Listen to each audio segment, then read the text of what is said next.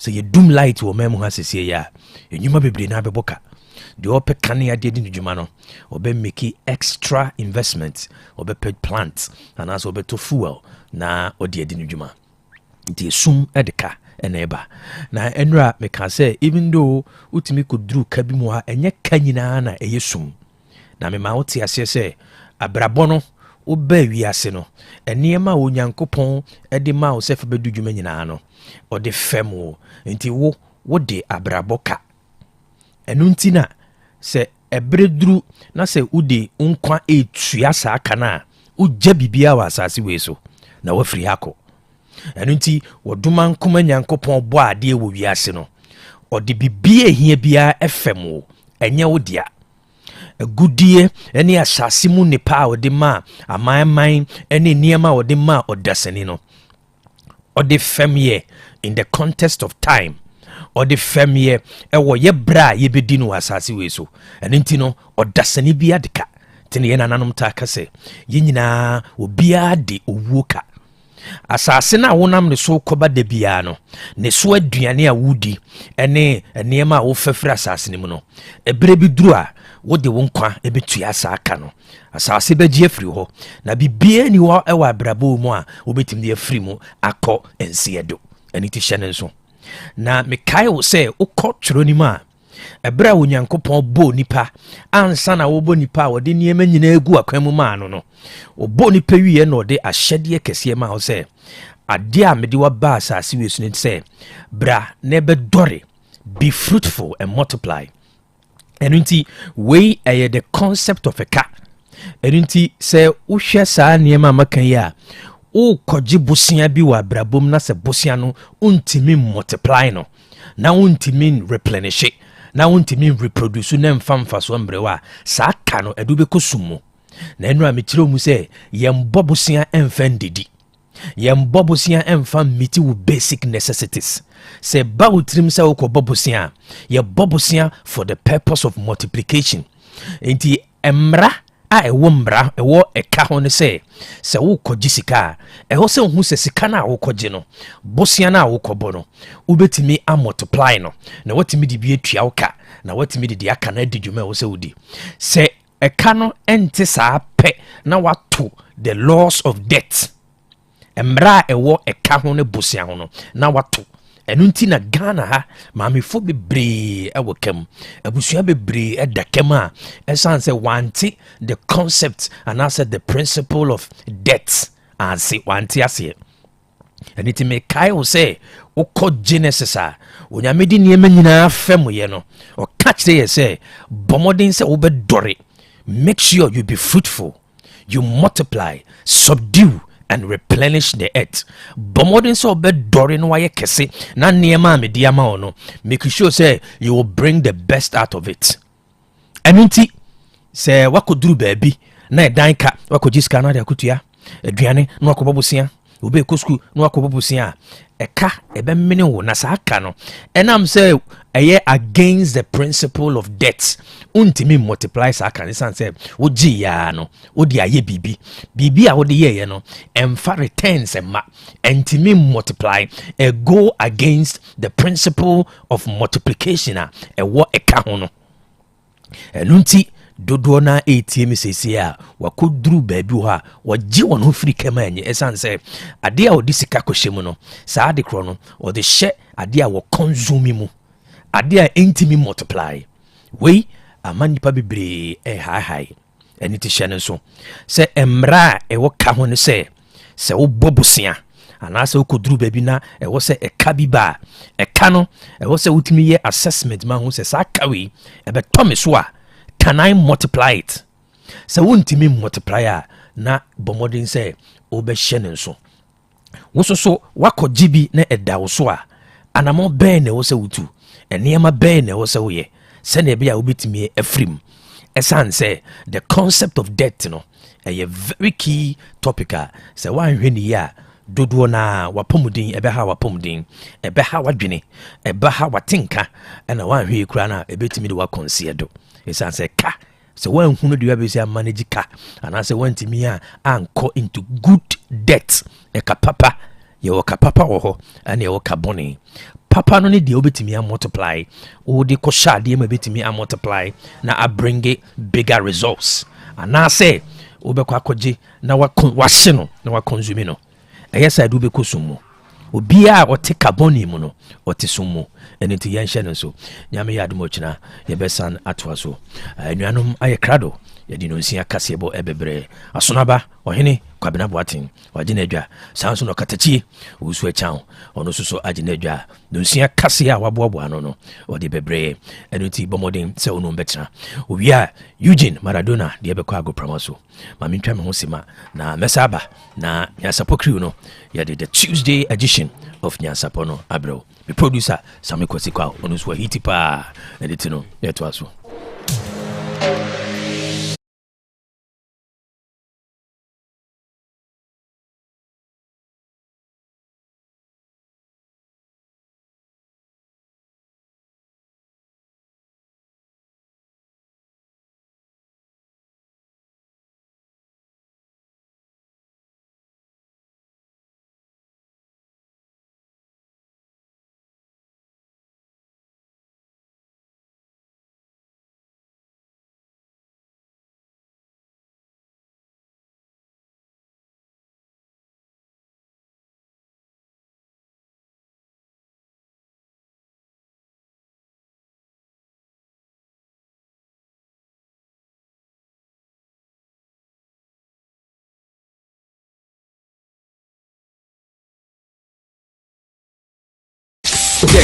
Otec FM 102.9. Don't touch that dial.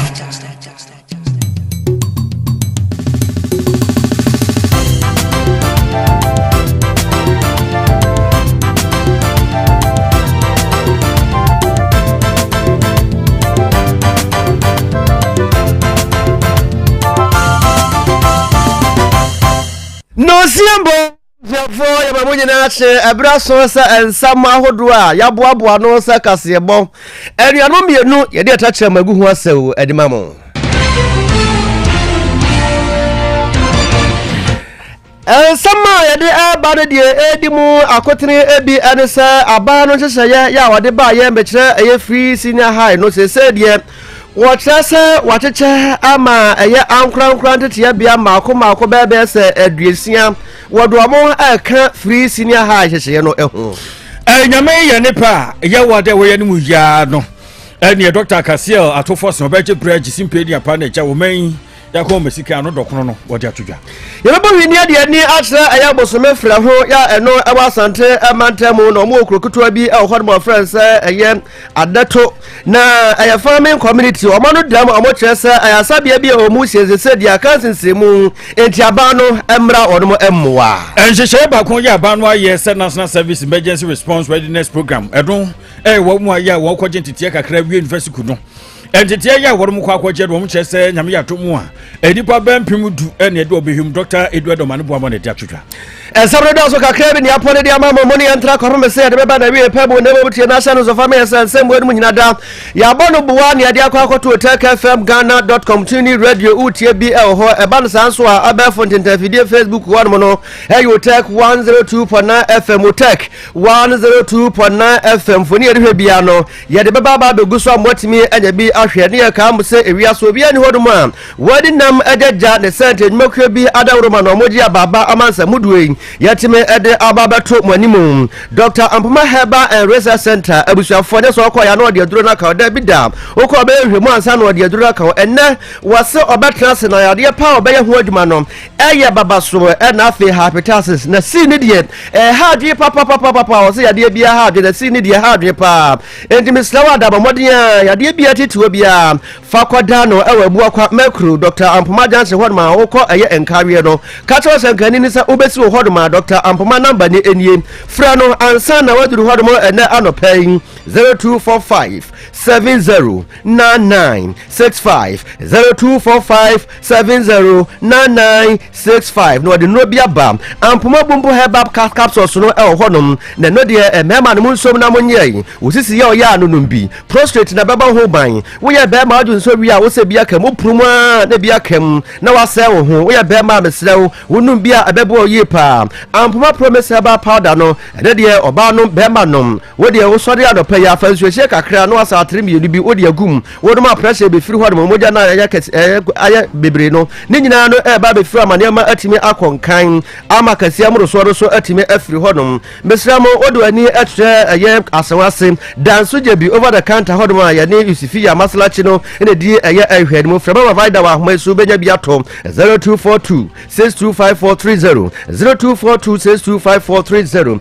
ebuja for club park na chere mineral water no ewo dwaso ensu a wono ma ebeboa wodumade bia wudie bia no wohia club park na chere mineral water school kwada no momo bi no omono ma mapomba ya den letter angel ventures ewo dunko ene bamboo sport no ene di eye ahwe ni mokin ebe ventures nso ewo eye manso data no samanso ya company limited ene akofa nso de deda ko na ko na di aba na homa ni nie o 0244 041913 0244 041913 wo frena obeje so wode record royal enterprise wo so record heba message dia beja so do na feel o sini na duro no wunya bia ebebo sisi yo ya no bi e general we bi koko no misrawo e baba be free wo so sciatica oto asin tini twetwe a wunya bia ebebo ba bia to no bia no wo kwa wo de ebusa wo so kura sini na duro nti na onam wonsa ebetimi akabi abusuafo na homa no 0244 470067 0244 470067 for perfect series and woman on the account for Jabba Bonkura no one can canny ama poor one the American so cross yes na ka wo chatum your English language basic one question free no owapo our world people K1 for Nkoda Ekosi B6 history of Kano me abetwam ne abakosoma bro no RME e de Yesu kakra Mohammed kakra na no peto so de ne nsankwe no de kan kan ho amane ne amambre na akora no sua kon kan a wo mo basic one kwesi eye cheche free no e ne de so wodom na computing no so wo mo wo K1 kwesi B6 creative arts ho science maths ni nyina da perfect dia no na ye everyone for na 1 kwesi KG2 numeracy language and literacy OAP creative arts phonics computing coloring and writing ni nyina kama so no e de Jabba Bontene na JHS1 Ekosi trade also.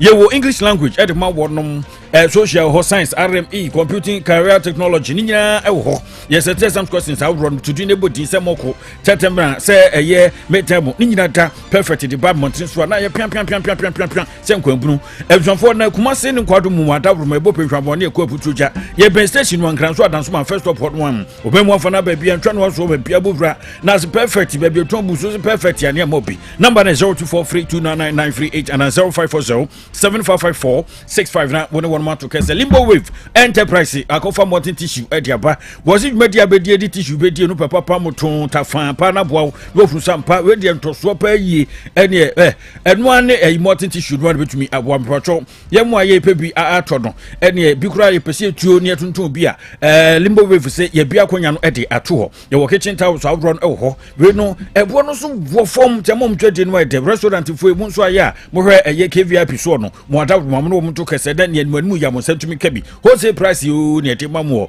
eye mountain tissue crofrom ye hye yani sino landi en twa bia menje won mon chen hono a number 0550-115 and 0550-115-013 and 0595-850-042 nan one man to kese SHS online mezi ento gade ye ento hyeto biemu ya bebu ye tobo so ani ene akura kompreni papa bi ana bra bi en wo di mani se prefa wo sukum wo se sande nyina be kwa wie san se SHS online ye kira akura na SHS a king there's a normal bia no e fa ho se akura be hwe bia no ye de ba na kwamu we computer no na ne saka pa we na programs are run free 2 years kosi 4 years ni nyina ta na peso ye ma akoda no a SHS online de ho akonya no de aba number 0599022998 na ne 24 ato ho kese Adanu medu anamote ya ne ewa kasi yeso ena anapa ya Femi Tribudahene nana kwasi wusu echon minu ya asuna ba o hene Kwaku Boateng afen samno church mu ankasa enie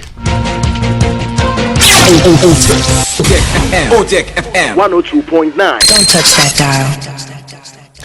Yes, Samnasia na Yashasia at your free a year and woman's Akache Ghana Education Service. na omode aba betudwa ese eye free senior high hyehyeye ya aba no ede ba ye se sedie omabuem omatretremu amana ye bagaja ya edimanimu ya no o kyeresen ankran tete bia metre eye private schools ahodo mako aduesia ana se bredie atagifo wa omatede ya obode onom aka eye free senior high hyehyeye no ehu na we say opani a wono ana nensa ahyase eyewura prinsi agimandua wodo no yo opani kwankyerefo ya eye school and instruction division ewo Ghana education service oda wonom ano na okyerese enkitahudie bia omune omampani anase abano ediye ewo eye June busuminimu ne da na toso edu emiensa ana se bredie akwawiesa ya wodere nsa ahye kratase ato apetia mu Otec FM pense muka fifi muka yansu yansa atimi akabi na krata no kra no uhwema wodere nsa ahyase ewo eye July kitawonsa busumi ya ne da na etoso edu baako ena wodere nsa ahyase na se etiefo ebeka ya hyase edi hu emfaso mekire eye free senior hard hu emfaso emfin champion mienu ene eye edunsu no mu na nado dankwa akufado na breso se omampani ne no ena aba we bonto emfin champion mienu ene eye eduoni na no so ba do aba ne se wo the private schools ahodo ebeka hu bi na omunyina edi hu emfaso na atimi aboa meduru mra bi a aba suku ahodo ene obeko suku da bi esi honom achia ne pa asakrama bi a yabɔ na ba eniema enhyeda enkoyi wo se ba ne sa na sa pressure nyina ebetimi afiri honom and disable the Ghana education service mpanimfo atresen wonom afọ no mu nyina no enche bia ombeka omo ho asem internet so kasafidi ahodo so anase the bonkrata ahodo mu ne ehu se school A anase B ono so oka ho bi entie manimu ya no West African Examination Council omudwumadie ya omu edie no so no sebre no so akwakoye fa mekwasa enti wamode ato eye wodoma omoka bi eye ewa nguma sua mu mansiri ni krosiri ahodo mu se saa hye no omodin aso betimi aboa na etimi abamu ede Ghana education service ena afi eye ankran tete bia ya ewo Ghana emeimu Ezofo yentu ansem no so nyame yatum eye ne pa eda ya wada ye we ni mu ya de hwe kwan ese penipa o man sika se mona sesa na hene mo me Dr. Kasiel ato fosin ene odi penifo kwa koto kese e omra hye betwa mu ene efa o man ye ndokron ye de bebu ano so eso odwe wode ehun pensin ye nkwa kotudwa ene sika se ne anya se ne adi ehwe mu tintin sonso ade ne befiri mu aba afi kura no kona wie ye kura no hye be na ba no ye fisika se ho ni nyina no eya kwanya ya Financial Administration Act no na fi section 28 Public Financial Management Act 2016 no Act 921 no na ma kwan se nyame adoma emfini budget anase ho akoma no wode ho nsem abro no nyina ba betudwa se be ye betumi aboa ne hunu de ekro ebusanfo yen sika sem eda pronso bi ye opani wode ho senkan ye beba afi se ne yesi kro no ne ye die ni nyina da wode beba afi ewohwe council ye fra say ya ye toto si betumi aso no eno so pani ede beba sika sem no ankasa ehe na ehwe bunkum anase hwe nifa na ye huru ba bia ede sika sem kwa wie die ni nyina ta opani meja bre na wode ho pinsem ye no ede aba na wo kyerɛ sɛ ade ba kwa ya aye huru ponsem sɛ na sentem no matumi afa hwe GDP no no ma bro ye eno ma ye die dum ni ade kankan bomu ni ade a eno no ye mfaso de mapa de bre o mayi no aha ya pribia no afibia no yebu hu kontan wo kyerɛ sɛ eno so ehiri so pa ya kona ni mu 5 point free chese infasopa ne diabra oman esanse wo hwa agriculture fa no a empani toto ne oma pa ye no enam so etume kofa ba na no ma enye oyire no ma no so eno so mchese so tumi ekonkan kosoro eye 6.8 eno so eye free bonse mu a wo mchese ye Punch Bank of Ghana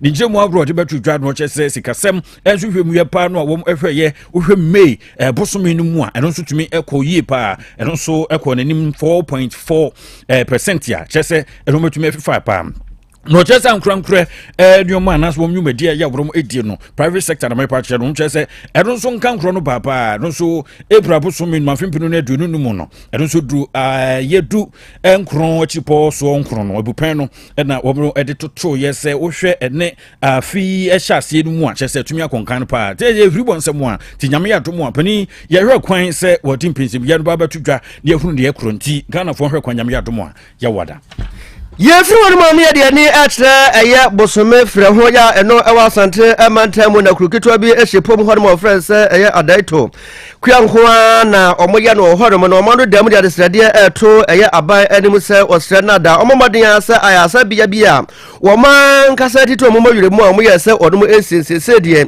ato apenten enti aban no momoden asa obetimi aba wodom emmoa na wo kire mu a enam sa ayasa bia papa bia eni eye embatam ho no oba kwa wo so na emu ya dia momfa afi to no aba bewu okwan so enkwada ayade kura ereso kura no eyesa kwa tenten edo mutwa ya omodo omokọ eye ayasabe ya de nyina no enya dia ebebo nti aban abedum wonom esiesie sa ayasabe na ma wodom a enke bebu papa wabra ye ne omede hye bia odom ewo eye adeto ebo nkomo no mama yenti yo edwumadi ase emfie num ni ya ye pese yenya chip compound anase yenya clinic ewo ye kure yimu si ye kure yimu ye bɔ modene bere ho ye adwuma ma wa ha adwuma ye ye ntino enipa ta yare na ne se nipa yare anadwo isa unya kai bi ho itimi soa no ne ye na kwa yare sa isu no na obi yare a ye ne to ahomanka nnua na omo ho oden afa nipa koro na odene kɔ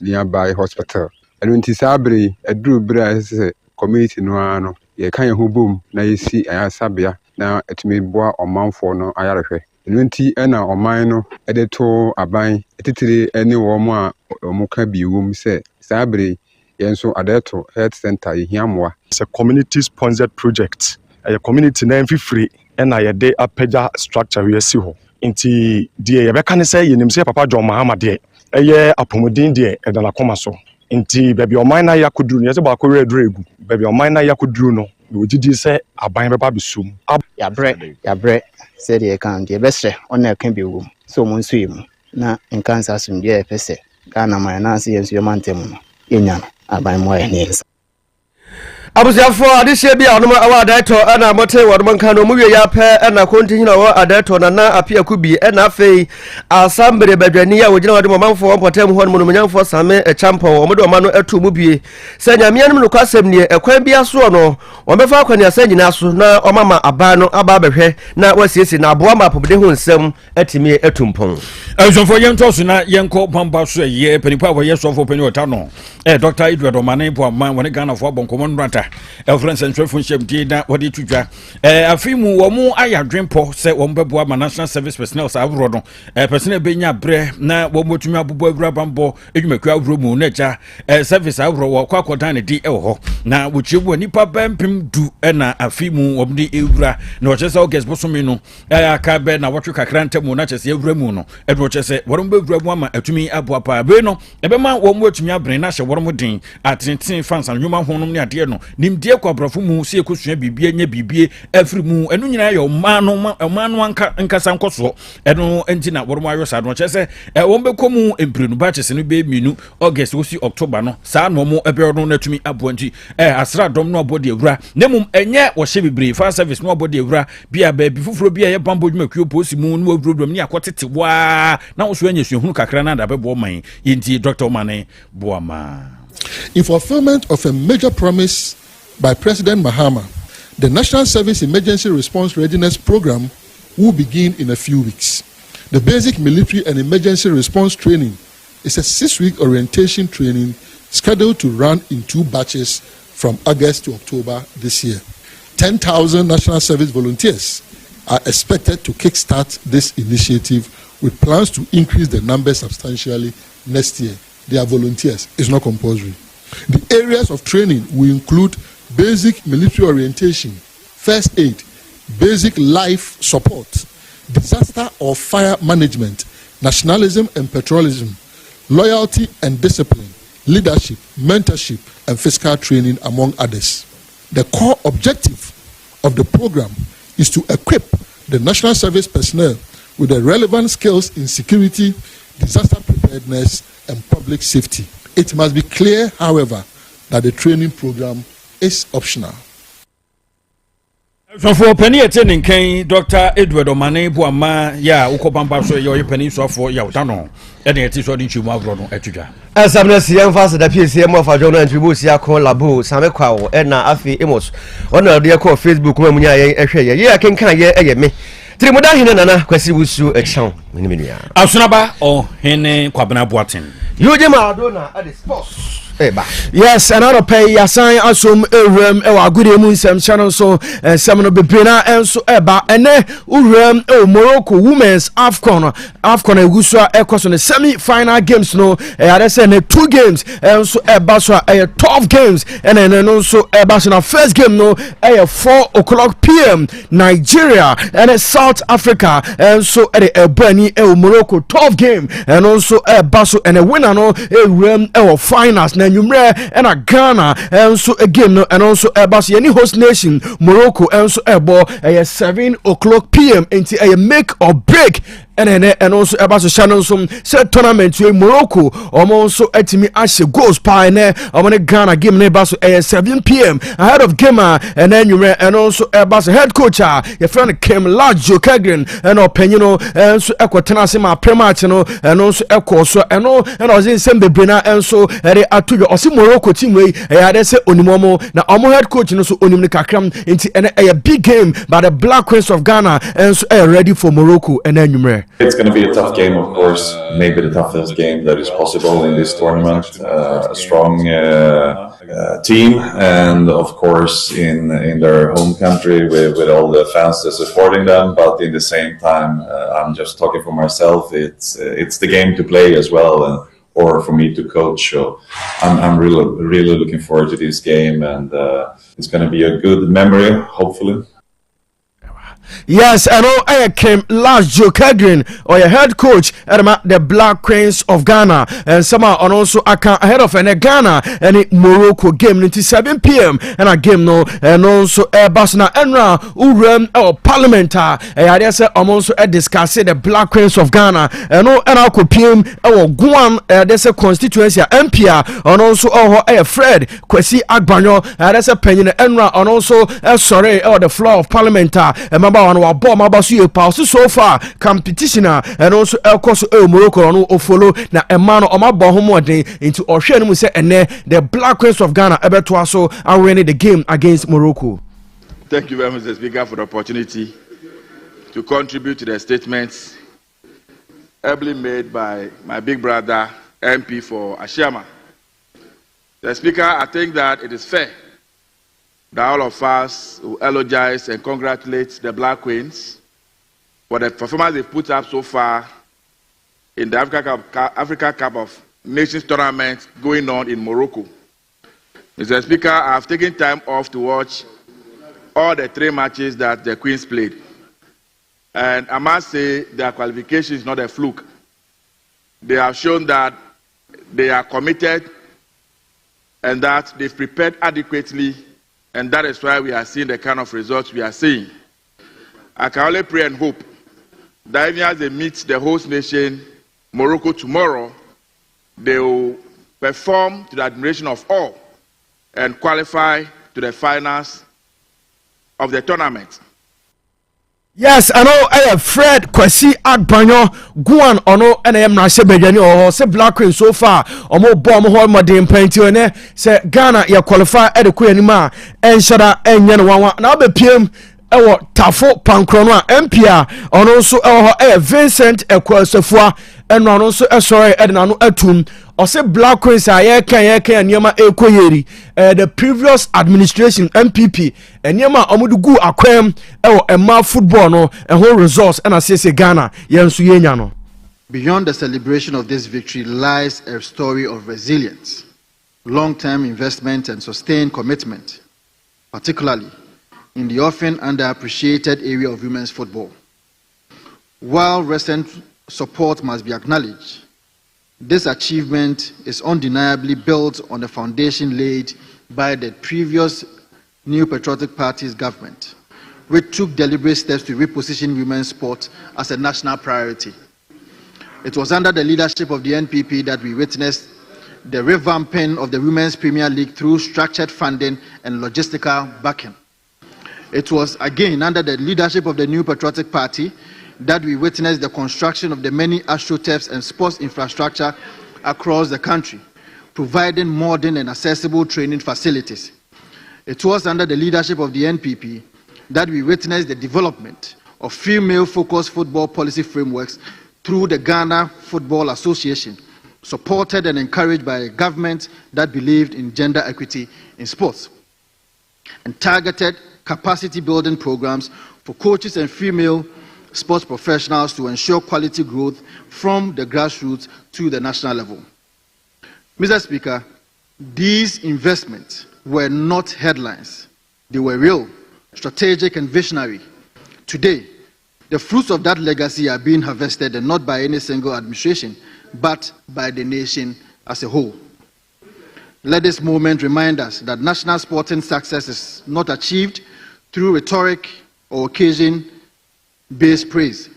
It comes through consistent, non-partisan commitment to funding, infrastructure, and talent development, especially for our women. Yes, I know. Vincent Ekwasefo Atafo Pankrono ono mrase bedwani or say ono the Black Queens nioma ekoya the previous government no ye mo mabaso esan se omo so enhihye ene foundation a omule ema football mu no eno so aboapa ene the Black Queens enso ababedru ba bia ye dunti ni nyina no ahead of them Women's AFCON Ghana and Morocco anwumre 7 p.m. and a game no enso eba so na enra parliament omo so discuss game 90 and I say the Black Queens of Ghana and so ebetimi arene na finals yakogirem ni ahese tournament no yere ebebefi na bibia and so akoso kama ni enfro no ni enram e wo Accra House of Folk omo so aso ye enra and officially omo pre-season no uram o Pogbiman Sports Complex and also start ahead of season September and also baso channel so say pre-season has there say games be na almost friendly games be na and so homo cup and so almost enra pre-season no UPM Pogbiman and also etimi Eshas and no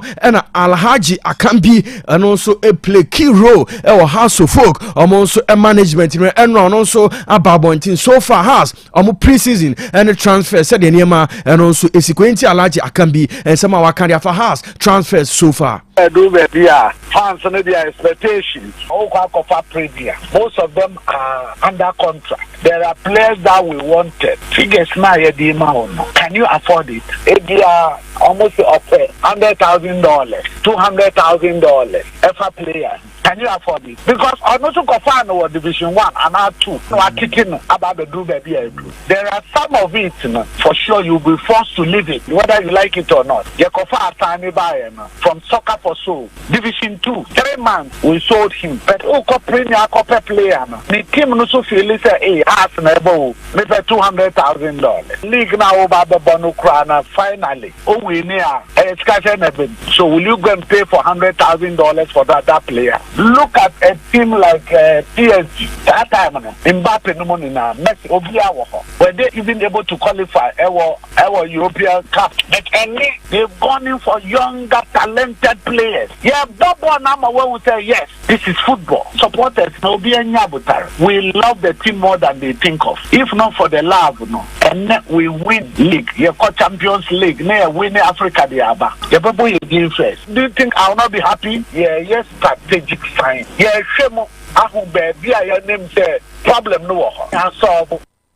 Yes, I know Alhaji Akambi House of Folk opinion and Akasa say house fans ni na munya botre na transfers ni de omuguso a players no ebi so ebetimi aba na say there say Uram Division 1 Division 2 na ko player okwa urum say house na aba enti ebo no omu di gina and now there's a house omu be panic omu nya botre na omu make sure say the right transfers omu so ebeye edama Accra House of Folk omu boboko no we Alhaji Akambi no wagimrem so achechimiram e Diana Football Club omu so aso enra and officially omu so announce boy Efredo Godfred Boache and so I joined Adriana Football Club 3 years and Enra Godfred Boache and so the medicals and successful was signed Adiama Adriana Obeto also Siakai and so Edama formerly no Siakai Edama Vision FC Division 1 League into Godfred Boache 3 years was signed Edama Adriana Football Club to way any news and also if Robert way local stories kakra and pay a bobo na Ebram Yam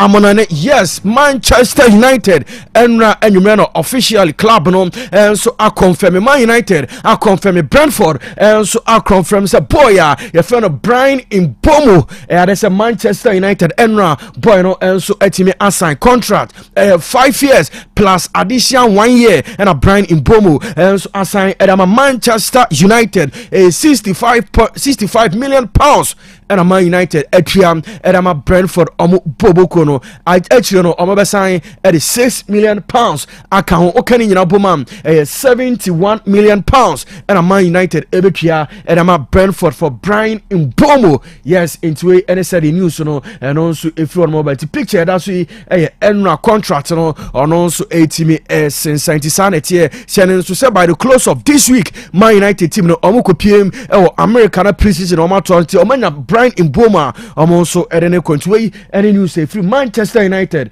and so aswe ne dini nyina and so ebana Liverpool Hugo Ekitike enra no pa maybe two men himself boy no it's a Liverpool and so akano from Eintracht Frankfurt na enra and now say boy no ebe PM Liverpool na medicals no obeto aso and so eba enra that's a flight arrangements omo ye no niama anshara ankweti and boy no and so antimi and free Germany and be PM England yes ene anopay that's a Liverpool omo arrangement boy no free Germany and so abi PM England no be medicals ama Liverpool omo Boboko na atwaso assign contract and a 79 million pounds and a Liverpool etia and I'm Eintracht Frankfurt for boya from Hugo Ekitike into we and they say Liverpool almost news a free almost so aswe eba yedi emunchemunya and so emana Victor Jokeres to Arsenal no mwa den ba Arsenal omo ehopi se enche boy ni deal no almost so ebetimi ayen official na Victor Jokeres and so join Arsenal team no abisi kan and so and I must say difference that between Arsenal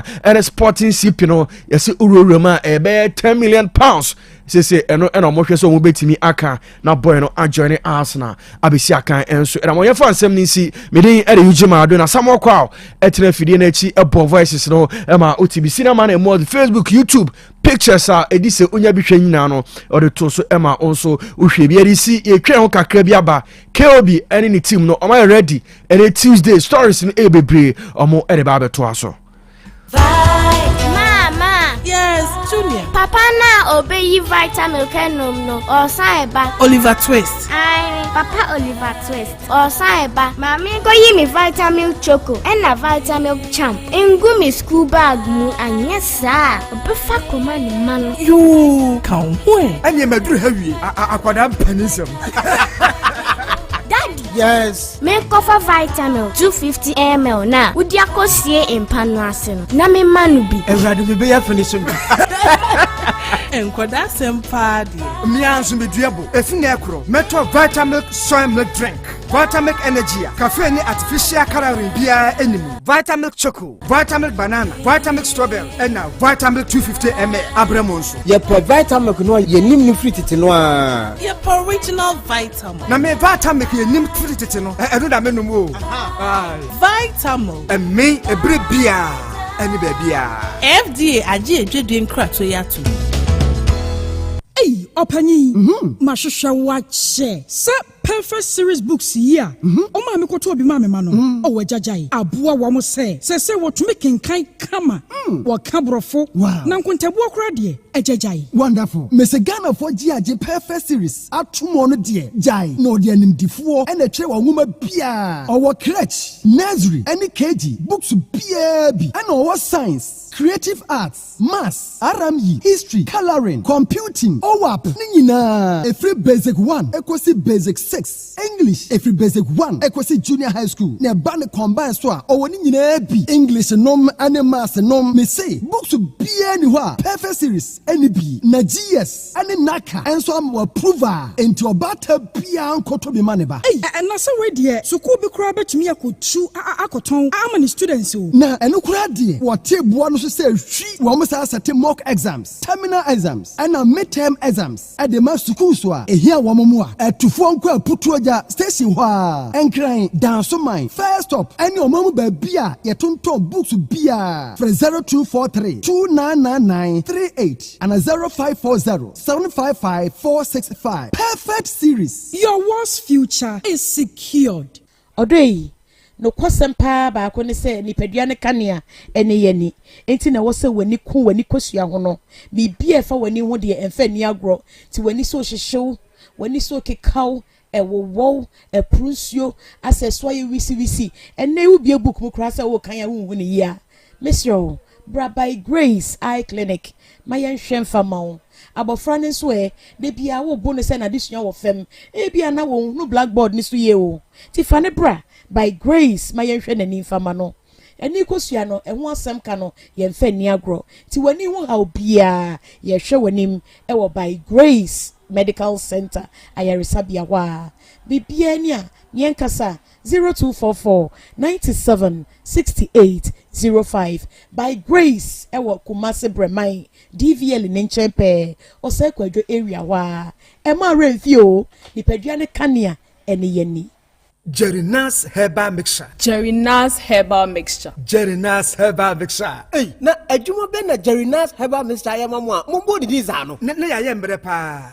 Ya poswa go yanumu ato ene yekoye test ya malaria mu awa bi wo mu wo ma yen Jerinas Herbal Mixture no ya eni na nsa hwem malaria no da tutu ekoyi ahodena ba amada na de gie ye ni di ajepa ene wukuna ni saba be gibio wojam Jerinas Vico Mixture yusu ka ho Jerinas Vico Mixture ane for waist pain and vitality aba no ene aba no sa wo pedodo a ene Jerinas Herbal Shop Bremen UGC Kumasi fresh 0241 81 46 77 afe Abuabo Station Kumasi fresh 0244 50 36 03 and Accra so Tudu Dr. Tina fresh 0548 26 25 23 Jerinas Herbal Mixture and Jerinas Vico Mixture oba onyem anade o ma kwada no fo unya mfiedu mienu atwen nsa na won modre bi FD agi edwedwen krato yato Unia, unim sesei, students betumi atena fie suade enya high school certificate ya wode bebo wombra. Wote no yie pa. Online high school abasesei. SHS online ena ye online high school edikan wo Ghana ha. Yama yentumi se yetumi ye programs ema JHS graduates. SHS students ya wo hia adesua ho moa, mo wotumi atwa won wase. Me remedial students ya wo pressure wo betwa won wase nyina. Ofo, me ma o senti miense atwa se wo ma wo bane de no ho hye SHS online mu. Ni edikan SHS online ewo 2 years SHS, 3 years SHS, ni 4 years SHS. Enti abo mo bane nya abotre suade sene ono ape. Etosumienu, esan say ye online school ti. Awo phone say sika bebre entoto provisions. Ene niam enke wo prospectus so. Te sekan, detergent, prayer ene ne keka ho. Tuition fee pe ena abetua. Etosumiensa, akyerɛkyerɛfo wo online SHS nyina eye PhD, doctorate ene MPhil holders nkoa. Ni wo hia ode besuade o SHS online eye laptop computer, internet, opepa ye de suade ena enkankan ahohyeso. Admission course CCA. Call shsonline.edu.gh and after 0599 022 998. Nama obani fa no ho nhyemu ne ya.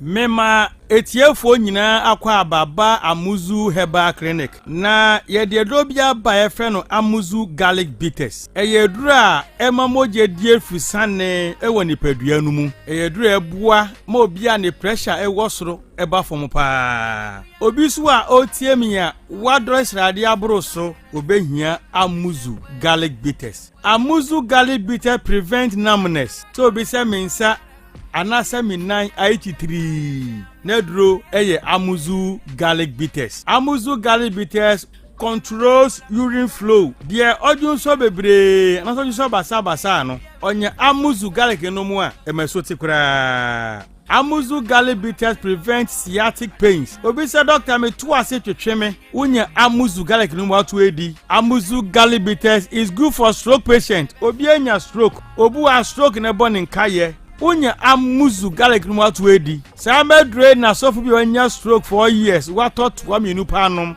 I na wetimi asore ananti waka. Amuzu garlic bitters boost the immune system and fight infections. Se utie me na se uyo chembe u yare biya ba bekrawa. Kopa amuzu garlic no mu en ne mo ho ye dene. Na kutie nyarewa. Amuzu garlic bitters prevent body weakness. Obu ha ahomre woni so. Amuzu garlic bitters dilate the arteries ebiabia intinimu mamoja ediefu ye pa. Amuzu garlic bitters support the pancreas. Amuzu garlic no pancreas no ya de ne modidi a ekotwetwe sugar na glucose na mu no me so te mass sugar eba normal. Amuzu garlic bitters improves vision. Obu ho a ne pressure was with the man de hunu wo form. Onya amuzu garlic no mo bua ma friends woni na eye wisi no we hu ade ye pa. Amuzu garlic bitters prevent palpitation. Nipa bia home ban sese home no was bebre sa kope amuzu garlic nenom. Amuzu garlic bitters prevent insomnia. Obu ha obre pansa wada ye fredi basic any sulfur ye rich amuzu garlic mu ye ko gu mu a na mabody ne home na home bo se nche na wada enti de na hu edi ma no kope amuzu garlic bitters nenom. Amuzu garlic bitters rich in allicin and selenium, which helps improve blood circulation on the male sex organ. Inti bema osi oda homa chia untini bema nkano. Kopa amuzu garlic no mwe. Nima moja ni diefu sane enko bema no hunade chia watini nka. Amuzu garlic bitters is rich in agioni. Ena musa agioni ninti ebo ema awodi akwa no ho ban ema sebuo ema kosu atuo nyina no emani nyina kosu kama enti oba obuni se a embe yie oba hia amuzu garlic bitters oba on person na wo eti konsu hia amuzu garlic bitters uko drugstore pharmacy anase herbal shop biara obenye bi ato upedro se mise bi nso a no afra mi nama eye 0247 776743 0247 77 67 43. Amuzu Herbal Clinic, Mauji Hiochalo. Setting the trends that others can only follow. Otec 102.9 FM, the pride.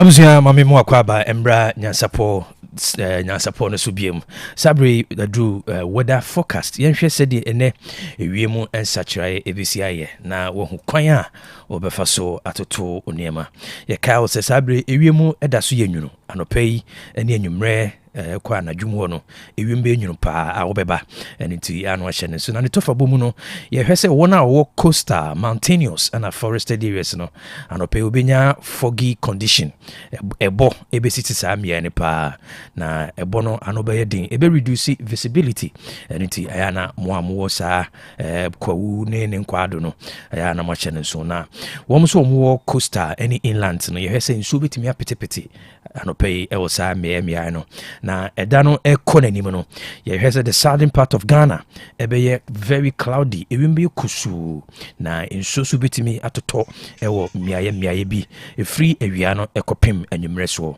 na wono wo the northern half no there obenya partly sunny condition ewia no ebe pie kakra na ebi so ewim betimi abobom na nsu so ebetimi atoto miaye omuso wo some northern parts of the country. Na ube kumasi anope yebenya mostly cloudy condition mejidi se obi a wa bonti bia se ewimo ekusu kakra na temperature condition at 23 degrees Celsius ekwa wia so no ye hwese nso betimi ato we probability ne 40% se ebetimi asi na temperature condition no ay 29 degrees Celsius na ekwa anwumre so no ye se benya slight rain nso ne betimi agugu kakra ewo miaye bi ewo kumasi hase na temperature condition no 27 degrees Celsius and it is so say and then ewiemu and saturaye ebesiaye.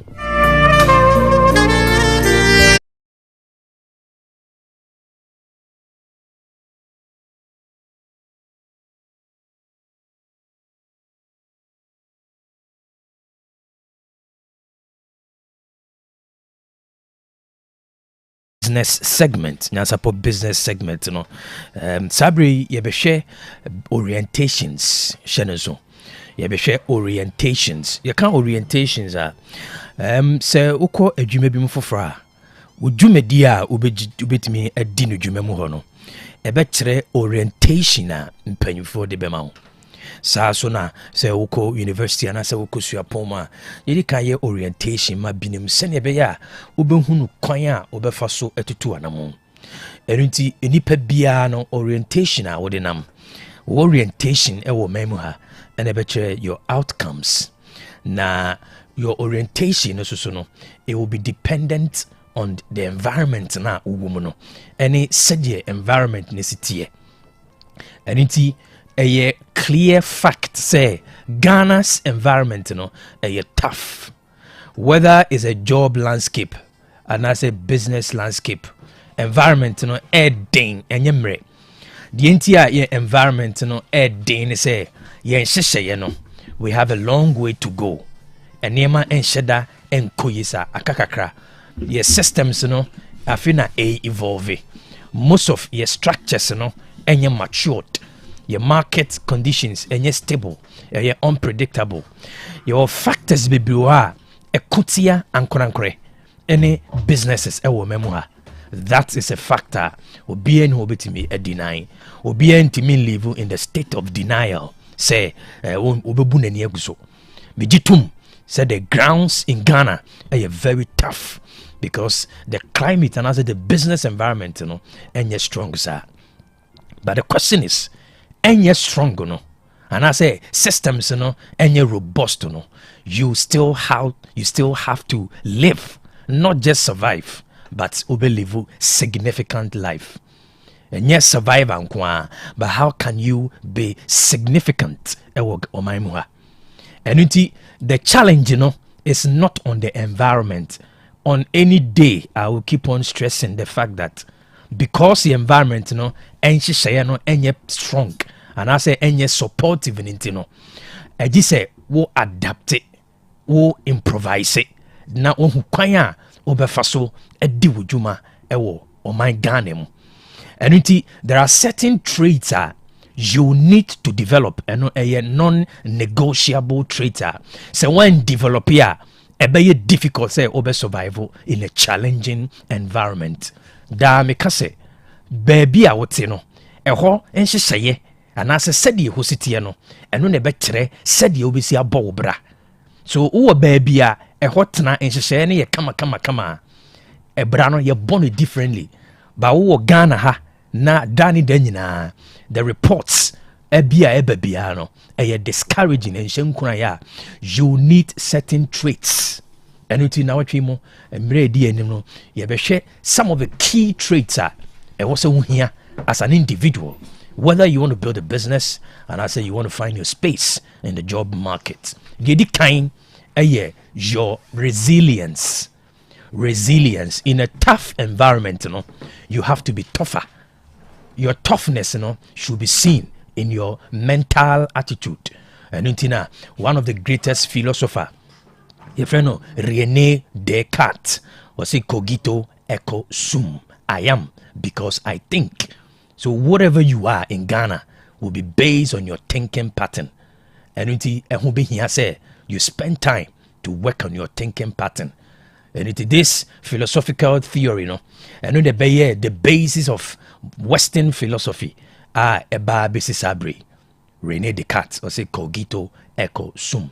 I am because I think. So whoever you are is a reflection of your thoughts. And one of the key things you need to have in here say also mental toughness.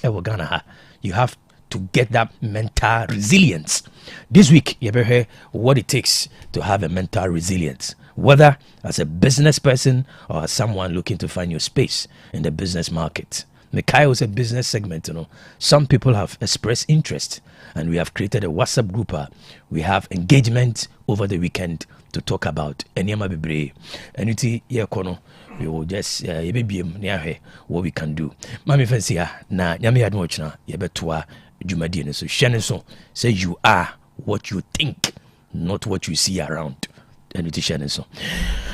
Kwaku. ɛnɛ Tuesday ɛnɛ ɔka ai ɛnɛ deɛ ɛnɛ ne say no say nya sponsor pa ade ne kase yɛ deɛ am say ka mo yɛ Saturday for ne kwa mo de ke no muso omo de so keobi omo vemo de kasa no kre tani ai enra ni bia de be hwe me wa ha ifri juada na ifri juada e kwabla na enra ugugu me so e ma ne ye foolish case come say rules na kwakoi me ba ko bo shen dwom ba me boni wose dabi wose hey na say dem da be we ya dwumo BBC na brofo wose brofo wose ande etwa na me say ande twa wasum say de gina tire kwan ho ana wose hwam ono brofo duro hwam wose nam na sum hwam kopim say twifo na je betra se ne apensin we no ka trend na there be o ka say o sha se ana brofo no bunkam na adwin wododo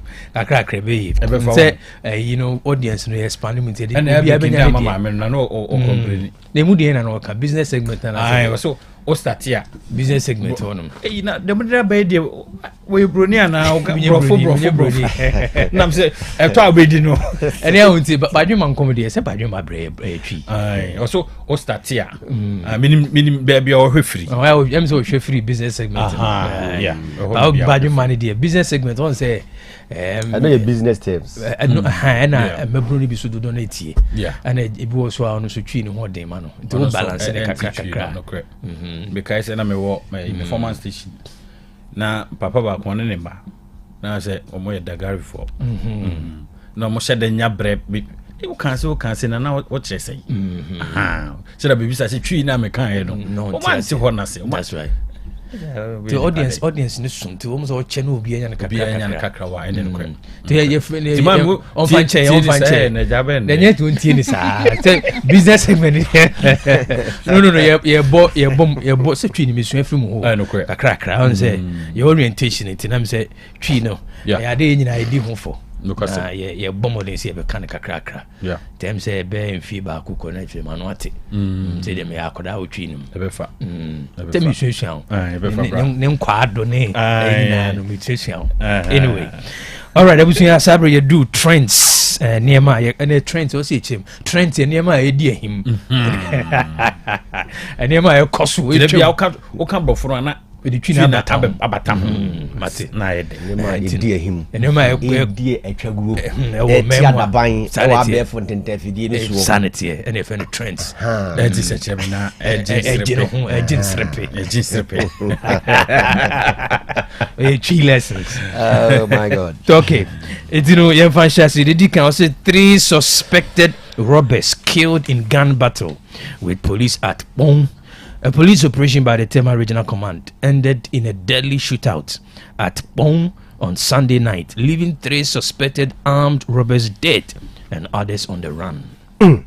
Asma waka anasa sawdo ani etre eye pon Tema Regional Police for anase mantam no police for omodi dwumaso bi pa na no kwasi ada no ni nyina ne se omone eye akromfo awerefo bi edi jamso ema ekwawi ase sankomani anya de pa enka akromfo no eyi omo ahwehwe akode pa ne kutu omo na nye asem ketwa na okiremu a sade police for ekire no ekon no emu ya de pa na omo so omo hodom anu munya ne nte se akromfo nipa bi omo di etuo brane asese odomo ho omo ye nipa ba be se du eno omo bawura aye Tema industrial area hodomo omo kwa akopo kro no warehouse bi a ewo ho cheso omo break kra ena ne aposifo edimirika tente omo koduru yampa ni nia yampa ene ho pa de obeka so omo twasini we to 10 na we to 10 we to 10 na we to 10 ma mota hwe Ukraine ene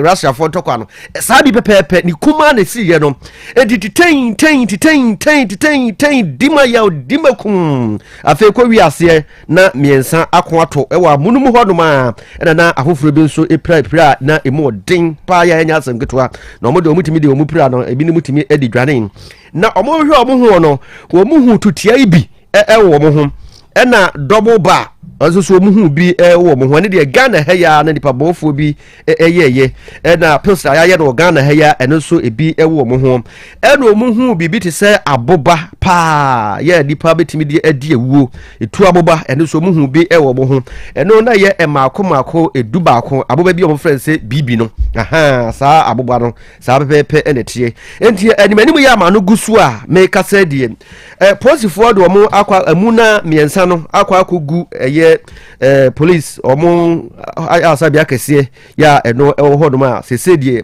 we kura de ɔmo kɔhwɛ adekode eku ɔmo ayɛ dɛn ɔmo kɔyɛ autopsy we de ɔkɔ yɛ dɛn sɛ yɛ nim sɛ ɔmo kɔ bɔ koro na posifoɔ so tu ɔmo na ɔmo awuo protocols protocols have to be observed yɛ nim adekode a wɔwuo ya we after anyway sabrofo no say omo yifim say yekum kromfo a omo nyi sabrofo no viro ose ko say autopsy ni ahwe ku no kakwa kromfo bia so woni no processes so mo di go akwam yeah all right abusu afo ye kai mo say na Facebook ni live enra bibinti no ye ntimi am live on Facebook mo am about Facebook no thank you for joining us and as usual oba bomodin say oba share na obi suso eba wonya bi ahwe. And the those of you are joining us live. May you be free na with your kosono. May read your comments no. Na constructive comments. Comments I found here can and be na odiaba. DJ Opai the more no waba. Nyansapo Addison also you are live. Michael Mabo and I John Nasiedi. Good morning, I'm Masaud Kumasi Bantuma. All right, who join here? Let us know where you are watching from. Baby, I wish you free now. Do comments aba. The bejibre na kind na eti for so be eti. All right, Guta threatens nationwide protest over foreigners in retail trade. The Ghana Union of Traders Associations, Guta, is threatening a nationwide protest if government fails to take decisive action against the continuing participation of foreigners in the local retail sector.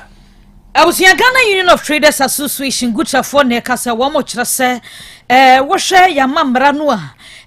Eboa ma ejwadie ekwaso ewo omayimua section 27 clause 1 no Ghana Investment Promotion Center Act no 2013 no wo mu ne se manfrafo ana tukwatenafo beba wo mayimu eni ejwabi boja de enkanyo amodia petty trading no nketenkete no so omde ne na mu te se dia hai phone ehuni ama no omde ne nem wo mu ni ho kwan nanso ene wo mayi mu manfrafo ne tukwatenafo no wo ba ye no wo ma ba beje sa business na nke wo se Ghana fo mbom na emramuo no wo se wo mo ye no de aboso eno na gutafo de aba betu dwa se we wo ma kan kamia yesa na nsenya wo mo yo ayekere wo circle nkran nanso besi ne empemfo nya won madwene se wo mo to nsafra wonum yentena se na sa asemi yen kama ne ye sa so ye Ghana ni na kwa lata kurom a untumi nkaso ayi utonfun case na da bi esu kwon na adenam enwuma bi eni ho kwa sa wo ye kra na wo ye mobile phone ni wo mo chese si ade shops ahodo ni nyina eye nkrofo dia ye nye Ghana fo nkasa businesses wo mo ni o mo che wo mo chese ade ba kwa ye kra ne se ekuro kasie mu nkasa na nke wo se Ghana fo businesses ne shop we Ghana ni dia enkofo ya gini nyina enti yo mo kenyina ne se aban wo medika kwa ya kire ba ko cycle won frɛ wonom sabana nkeka wo mo ho pa wa asɛm we hu na wo man ka no once and for all dia ene ne yɛbɛtuo mo nka bie mu no nationwide strike o said them all de betintim so omo agye abeye se wo bio shop no na o ma betum ana what is the context of omagiaye no omagiaye ne say ya kire se according to emara na eda ha sei no Ghana Investment Promotion Center at 2013. A man to watch na for who kwan so be boja business. That's the law. The is the directly opposite. Okay. And you know, violation of the act na eda hono. And no more can wasam. Say o share easy say name say phone covers na name say Nigeria phone kwa. Omo nyina phone shops be brena guru sanka no. Eyomodia. But ye hwe ni say. Let's say Ghana na duru be a we kra da ko get treat no business. You treat that ho. Eduma bi ho mo so Ghana ni be pa no. Obeka se onye. That's why that you. And I'm a question. Say Ghana ni be ye pa no. Obeka se wonye. But how wono ba omo beye te say phone cover ya ye ka ho asem o de obi awie university me fan say wa wie ni service wo nya adwuma nya o ka kire say onkoto phone cover wo mpi ade na obeka say wo nye o pe abaya adwuma na aye mbato ati ase enti ya ni ahwe do mienu that's right aha ye hwe no mienu because obi o hono ma say bia ko baabi bia okoto phone cover bi dia ono de baji wo no Ghana ni o dia ono de baji wo no ene de Nigeria ni de baji wo no difference room but we bekom no na ni nyina quality ni ye pe but what you say ni nyina quality ni ye pe but ba ko bo den say ba ko and in the background obe force so obe turn in 10 about say dey 20 series ya o ma so dey baji 15 series na wanya ni sika no asa ko fa bi and da bia no na ma hoho no mo abegu ha say no na o mo geni o ka so obi so obi fa mo NCT so no onye konko chiri konko a ye friend konko chiri konko obe ko so no akwa fa bi aboto ba ko na watwa do konko mu a na watechire na sinitiri so na oton na no me hu China ni bi na oton bi sa that's where they can hear Juma. And so much, I didn't hear. O ka se Ghana ni beka so onye. Ghana ni abaya. Yes. Osle. What I say? Kwaku. E hodi ya hwe ni. Alatafo wo mu nye. En na menu ya chire mu. Wo mu bo wo fom a eye. O mu say kakra no benya wo so bia no. Wo ye okay. Oh yeah. Wo say pragia ba yes pragia nye ko na dominate. Pragia fa so do ot asase. Yeah, dominate. Pragiam faso abedia break your society no community instead they see that's why the fast be no enye papa ka ema transportation okoban 10 so yade yeah but ti yem regulate emra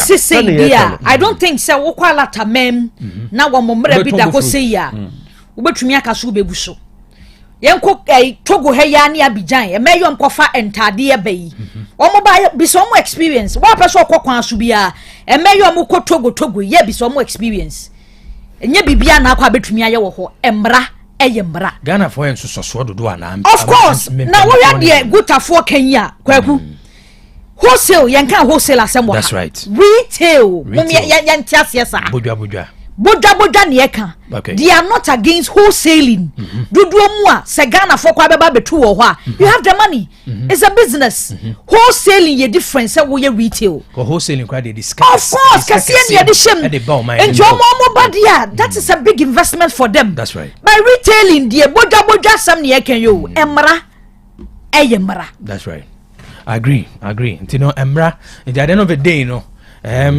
two different sites and you know Ghana from process near kete almost be told yes whilst we are doing that no emra should work emra there is a reason and I say botaye e bi tie this to also in the spirit of the Lord no ye dey adwuma because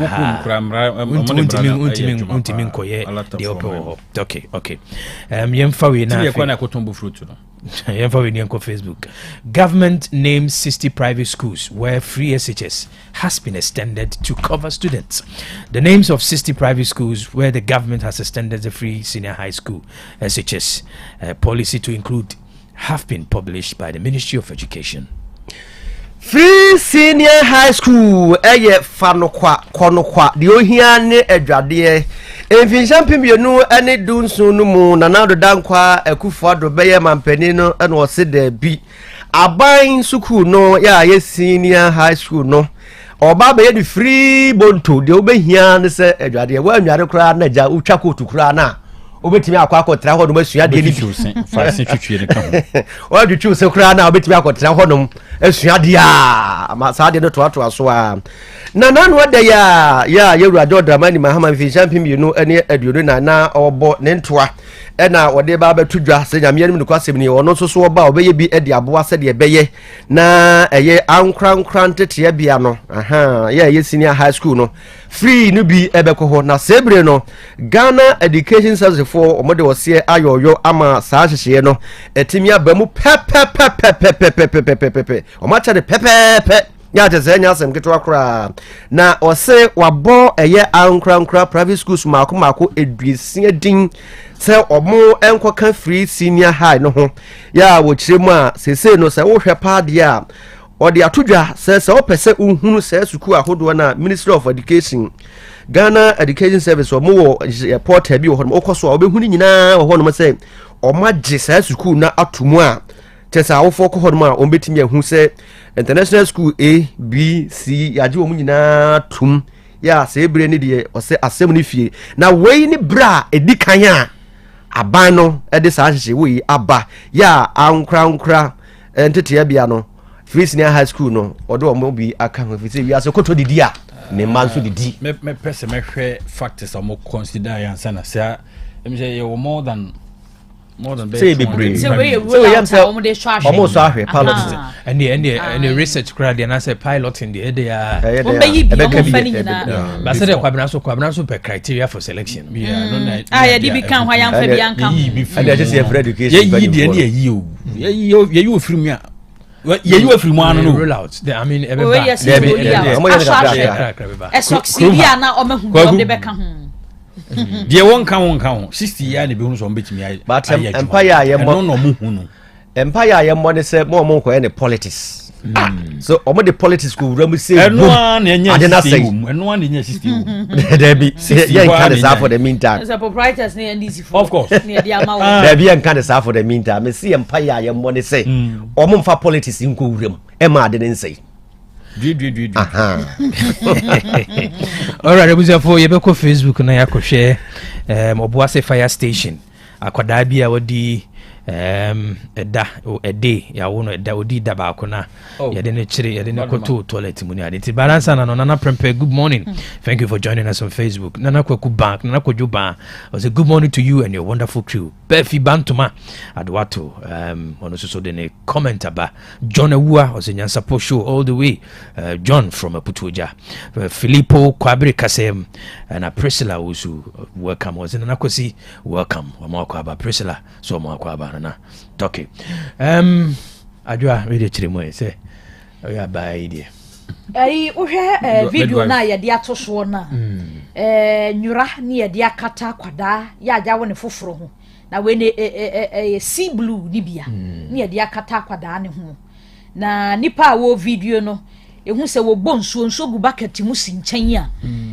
ase yakoto na twene ba bia akoyi ni so bonsuo gu ne so wode foforo kikan wani nyina na so mu ye one day that crop one day se wo wu ni ye ya no akoto ne twene abosomi nkru na chi dunya ya mpe do pe unya brand be ma dai Charlie unyim ya abosomi nkru na chi o unya brand be ma dai unyim ya abosomi nkru ade adia no tete kakra bi no na problem adia obi koye sa ayina IUV ni bia or spend close to 100,000 Ghana. Oh yes sure na ono fa ho Kwaku ka wo mo Kwaku baby abeda obi wo kra otimi da also otimi da fa ai ana so mo IVF no obi pebi den sika pa nkrofo ti we no ya na de na ma obetimi yesa bata bi ebe yesa obi bi kra na be ma no na ahye na bufu be ma na semba ku bi a just a word bi a wo kan share no and am na refi 9 months oh yes 9 months ni nyina ebre ni nyina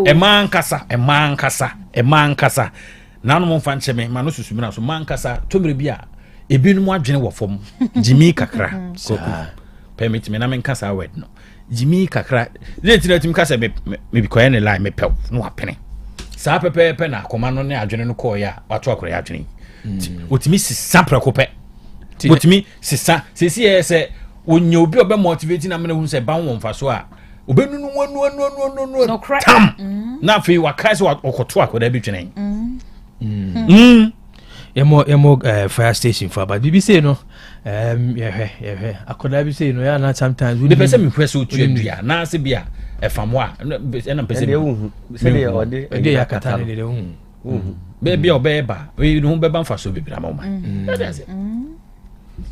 problem we ehian ne ahokyere ne be mana to na twene ana se bufuo se hian wo se ne yo nyame na hwedi pawo yes batwati azi hian no dia na ha bebreu mo mo nto nkoda na twene ne mu mo hwe life bi obesa to so akwakobo bia meka sei wo hu se ne mfafuo ya no mo pie se pie gya no bi so be makro no ne no kotena ye no Kwaku wo hu se be ma no ne ye bi na asem bi o ka che no ene me wo kra kra meto na twene asa agoragoro prekope ni ti ya pe no ato akoda na twene tieno na akoso na ye hunu bi no either say ne namfo no mo a yonkofo no mo pie no anyway now they see now but say you hunu so wanye mu wafu pie I don't think say no be strong reasons man ya na ba na feku afeku no ledi e obibia I no na take bibia o ma. It could also be say we penny na wo yo so right now we don't know.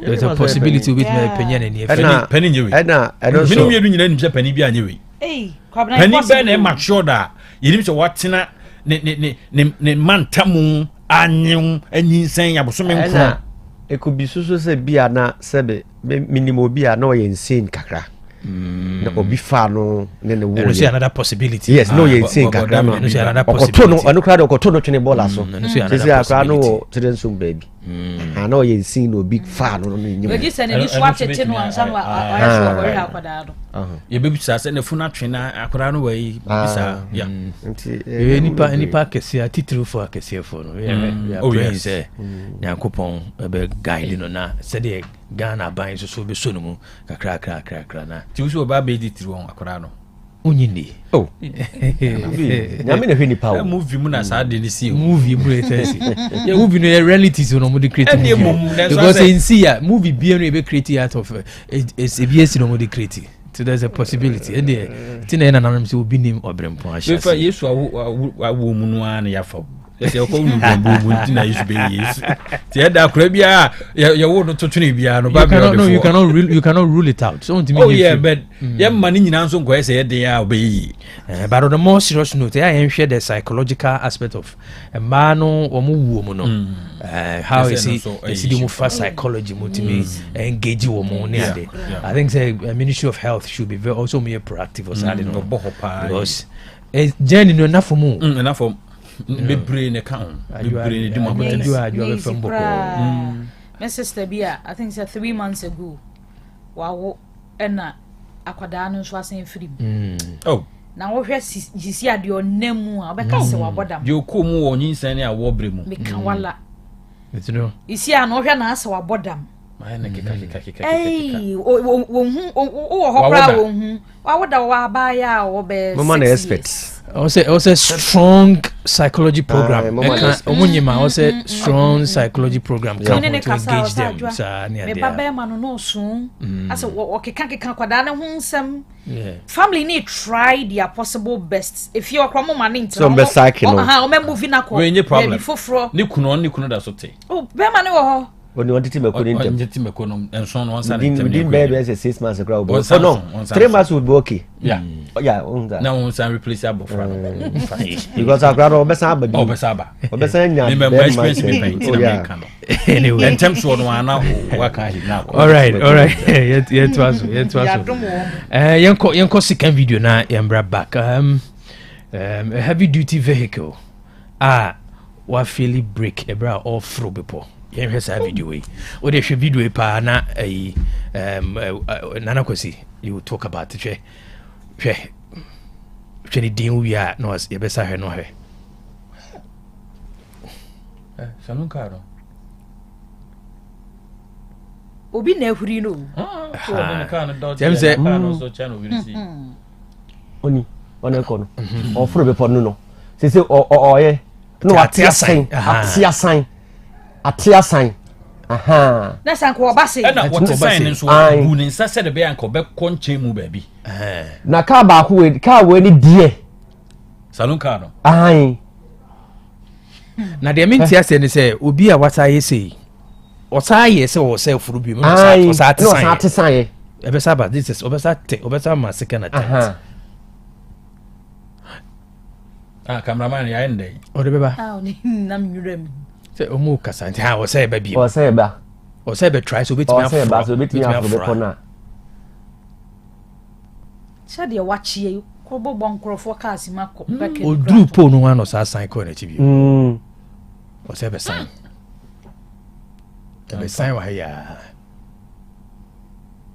maka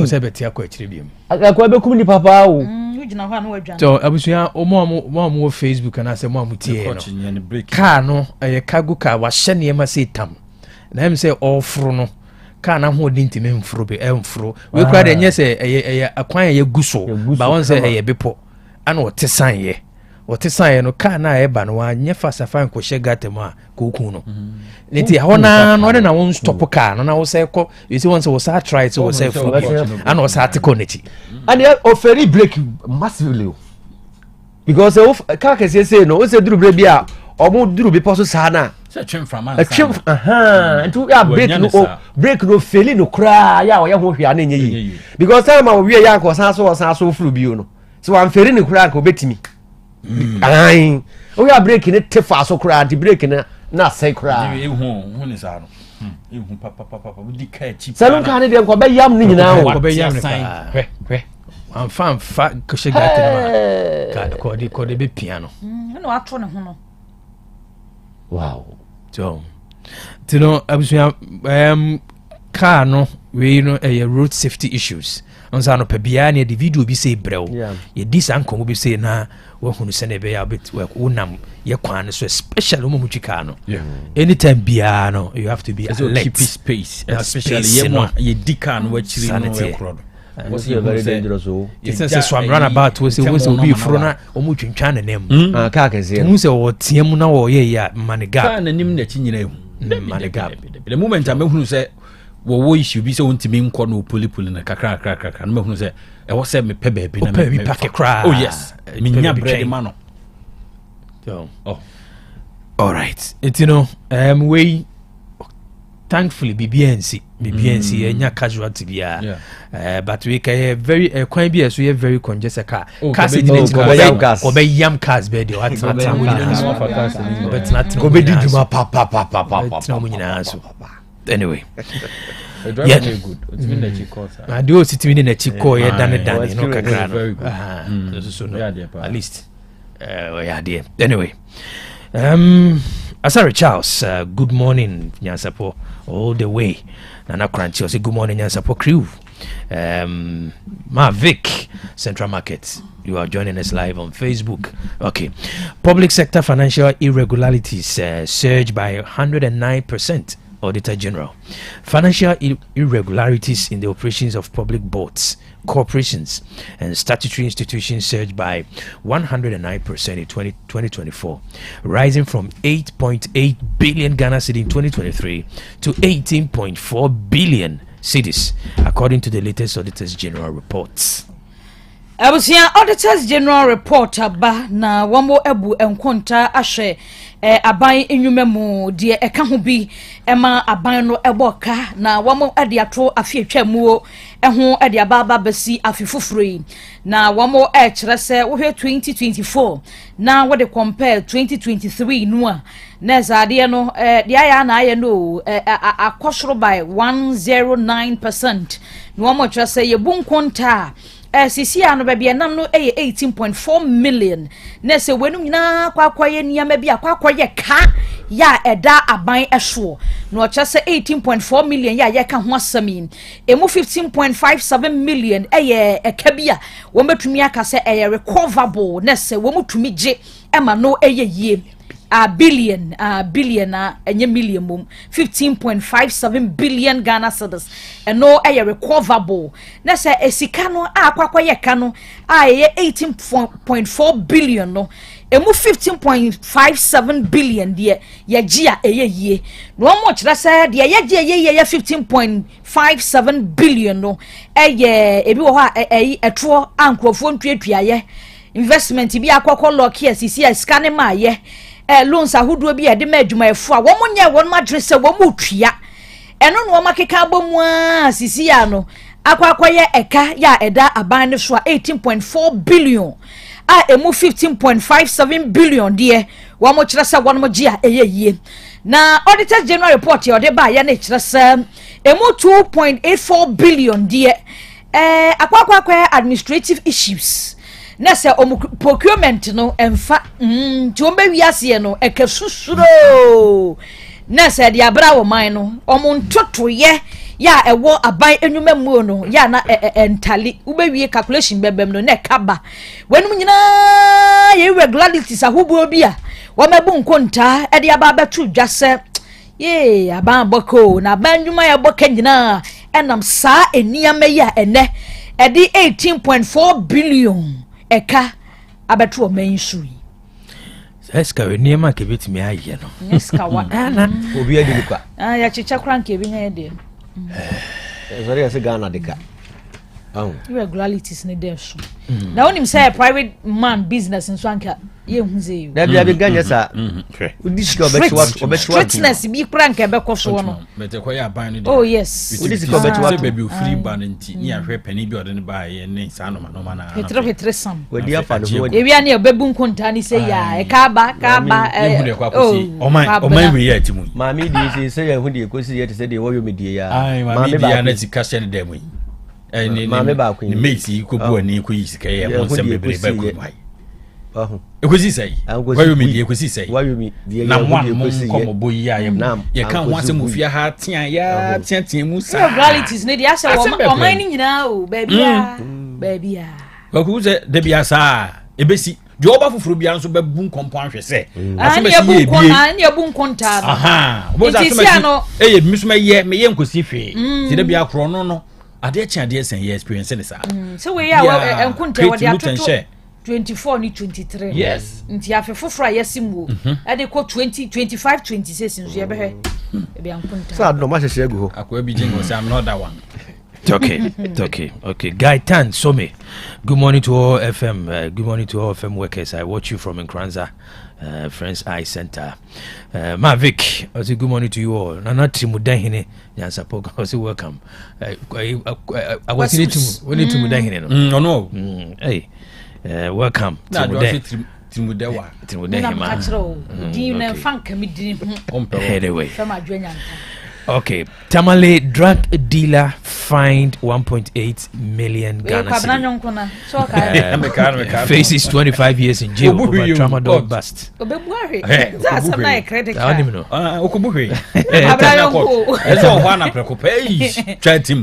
All right, the Tamale Circuit Court, presided over by Francis Subairi, has convicted Alhaji Abdullahi Sayuti, a 58-year-old pharmaceutical distributor, and fined him 1.6800, equivalent to 14,000 penalty counts, on each charge expected to run concurrently. Abusiana watwetwa mu abo mama ne sewu kopiemu ewo Temalia. Wo wura bia e friend Alhaji Abdullahi ene nkofo na ni musa eja otuntontontonura over the counter bia no ye na nkofo koba posifo watemale amane se de hu so tonton pala ne bi ko ne nyasa na tie enu bone pa ho na ehu tramadol ne tramadol no enti no ye ko tramadol ene ye box ade ma woni fie tramadol ni nyina kekaka hu eno na posifo ba amane na wotwetwa mo se wom de ne bekwa kopiem e wo Tamale Circuit Court na court na kwasetena e de atu eja se de alaji ntina empatemu enye de oyeye enti sisia no de sika de ato ni tiri so wo se butua fine de ato no so no eye 1.68 million Ghana cedis se enya bia alaji opredi so we guilty na se asam ne de bo no so ton ni bone waje ato mu nyina achi no se wantumi antua sika ya kwato de ato ni tiri so ne de a ene na 25 years obekwa akodem na wakwa akosom na wamama na kwanya sasa 1.68 million no wontua salaji nyenye bia wantumi antua se scan dia ene na 25 years ye term no ena yede ato ni tiri so se wonkonkotwa se enubone watine kromatron ma mabuna seye enu nti na semi ekopie mu ewo Circuit Court. Okay. UTAC gives Mahama's government 3-month ultimatum to end Galamsey or face strike. The University Teachers Association of Ghana, UTAC, has threatened a nationwide strike if the government fails to take concrete action to address the Galamsey menace within the next 3 months. Yeah, I'll say my you record ya na dia send o mampania ma me wate. Babe ka Galamsey asem. Ye ku Abusiafo Galamsey ne de wo hwa akwa ese enemre mu fra rice ho niema. Ho sankan ne ye bebrebe. Na sebrei ehifo na kasai University Teachers Association of Ghana me kire wodom a omochira de e wo sukupon ahoduo mu no. Wonum ewo enkabo mu kuo ne etwa wontia efronse UTAC. Omo na omo kasai. Wonum kire se woromonyamfo John Dramani Mahama ya waya mampani ewo Ghana ememu wɔn no abosome miɛnsa sɛ galamsey kun na wɔsɔe soɔ no wɔkura sɛ wɔsɔe so ankɔm nka nkyerɛ sɛ wɔn no abosome miɛnsa sɛ wɔmfa ntu aseɛ wɔkyerɛ sɛ so wɔmfa ntu aseɛ paa ɛmfiri Ghana ɛmɛm ha no mo deɛ a ɛneɛ strike strike ɔmbɛtere so ɛnta sukɔkɔɔ ama deɛ ɛbɛsie bi asi ne ɔmamani ma no ho nyɛ ha na wɔde ɔmo nsa hyɛ krataa se ɛnura yɛ o ɛna UTAG ɔmo president yɛ ne din ɛne ɛyɛ ɔbɛnfoɔ Mamudu Akudugu ɛde ne nsa hyɛ krataa se ɔtɔpete yɛ a yɛn nsa ɛtumi ɛka bie na nka yɛ nyinaa yɛ nim sɛ nkrama mmienu nyantɔkɔ a ɔkra deɛ nka wɔn nsimu bio nka wɔ deɛ nka aban ne galafoɔ na ɛnya nanso ɔmo sɛ ɛfa yɛ ho paa ɛfo biara ho ne nyinaa ne sɛ ɔmo kyerɛ sɛ kwan a ɔmo afa soɔ yɛ a ɔmo de nnuro ɛsɛ yɛn nsuo no ɛsɛ yɛn nsa ase ɛkɔ yɛ beretuo ɛwɔ nsusuasoɔ bɔne ɛwɔ yɛn nsuo a yɛnom ɛne yɛ aduane so ɛba na pɔmuden mu nsɛm mu a ɛnyɛ koraa ɛno ɛda nkyɛn a sɛdeɛ amanfoɔ ɛyɛ no ɔmo sɛ bɛduru bere bi yɛahwɛ ne yɛ anka ho asɛm a wɔanɔ hɔ a ɛbɛfu ɛbɛtumi aba sɛ bɛduru bere bi no aduane bɛsi aba koraa no ɛnyɛ adeɛ a yɛbɛnya bi adie te sɛdeɛ ɔde w'ani akyerɛ manso ɛne ne mpɔtam a sɛdeɛ ɔmo asi asɛ hɔ a wodua bɔɔdeɛ koraa no a ɛnyɛ yie no anhwɛ a saa pɛpɛɛpɛ ɛna ɛbɛkɔ ɔbenfoɔ Akudugu ɛnsɛ mu no ɛna ɔkyerɛ sɛ yɛwura John Dramani Mahama ɔmo ka ne bio ɛde akyerɛ no ka no korɛ kyerɛ damfo nsɛ damfo agorɔ sɛ de manimu yɛ no ɔmfa ne nan si fam na saa nkurɔfoɔ no nyinaa ɔntu ɔmo so sa nante saa yɛnsuo sɛn yɛkwa yɛ sɛn yɛ nneɛma bebrebe ɛbɛsɛ ne nkyirima ɛbɛbɔ yɛn soboɔ na ɛnura mihu sɛ na video bi ɛsɛkuleti na apolisifoɔ akɔkye akoa bi guy bi na ɔyɛ gala ni bia na ɔmɔde tu asini so saa wɔsɛ me kora deɛ sesei maboto mayɔ kora agu me ho sa wayɔ agu no ho ɔbɛkye no no sɛ wode kasa koa wode wadwo so agu yɛfa ɛyɛ adɔpa dodo ebia na obi di gale ni abia wate ase ana wodi wɔso wayɛ asam no ho oh in fact ha adwen na ayi ya maame Hanabisu aza we galamsey ko na akwa ese Kumase Mrakani o wa betra am na diu no diu kwa sana tie akwa ese Kumase Mrakani nya maame na otwi tuo ni hwa mo nam dwiram wo bo abega so obi o konto kwapata o Iraq ba zup seza ye dai ana bibia piem ni we ni na de ni de akire na tagefo no ye ai Kwame ageni mu crime story bi na ansa na yɛhwɛ kwan a school fo bi fa so dwane every school school fo na yɛte runaway kwan mo fa so every school ebra school mpanyifo ni na runaway ni bia mo yɛhwɛ hawa tino ma Kwame nkyerɛ me dem sɛ adwa mo school mu Kwame wo de wo na betumi akyerɛ mu Kwame kyerɛ mu yi na abusiawe ma no ɛyɛ wɔ no mu twɔ na so si pu ne tu si fam no okofie onko ya de pa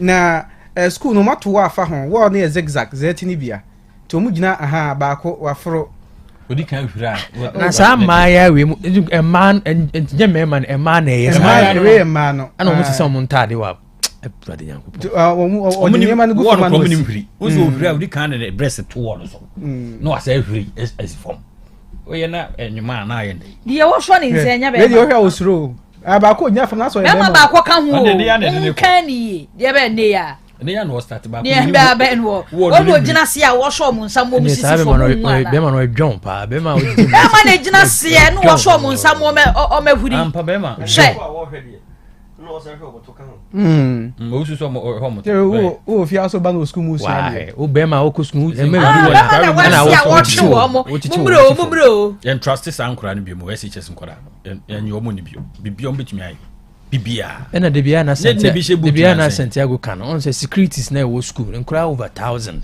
security ni ba ko penalty gate ono kra no ye se ni de to kwankwan wada eti oboye yiti na be no timi ahwesa ankora wina house mistress adwuma no so akotra de wa yesi wakɔhwɛ eti obetimi ayedɛn ti de bia Santiago kan say security se ka say ye de ni hwɛ SS schools organize ya na ye fa you know training security personnel ama school be at 10 kra so schools here 500 kra na 10 kra yeah and 5,000 jobs no create we so no ade are very laudable because ombebo enkoda no obo mehwemu say enkoda na edo mu ko school no omo security sem wo soro ne across some of the leave out for no nka ha bi kakra no ba kra na nka I mean also penny for because sadi one of the strategic years Santiago Akapa me feel say abai man any koswa say we create blue water guard no nka wo share school security personnel so na we train wo mo we mu no komo management nche na nya de gidigidi bia komo hwe se enkoda na be safe ni ade omo boban ni ade ba we de man de sa kwan de so mu kire mu twa na tipa John na ogina fo omo ko club be man o diche man hu na be kasa pani bi ona de omo kwa na be man ona de omo kwa na o de bi se adwuma on so bia o ye day student e no ma friend na wa be se adwuma also some man si fo yes. Anyway, your next story, Kwame, crime story bia, your man kwana on famra na yia yako, ama hodro so ensem. Kwame. Me da so panikasi. Your boss said ye nya cheme wo adwrane atebu butim so. So fi kumase ekwa adwra na dia kwa atebu bana se wote ho panisem se wa atebu bukwan ho no mo. Akrofo remfo wonum ebebo pempim ewo honom mo mfimfini honom no e ma ne kofa nioma efri saa bia ne ba adwra ba kumase no oto hye won so na enya asem ketwa kra one day be ye lucky pa ke ka ne kutom you dey into mo free mu na my hint na ye twen wo ewo adwra ho o peme ma na udwane ayede udwane ayede he kwa de si tu na ogina kwanti ye twen anwumira ansa na ye kofa ba bifoforo ye be fa seche duma si room a be fa ye sekwa be fa be si kanda pa kromo abisi kodie hono aba the only say one say we hear a dry food basket. That's right. Do nyane a free adwura ene nkron ketwa atwa adwura ho hyemu ebe kumasna edoso nti ko ba se akonforeign food woni tesi ho no mo aya na ha imponiane ebe kumasna manfo nya bidie. Okay. Nti aka ho bia ma se dia police fo chire mu a wo mo ne asrafo ebe ka bom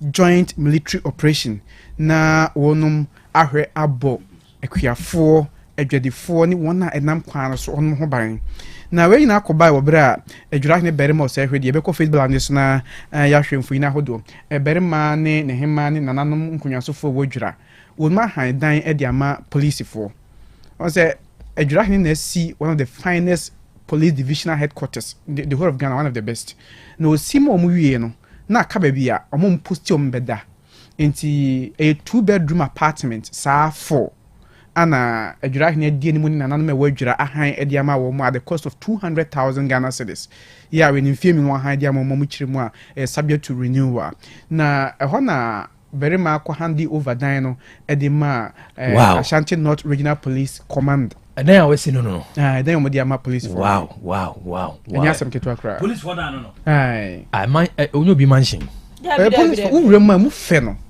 adwura hene de no osi ye no in fact we redefine chieftaincy.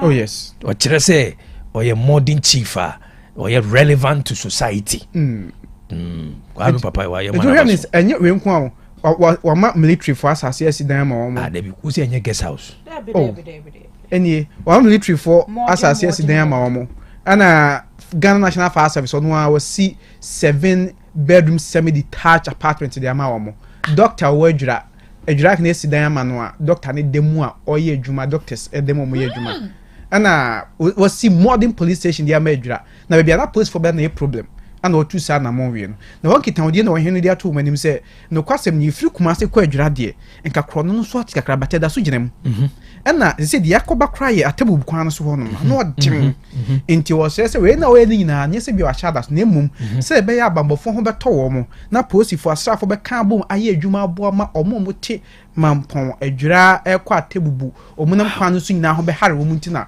on metu sa na mo no we no to him for no for say unia wonim kodi bone na eche wa ma wa hene ho se we si dey ma posifo ntino be pemwa on fiu kra posifo hwe na emra enye adwuma nti berema o se hwe de bra en o kasa nsim bia odi tuya police no wo masitina mu adwura ha no eye kama zio nti region commander wa haide so wo hwe na office no enso o de fa nkofo bi begu ha the region no they can operate from here zio mo fa me support wo mampo ho na emuso yedi pa ya asem de wo no zio asem a no wonu ade tu mani mo no It's many for Yana Sokora. Sika body in your secretary. Bit my enemy can talk, I written at Toka, Cracha, will be all the enemy.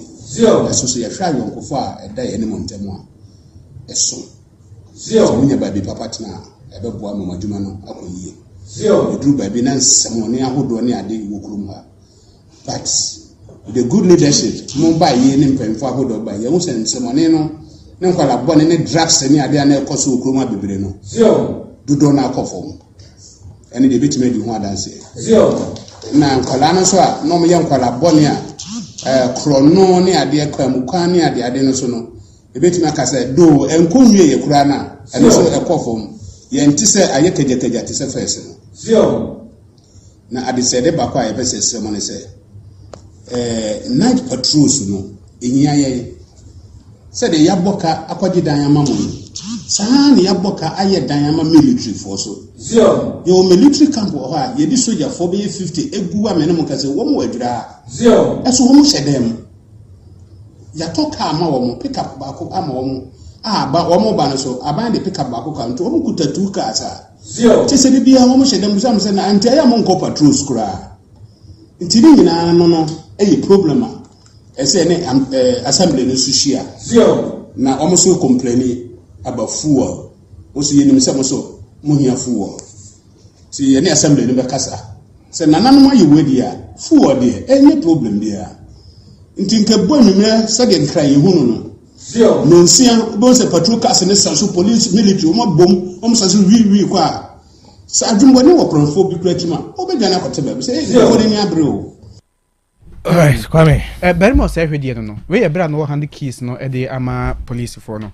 The Ujinemu IGP name way, Ashanti North Regional Police Command. Okay. DCOP Jude Kobina. In fact, Papa before Baba Regional Commander no Krano. Waye Juma Papa. He's one of the finest police officers and Potem one so see Abuanya some Ketwa. The Mama Kra Sempen for Bonabaso, in Sobasa Bonabaso. Be no that you say, Udem IGP name Adase.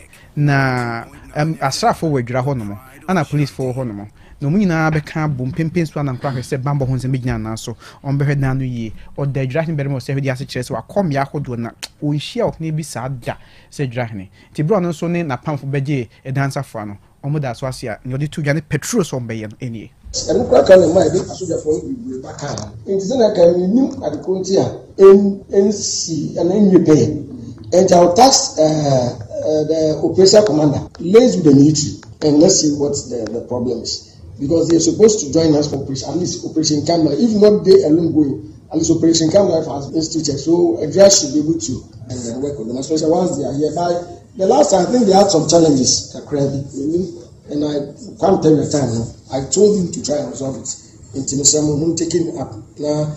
The Freedom Commanders Conference last week here, Friday weekend. IGP reported armed robbery, and the one another case was Salomako. It should tell you that we should intensify our patrols. That's the only way. And if you believe there's a need for additional snap checks, put it in place. Luckily, in Kuala 7, Ebe Cameron, when Minister was in Parliament, the robbery pool area was a Atebu Yeji stretch.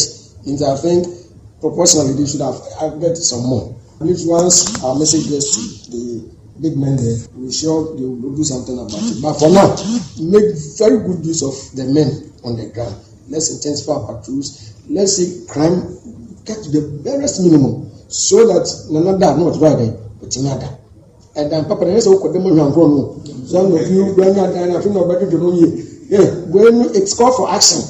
Yes, when got down soon, the diet drop for that a kawa sorry and Nado, one mob on Pempe, join the men. And with that, I believe we are sure to succeed. And then once again, the beggar said, clear. And look like I might be a for you. I can't say more than if I had a man could down. Then more fair, who could down when one could edge mana. Let's see, we had the fair also. The focus here, Petros now more yet, na Abua Major, the 4 Nam Kwana, so we go just complain. But it is only intensify a Bebuama. One a cocoa funny Babu Kumaseno, or Moha Harum, to penny BDH, the BCB moon and the Baka, yet the Babasum. Okay, all right. Why dear? Family Dracabo, when random how much we share crime no say, Greek or Gojura. Aye, good, old boy, Juma, that's it. Yeah, that's it. Baba yanko ama hodo so na nhwe de enema ekoso. Israeli forces kill 13 Palestinians in northern Gaza bombing. Al Jazeera's Arabic correspondent in reporting that 13 Palestinians were killed in an early morning Israeli artillery attack on people sheltering in tents in the Shati refugee camp in Gaza City.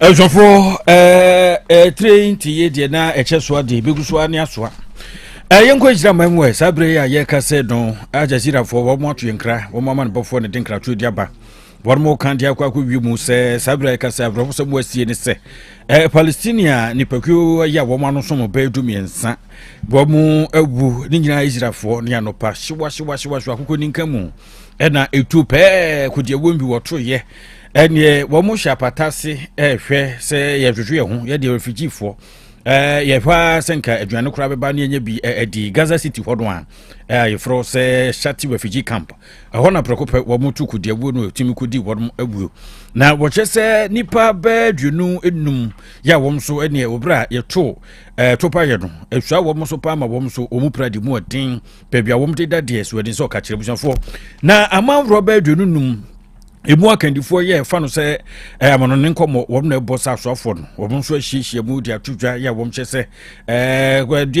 Israel for no tumre bia wo mo yo no se bebru se benya do na ani enyan ti wo mo hwesenka animanu ya wo kon ya wo mo so Gaza so no obetumi ati aba na wie ye kura na atumi aboa na wo mche se hihia bi nso a wo mo ayo se ye makwan na aduane bi anaso som bi emfa nso ma horo so ya wo mo pemwa ni nyina ya dia so mo peso mo twemu panifu kasa edi etiai se enuane nsuo ya mode be dom amanfo nso mo dia ya dia mode to pronso so ye twam ye no mo mtue no so ni nyina mo chese mo nhyase na mo nyunu biu na adomyefo no engusu amfa adom no enum wo no. All right, quick one. Cletus Bauer. I say I'm listening to you live from Manso Coco. Wow, these are the chiefs we need. God bless him and his family. Wilfried Bauer Honeba. Libyan ICC war crimes suspect arrested in Germany. German authorities have arrested a Libyan war crime suspect accused of being a senior official at a notorious prison where inmates were routinely tortured and sometimes sexually abused, the International Criminal Court said on Friday.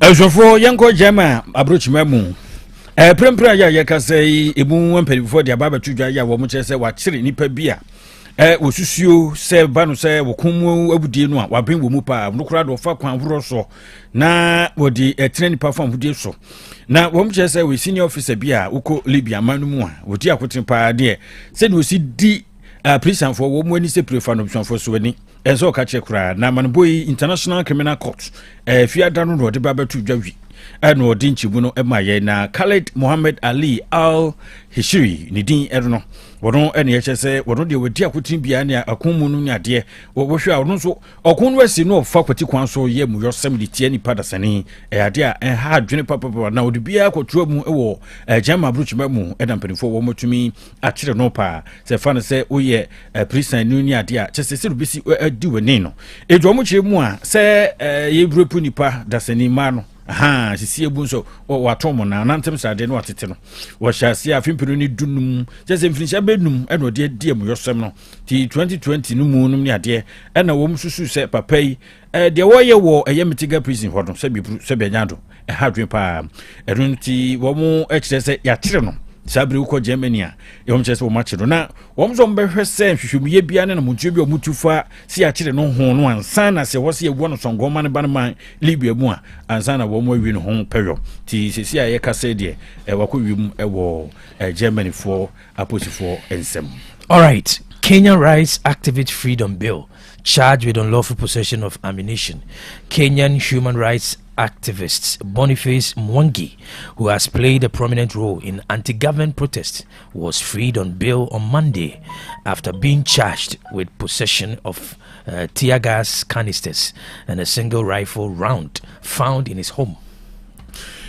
Azonfo na sentemba betodwa Kenya domno ananse mano nipa bi sore pass abano hihye bia wario no nyadia ya ani edaho titupa na brante ba ku bia ne sabano wo no mabisi ntobi anase fi proye bi ebeba montin so do na abranti yatro no de aba to video kura no atwa blogger political blogger bowi tinam so man ne nyasim kuma kura na abranti ba ko asabre kana semi Boniface Nwangi sana ye fredon na pani aye kan nipa fa ho die mu nkomobo ne ho nsenkaye de ye na kuma so ade pa ya bribia no wo kasa de fa ho kata hye proye ne adim de arum ne ade sansem nyina wo kasa de fa ho aba no ye pe na nsem fata pa no mdo ma no atum ti namsoma ya kire no odimu akotene pa fa blogger ya wuye no odimu akotene na aposi for kire no edi kwadu bibo no ya wo mo che se ti aga se mai bi wo na famu wana se wo ne nchen wo mo huru bibisa ana fitutua no tutintia ya edi kwa kro no bo no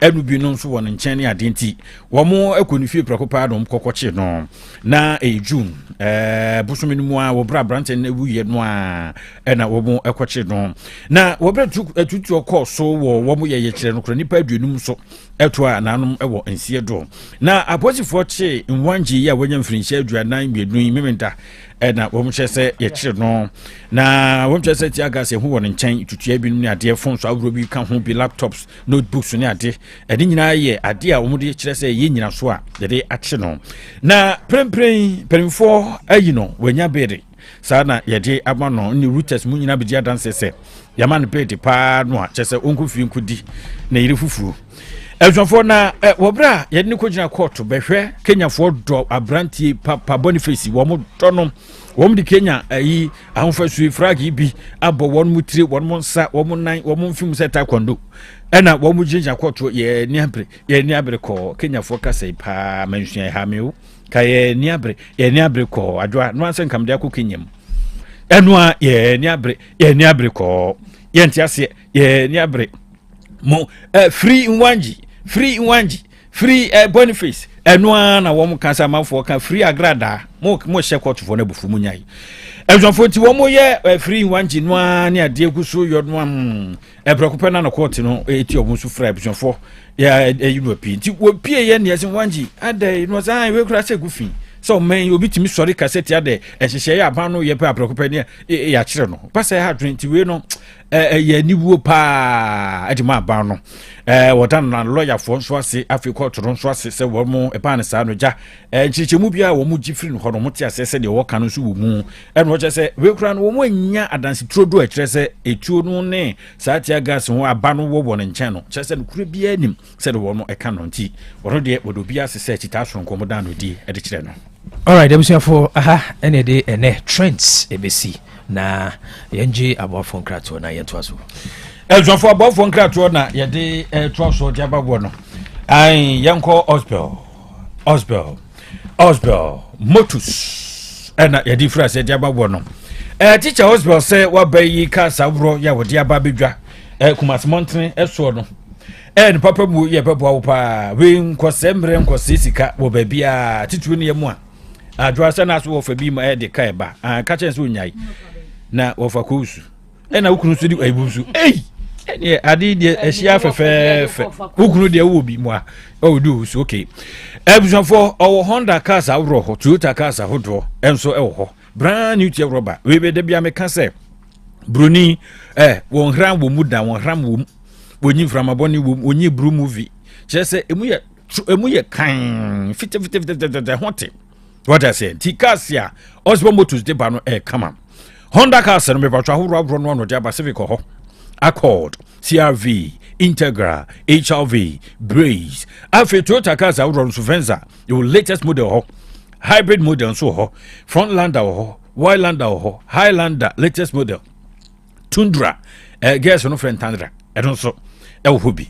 Land Cruiser ho na ka ba kono a ospaki ya na bon wandi I am Jeep me bacho I don't so Osborne Motors so akofa do sopu diaba ebo no wo fom ti wo mo amunim de mo hunu hintasem bo mu no wo mo akwa kokuru krakas no na tonaton so da kwadwom na be Osborne Motors option for ni despite down no dia mhwe number is 0244377612 0244377612 Osborne Limited yakofa fidie kudam dia ba wodi twa bro so awron patriti nations contractor foreman for mention so pa brosso de bo atwi kwa bremaniam ni nyina da wo de ba clay break pavers no ne ade ni nyina abosam cement no papa bi eno aka so mu na amana chenchene mo ne eno tiwe wo di sidan no a ntima ba beto kase no wo nanu mujimi for dan no kwa no hye number is 0244377612 and 0244043805 ye oshin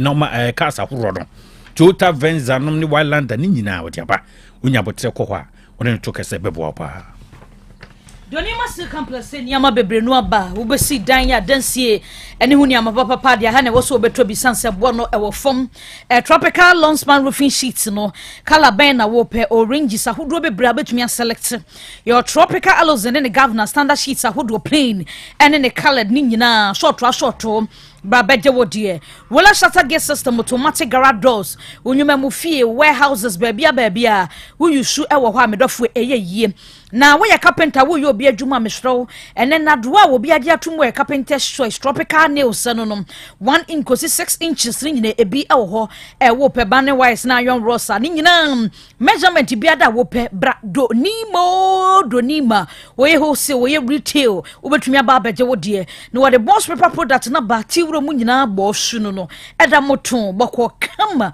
enye gase ni bia giso apenso di apetepete so ansa na ago we di eda boko enti hotel sahodro restaurant sahodro guest house sahodro efie obi amra magi bi mu amotontonton toiletries no ya mo nkonkoto bi odoni ma sansa emfaso so po na abenya mesra wo ba betoni amade akoda ne ho a ahankwa na aba ya ma free technical advice ebi eda no dampon bi ensa enumi nsia ni a kiro se fa we na eno na ye yatena kase no wasafo YF Junction ye be Ghana Revenue Authority Tamale Kanville ye be King David Junction no enkran kantamanto ye be Ghana Commercial Bank wo tachi mande no aba wanchi kwan so akenten na ye adomboachi ni fie ho ape ya homa no ye 0244 126625 and 0540 101555 abapamo prema fodadwe ni nyinam dofo ho ne ekwa akodi nuo obetumi atena fie aye shopping ne de abraw TV no laptop no computer sahodro ni nyinam anasa wode no ye kettle blender rice cookers burner sahodro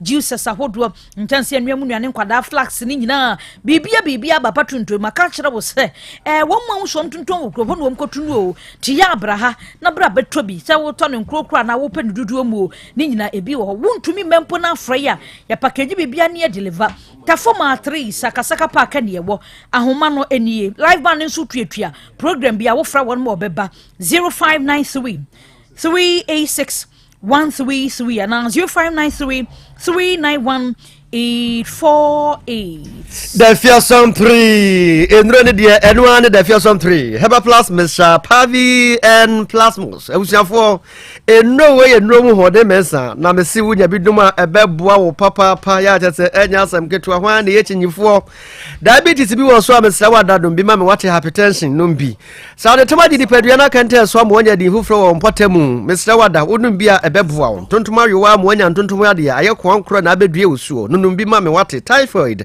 yare bone papa se so mo se kukuro ebinim se ya bonsamfo ya de ebinim se ya benfo ya de mesra wadura ne so obedu num bi no danche a honam ya wo ya de man cheda enkoyie emfa emma se de me papa king school ya we quarters na no ne yire beto bi o se doctor na mintimi ni di me ya mo hia enye yie o me num bi no eno ano no we se ne wasimi nkrukra ma me mra ne bi na ne mantimi nkonkan ntimi nkoso anam no nom infections ahodo ba be yi e de afri honom abusuafo low libido oba watenka no atiayira ne man cheda enkoyie emfa emma be ma ne be so sa wo se mentede ontede na ne wonne so mfefo nyina adaka mu a wo de onamfom onam daade mesre wada nunum bi na atenka ne beba be ma waye mre wo mpamu mesre nunum bi wo ya na de kwadumienu na de atoso ama me ma ne mroso tesa wa pro bi ba tesa asoso a oyire tukwan a wodi ansa be kakra ba me wakobofu ufie wura prumu anajo akofa ase bia ba beto ho so na me se enya sam ketu we na me kire madam for presenter bi ofa match ne fala no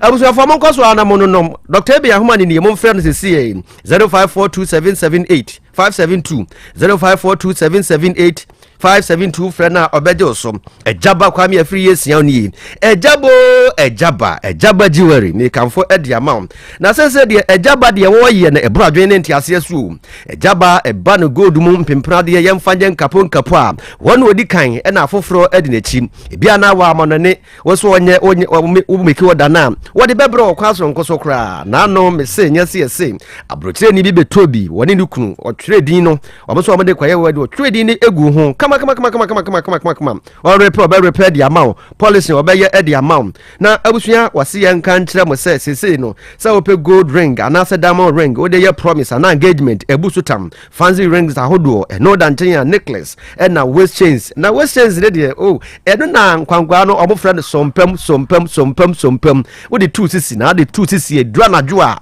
ye dumu kan ya kora ho ye hire bibia ekoso e ma wade ne so obabia ehia bi baby set obi lady set nso obi no edanchi nkapo na mema mudi bitum krom na mudi bia tototo munsa waje ukule hai bi una wo kure hu asiu sikani prema ni na eba no ompewe se na apede en ejaba akira kwan no e wo prempe the second street wo no ma edum asem na making no edanchi ado ni ekire manhia traffic light na so wo no ma ajaba family house wo no wonsa ebe kayen ewi asate abisa no eni agro no mesremo monfre ejaba sese ya e wa 03220 26708 03220 26708 and 0277 104488 0277 104488. Eljo for ye call Latusom edna wote dioma vroti abasa ko site ya no kai. Diema Latus dan son kra ne se ne boy wo for monti. Edna Latus okwa no spellation LATUS Latus. Body PVC pipes awrodi aba bend fittings awrodi nyina no na kache ho.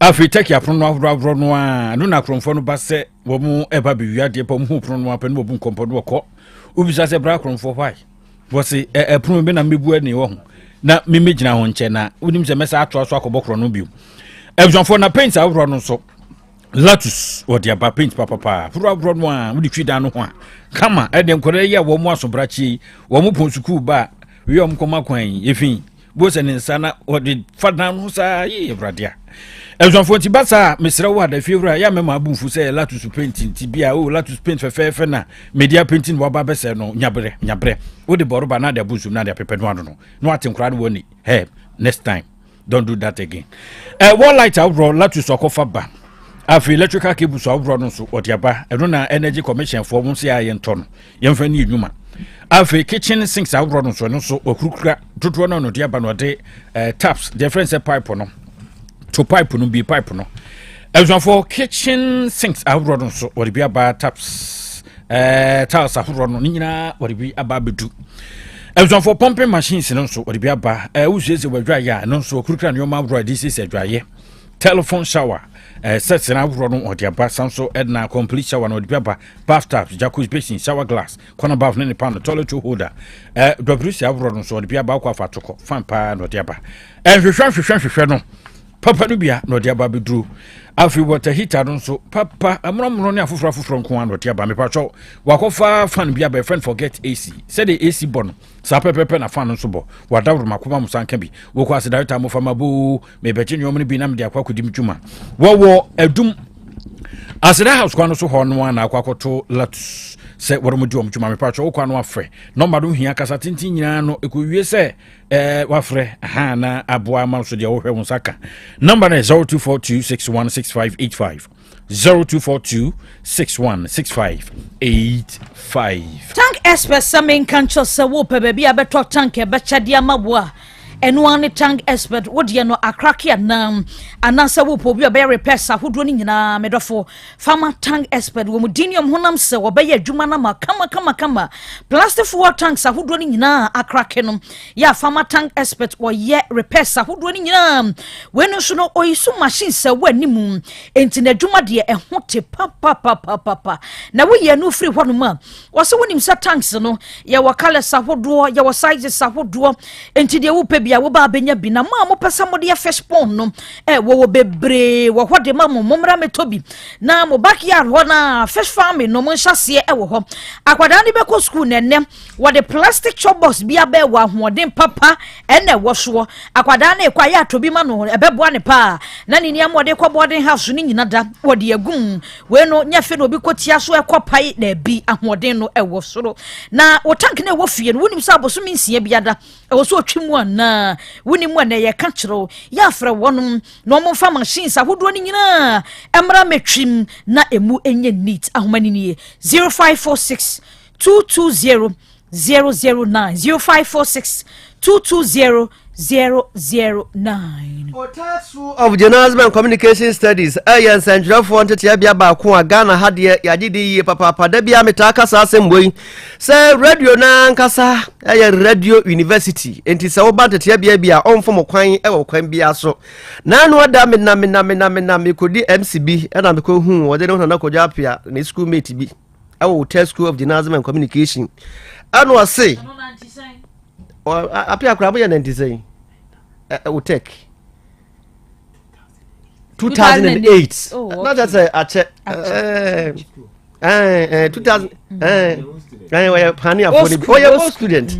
And was there be also somewhat traffic so just to mention a few. And I just to mention a few here for. Was it appeared the deputy news editor? We Otec School of Journalism and Communication.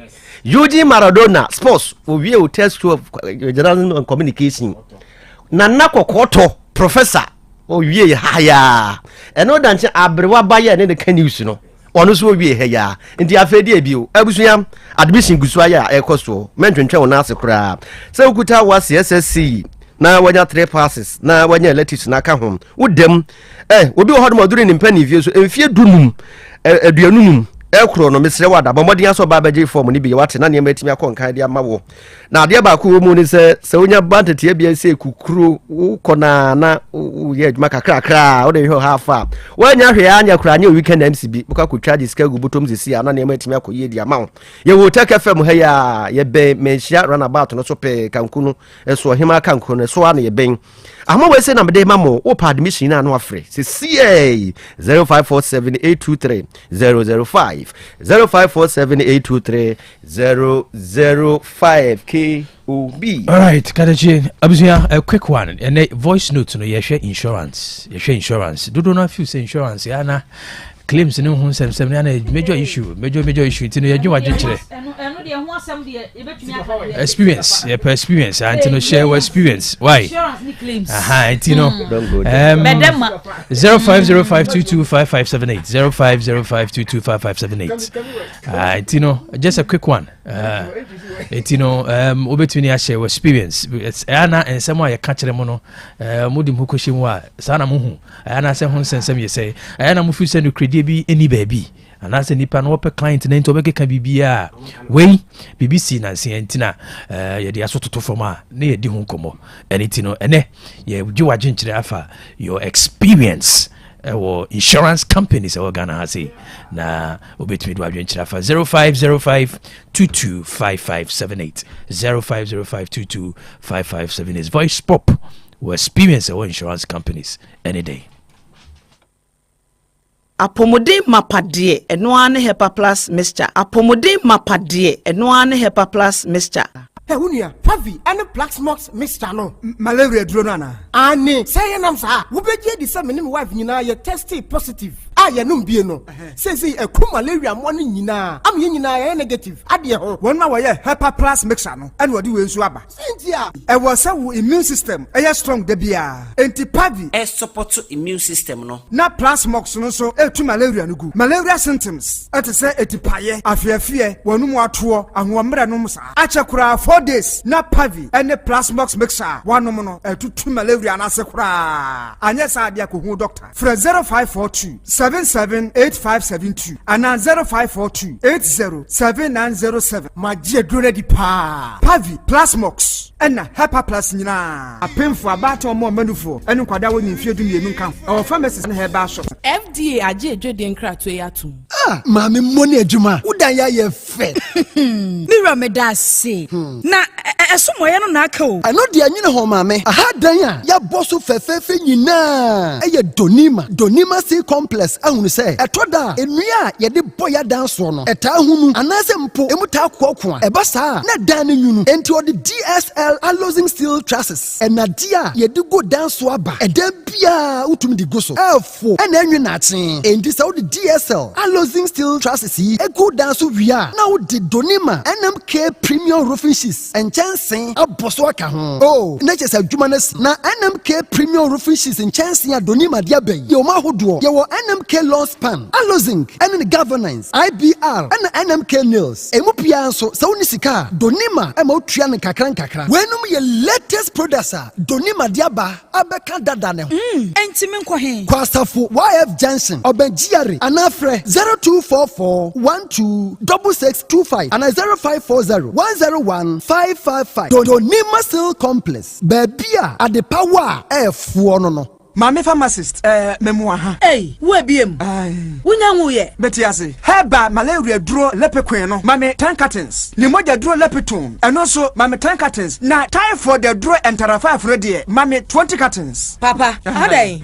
What's nya typhoid ni malaria ni biom? Anase se otu nroton. Dabi mu atomi dada. Efri mra menum lepequin ene lepetone. Malaria na amama ye hojo. Menum no nyono. Wona mre joint pains, fever tipaye. Ene awo ni nyina akọ. Wedi Mama sorry for malaria no time for the how mopa mo mese ko so adi lipiquin ani lipitone ho adanse na malaria ha manfo dodo typhoid the draw entra 5 no so saa na manfo di ho adanse o mese enye entra 5 a anka yekutwa menso no typhoid nti eya dokutafo a wasua he ba wo KNUST ana ye research sronko adi nro yi abadwa so yanto ho nchia entra na wa wo hwe ebibidro pa ne packaging edi no kwa ne kumi lipiquin lipitone ani entra 5 yi e wo pharmacy ne heba shop bi apemfo emma wo manufo ne nkwada wo ne fie dumie de won ka ho atufo fra 0244827228 obi a me dwa benu ma kira me nanfo se be me wedding papa bi hweregi basa bi a wakoto tatnya buti I don't sweet as and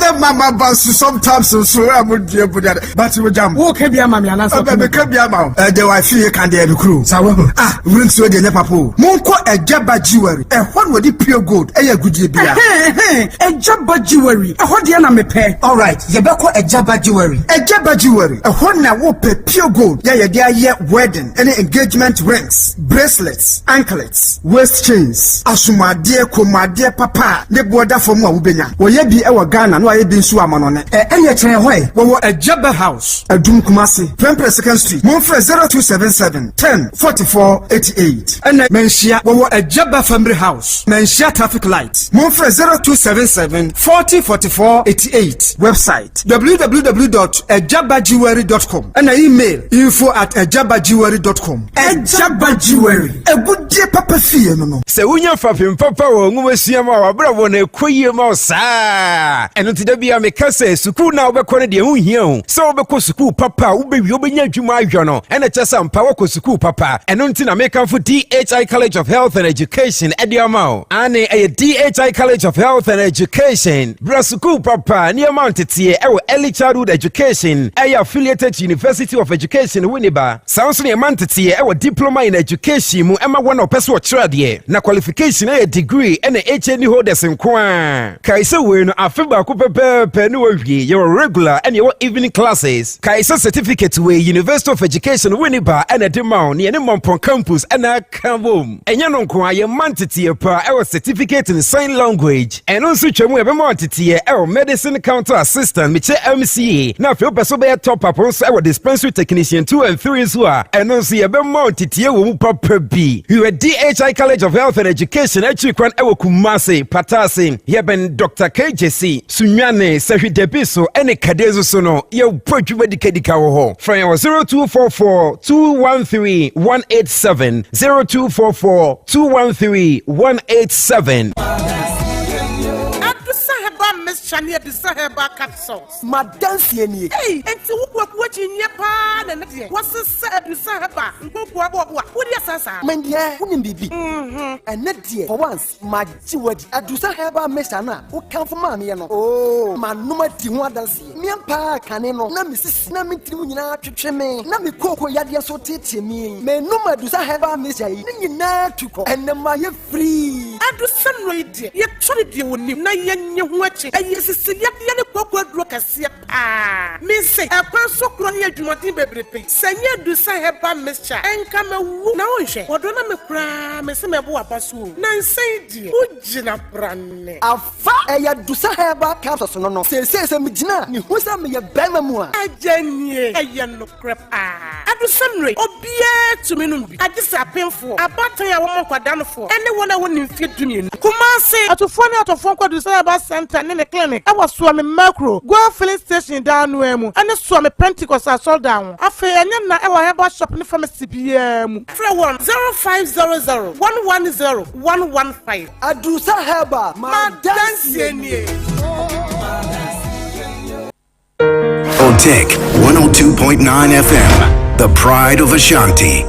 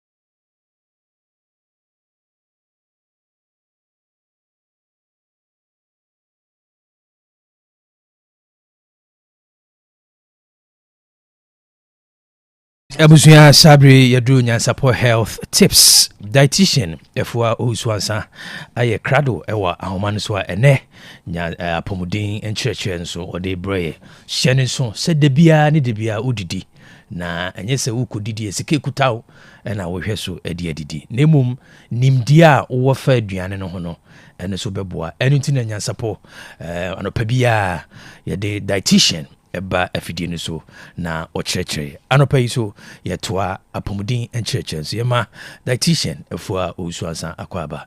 Good morning, dietitian. Good morning, KOB. Pe memawachi. Miche ya hwafo ne yetifo nyina so anopa yi apomudin kyerɛkyerɛ ya nimdie na yehu sunset de bia ya wa asembia yɛka sɛ knowledge is power. So me wɔ nimdie na mekodwa so a nyanya mesika betimi atonko a na nimdia me wonti mechusi ana method ne a menim se ebeboa menim ebusua a enye necessarily expensive ebetimi very cheap so emu faso no doso ene ye atoso de enkomodie no ye de kopokoboko a na broth di no ye fre no water leaf and dry ye di nkomo fa alefu na amaranth say no bi kyerɛ sɛnea yɛde yɛ aduane fa yɛde na nipa kɔ no sɛ yɛde yɛ nkwan yɛde gu nkate mu na adeɛ yɛna yɛayɛ strict in terms of nea yɛde bɛgum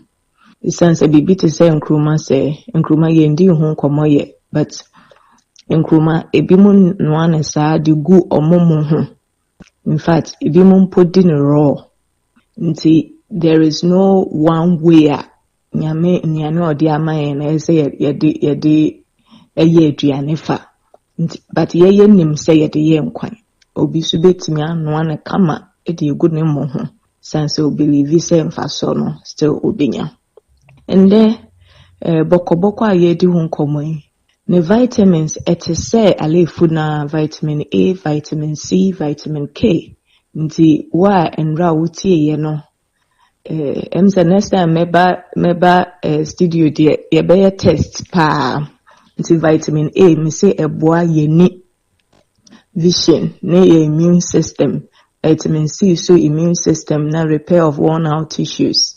Vitamin K eboa with clotting ema upra emoja ntu bebre na emoja nature na clot na nyame se ne oya ne nyama nnuanu dro na wo mu na de akata ni ayete se gauze ne de ni ama emoja na ma bonte nti vitamin K and so now compared to alefu bokoboko any iron and shada ni iron but a minerals a warrior calcium and no potassium bokoboko uyo bia wodi weni beto so say yes vitamin A C ni K ni and other mfasona na wodi no dodoa for a while patron muntiemio so wodi ni bebre etwatwa so check akra betimi akose kidney stones na chese boa ebe gina wo samu. Kidney stones is one of the painful condition a obetimi nya eno sheho eno emma untimi ndwonso mba abontin ayedendendin chese bo pepepe na nyese dakro ana once a week bi once a month bi a wode bopokoboko utwemu ndi na be yosa enye wosa ntina de bia fidie so me preach say in power nnuane bia ho ba ndibone so we aduane bia nti wutimi ka say me favorite food ni nti de bia wudi a for a while na ubenya ho nsunsuanso no biwa enhyada nyensuanso ba be deficiency na che say aduane duro anamfa so bia ewo fam wo sa aduane no mu no de bia essence no na wudi ni nti wunya sa mfa so no fi ada nnuane a nka wobetimi di nti ebetimi akose kidney stones obimpo ebimo so ekose allergic reaction nti wudi bokoboko na unsensansa bia abegu wana untimi nhome ana onimu ayo tititu ya so wo ya allergic to bokoboko nyese obia na ya allergic o try na ya usha obi wo so sansa bia embegu no ho ba ne yembe ya ne yasa odi ya na ne yem ya ne ya eno se yema ye ninda ho se eba na sa wo bokoboko wow beboa we busuafo nka no.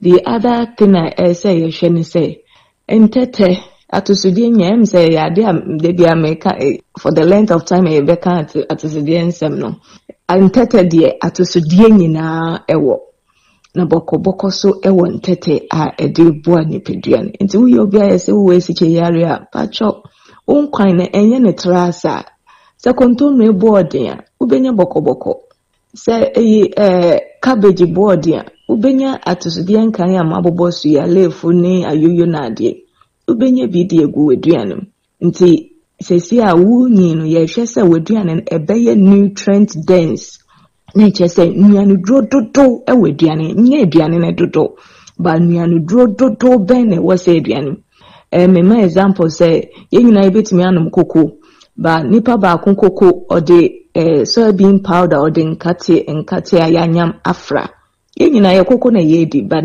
the other one de na eye koko sakura na obi dia ode soybean ne nkate egumo no ne de na mfaso no wo mu bebre sin ya ne de na ye koko sakura pacho ntinimdia yenyen eye mfamboa yebusua na yenyina yenya apomode yame ya adoma ochina ebishia that's it. All right, yesu yeda se dietitian efua Owusu ansa ne bokoboko na yaka ho asem enu ti no kwabra mbo bi mfa moduane bokoboko yonkwe nyame ya adoma megidi se spinach no so obe no ho ade se no ye ne kakra to be ko achire pa stage by stage level by level kwasi so abe the spinach ni nyina be sa kwatwe na sa spinach ye obokobo so spray man sa ya wo tete bobo so de ye den yo we titi bia so bia ko bo ma bo so spray man nyina ana se ne chance so ne boy pa All right, yankoi. Abusia ya Bolivia Enterprise and the Future Life and number way 23 vitamins and minerals, 19 amino acid omega 3 inulin selenium high energy protein and a dietary fiber. And when you know maybe Bob Boswing now she must say chum and not just yadi be a near day yadi be a wooten dim and wabema bukra se won't to minya bibi a obedi and abe no more ye best higher dear misro beto edriani yibidi yantunchi na kwa Mr. Yadom ne ho kani ma me se wa ho se adwoa se munua ni die yade ehu kura no media ebekọ wo be ma obi wo de fa wo ha ne bra be keke nuane na bomu a di we brese wo de so kura wo men wo kon no kra so obedi aduane bia hye wafu enuade no nti ho beto your Future Life Zero, Future Life Oat, Future Life Protein, Future Life Smart Fiber, Mortabella, Life Tonic, Repair Food, Beauty Food de yabobo boy nyina ye nuane ni bia bebre no aso na wo kwa emponkwada ya wo mo ye mo nuane foforo no wo mo de ka ho bra na bra bedi bi o na di adanse sanse aduane ya wudi a esa yade de na se eye aduane nwanwaso yensa ne eche soforo ha ya ne wo wudu alignment ya ne multi home no ehwe animo ahoma no ye 0246 010150 0246 010150 and 0242 878 090. Wuni Ghana wa manono pasi adibi mawo wuni kumaso pasi adibi mawo ni nyina ya bedi ama dodo afie kotoni ama papa de bia da ye promotion day wo handsome eni ama papa nkwa fryer machine ba ya boda wura wunya nto wo de ya nkoto ne kwanchan sanse esisuwa de kwen na se asaya no bra beje papa no wo handsome your special blender wo da bia mekase ma mo natural juices no I bet shimun so ni nyina dia ma wa won fa nso bia amfra bibia ye natural na se wonya wo natural juice na wo per rice cooker standing fan ceiling fan air condition microwave oven ahodo ni nyina ma tension nwa mu nuane ahodo ni nyina asoto ebi ewo ho TV no brand ben na pe inches ben na pe ni nyina ebi ewo ho afi fridges no deep freezer no chest freezer no display freezers no double door no a bibia ye wo bi mese wodu ho no ma store ne ba ko wo soro ba ko wo fomo ni nyina niam ye mumma da bia shortage ma ho bibia wo pe bia benya bi wo ho gas cooker sound system no emema movers ahodo ni nyina washing machine fufu blender eye handsome wodura dum a wo ben bia Prudential Plaza no wono a yemfra ma mehana ni yenkwaji ni ama papa 0550 348 212 0550 348 212. So for yanto so hajia mama akachi foi aropai wose wo mu bia chi na udidi yie die osiko samimi so aropai do no sanye bia udidi yie bia wudidi yie wadaroma editi nkaboyi ekoma pa hajia mama so odjoma raba nuaba haba brubru no ni nyina wodi aba ya wodi ebeboa mo opumdin atumi asipie da sita dia baboa wadaroma hye no so se yade ohoi ba na sese kakra na do twansi to wo yo ba no so reduce be ma no so reduce se wotumi enye de wo so yo na ni nyina ye nuane na nsentem ye die ndodum ni atenti wa no obo afa haje mama ho se be ya de bia ya penke betumi abobodo enya kwanya wo nipadua do mu wo de carrots aba organic ones edo dia ba wakurukra ye ofita do bi wo kokko do bi wo ya ni nyina no haje mama wo de aba wo na kachi ho na do so de ho fe na wudu ho a kono avocado pe ebusuafo or papa no biaba bia woti we na peko hwe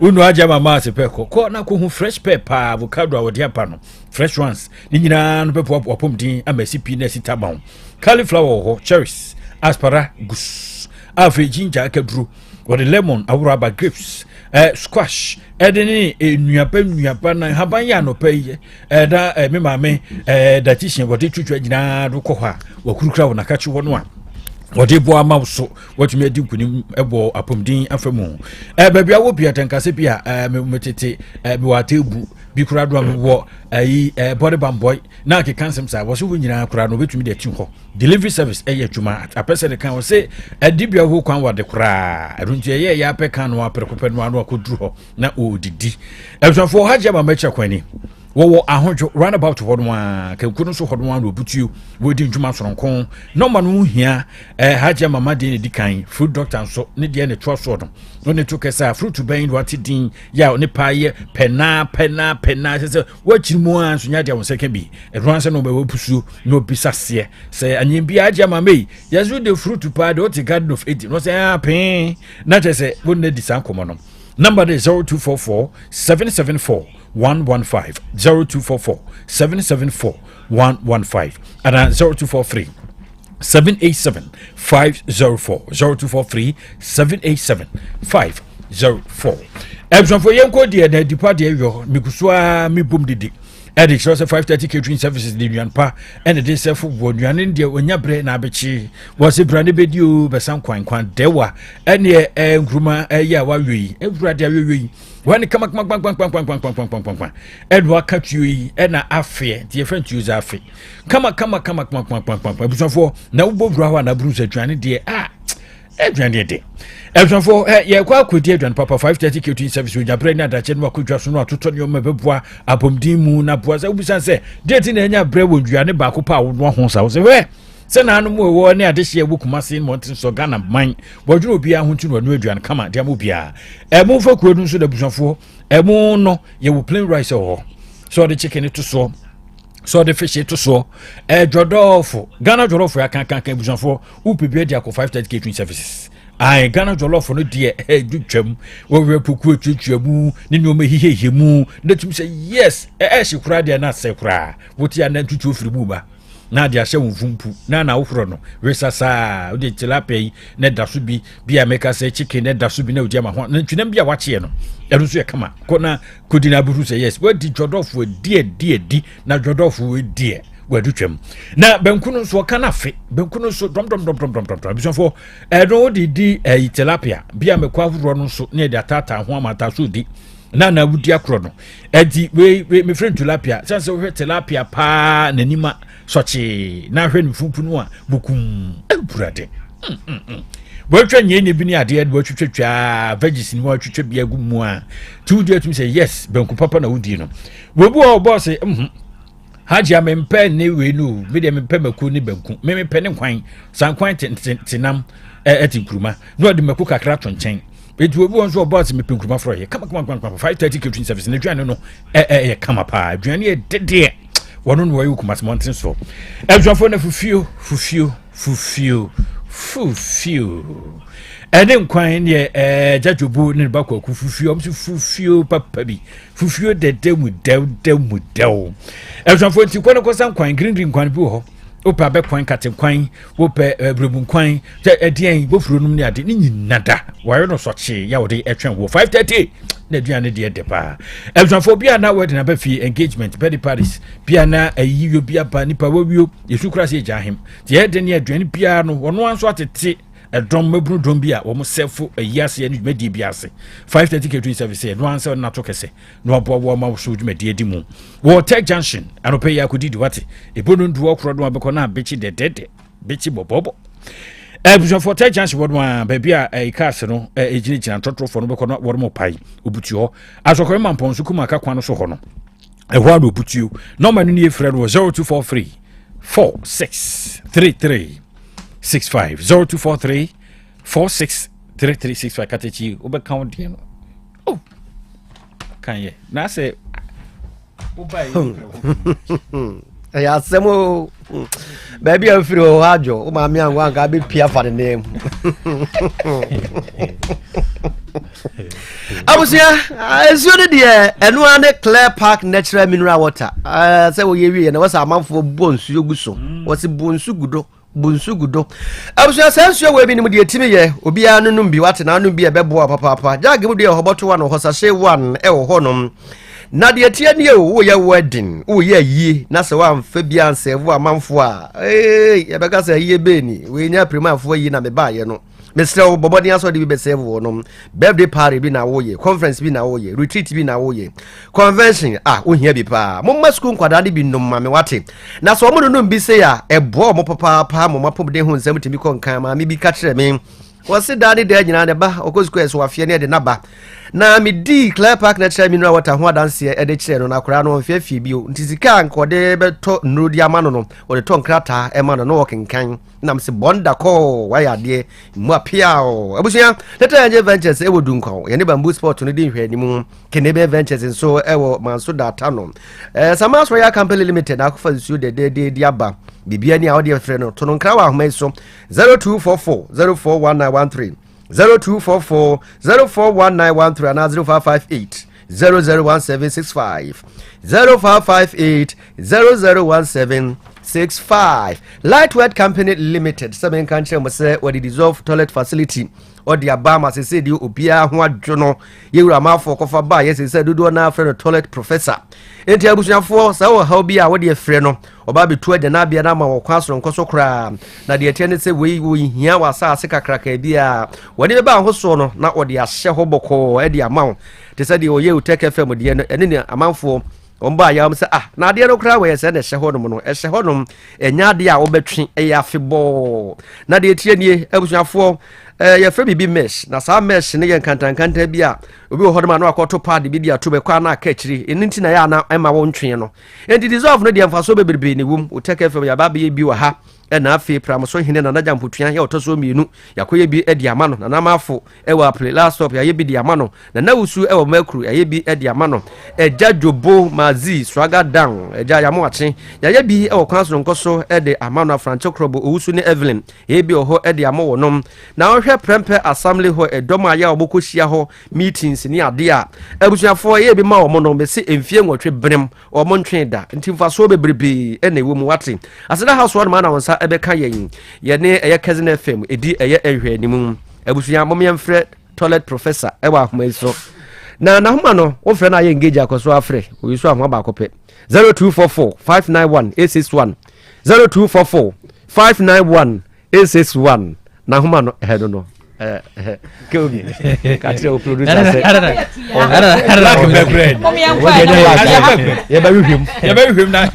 mo quarantine good mo quarantine ma kro jase so wo chia wo na klase ho na numero na neji nice one ma kro jase no na be so de oba onya hu no David ya de wa ko ho no ya akomo a iro kwa nipa mudi mo so se ma hu no ankra be nipa mo de manu ama mo hu na hu eja jobo o nyame adomo aboa ho so wo shu eja ban so me do ko o fa ma me free sia se la tuze wo ne no hia la tuze wo hia wo fa cake wo fa ko cake store wo fa ko do me Dubai for we biem sabri wo biem cake store wo mo biem pa ye chia wo mo alright aje man hu ni how amecha magazine eja frempong okoni ya o so aga da ho bia na no wo ofri ba oba masalachi wono no eja frempong oh yeah so traders ni ade eja frempong ene bibi wo no eja frempong why so ofaju wo mu nyina no ofaju bo ho no na chi ho no jo ene na ase nom omo su tie pa duano pase na wo shi brand ya chai awusia yenda maami adwanyanta tando asuna ba kwa bena Boateng na katachi Owusu Boateng ana Kwame Ajenim Boateng kokoto se obeka me hono ye the first segment of Nyansapo no ebremu bomodin se obema wo fidie no edu has eda hase sanse Nyansapo no pompon so pa no afina ye dru so ye kai wo se voice note no ye kai insurance wasem wo experience e wo Ghana insurance won say nsema ya na ye ka kire no so odun kushemu ya say na na se hono sa na city ana my hu experience 0505225578 0505225578 ene e Tuesday ye ne Dr. Stephen Techi and Dr. Barnabas Amanfo ye be share ye educational infrastructure na face ya share ye special development planning e ba dusua hu sensema e ma remfi se oman bia no mabunu no omo ahoden se ombesi adidwuma egina ekwan ya ye fa so etete wo mo e wa desua mu eno nti eduru sabre ya especially on Tuesdays yɛbora yɛadesua ho nsɛnsɛm ɛno nti no bɔmmɔden sɛ wonyi wafidie no ɛmfiri ha na Dr. Stephen Tachi our planning department or K University and Dr. Barnabas Amanfonso Department of Educational Leadership Amstead on my crowd na yɛde Nyansapo discussion segment no ahyehyɛ so ɛno nti ɛne yɛntena apomode mapade eno ane Hepa Plus mixture Pavi Plus Mox Hepa Plus mixture etutu malaria na sekura sweet darling my beautiful baby Hepa Plus mixture ye busie ya no mama hoden aba busumi pini menti ase me do tie Hepa Plus mixture ene adwuma ebeye wo nipadua no mu no afie kura na ebeye onwanwa mo eduro ye ma general well-being abusua pomodin hia me yie esne bibia enti me manom pafie ha she wo ye Hepa Plus husband ye de wa Hepa Plus husband and the one so we Hepa Plus wife na abba no Hepa Plus mixer magie duro di pa Pavi Plus Mox na Hepa Plus nyina apemfo abato mo manufo enu kwada wo nimfie du mienu nka ho our pharmacies na Herbal Shop etufo mfre 0542 778 572 ana 0549 297-463. Hepa Plus mixer. Mapo budra mapa. MDRG ejweden krato ya. Chalice smart food.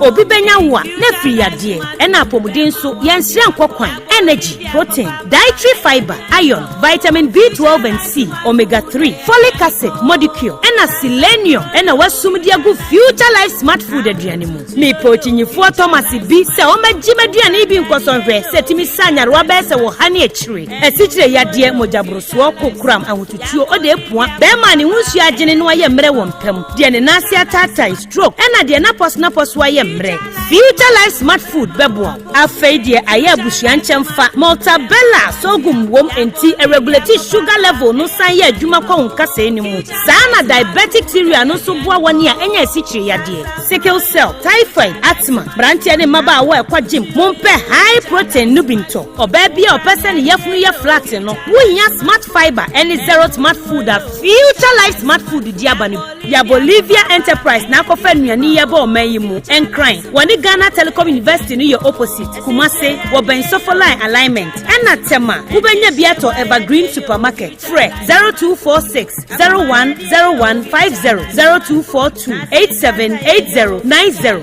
future life smart food about that ho ban future order 4 utwitwi osia eya moja fi wanu mo ba na unumu nsu a enwuna osi ekikime ana ahyemese eya na niam bi hyehyehye sentem fifi ho se bi hyehyehye ho eya na enka efi wanu mo ba ti wo kaso bi ho na otwitwi ni ti kona chi ana osi bi abu ana etu ya pese wusi na pese wusi gold silver ana mpo opese odi braces egu seso ana se wo de ne ye wo faase a opese yiyi efi ho de ma wo by Grace Dental Services ewo hote maun eti fa wonum ho nyina bra by Grace Dental Services by Grace ewo Kumase Breman DVL ne nchen pe ose kwadwo area wa bibia ni amenkasa 0244 97 68 05 0244 97 68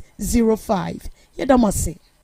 If you have 250 Ghana cedis right now, it can do wonders for you. Chairman, Fabeji, it could turn your tears into joy in the Access Bank Fakitwabeji Kese promo. Madam, Fabeji, it could get you up to 50,000 Ghana cedis cash prize. Business owner, Fabeji. As a student, make transactions with your Access Bank card, and that could get you Spotify and Netflix subscriptions, PS5, iPhone 16 Pro Max, and more. This be out of class senso. Fabeji, you see what 250 Ghana cedis can do for you? Engasakra. Fabeji. It's the Access Bank Fakitwabeji Kesia promo.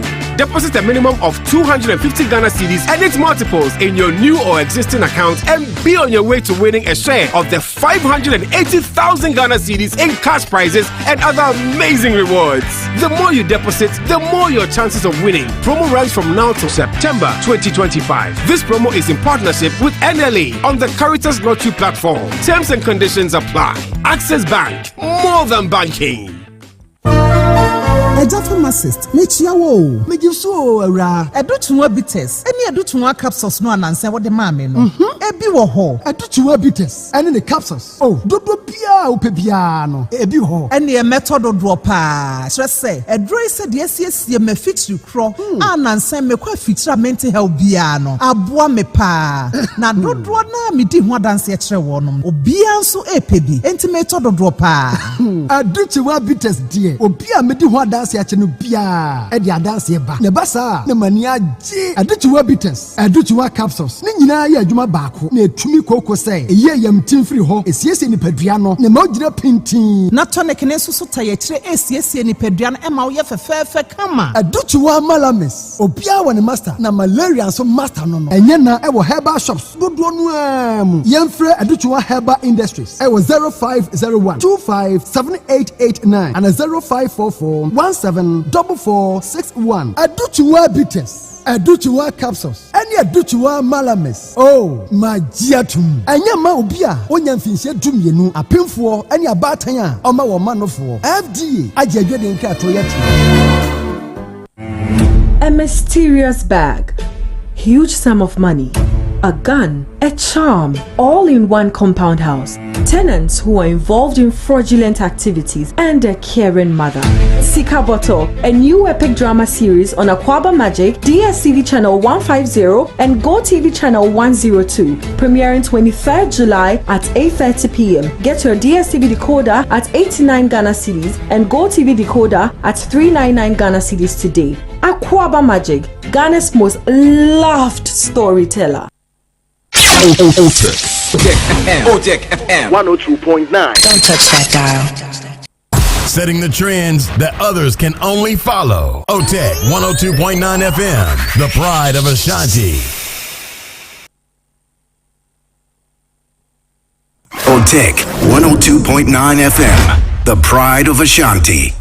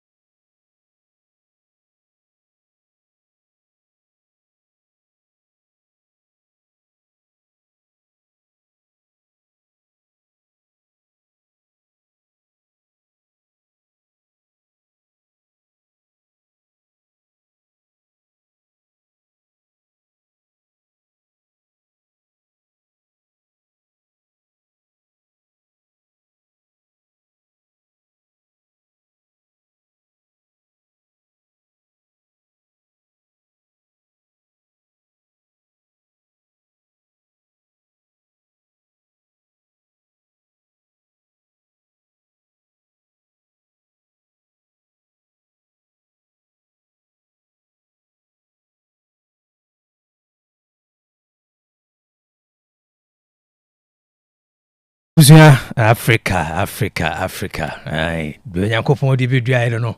Africa is a great continent. Africa is a continent. You need free kind. All right, sorry. I'm telling you, Nyansapo discussions no ebe so.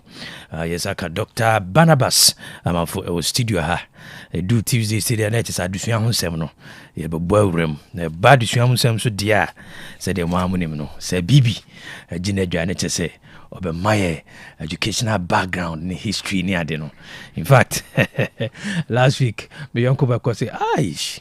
I say post cob no. I say frame say me san fama no. Sa acronym no me san fama no. Good. Tene ye educational infrastructure. Say me di kakan no. O man say yetete mabuno. Workers do na untimi education and free the quality of life emo enti o maybe no ye wo quality index and I say quality of life index and ye ma kire se man no ejina ne naso bako ye education ye free ma enye na Nyansapo no enema hadwin and I say nema betimi aboa ye disua no the do Tuesday Dr. Barnabas and Dr. Tichi Yatrase ni sinkunya na yesua de na yeka mo se Adusa Herbal Center so yasene wo obi a wo sisi eyo ya pa koko ajuni pedua na boso be ma waba da bridge wa yemremre wo general body pain na afis wo ba enidane hawa ma wosanka Adusa Herbal mixture na Adusa Herbal capsules ebe tuasie deku sanso na obi a wo malaria fever wanum ato loss of appetite and I say why mre ma usaka Adusa Malahep and so ebeboa na watimi agina wona so sanso na uyobi a waposo taye wo ya Rebecca joint pains sasabro rheumatism ewo so a and I say honamani sansa nyina no ma usaka Adusa Herbal ointment Adusa Herbal ointment ebeboa na tu saya de wa nyina asiama Kumasi Cofrediments Colinac Osons Pharmacy Costa Pharmacy, Danny Heba, PFA Pharmacy, or Memu have baby a toy drew say Heba chemical and a Heba chemical and a pharmacy shops in Ano. Ya to send ruina apete unsa ebetimia kabi. Sabri Adusa Heba Center and clinic screening no egusua ekoso busumi and a mami Adusa edibeba ewiye eniti shane so.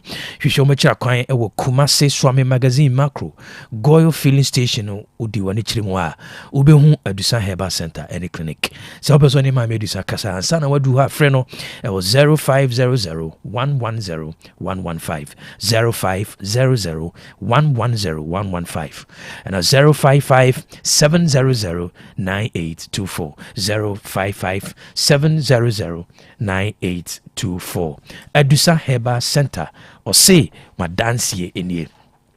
Ya ka say Access Bank fa keto abeje kese promotion no eguso agina mu den enti no so mfa ho be shema ma ona moto ne fa ho be shem ekopem September 2025 our day sa promotion na be wiye say unya fa ho shema per 250 Ghana cedi say your new accounts and as existing account say your current and our savings obetumi e dia beto o de to ha no be kan promotion no I feel betumi the multiples of 250 500 750 1,250 obetimi de atom prendido a ode to no na o improve chances obetimi a win the ultimate prize 580,000 Ghana cedi cash na o your babunu na o solo account na after so the 250 Ghana cedi ato account na mo spend 500 Ghana cedi or more e wo Access Visa card na so na obetimi de actually it is a Netflix subscription PS5 iPhone 16 and a Chromebook and uti fa ho shem na sa promotion Access Bank on the National Lottery Authority na kambo mube hunu the Caritas Lottery platform terms and conditions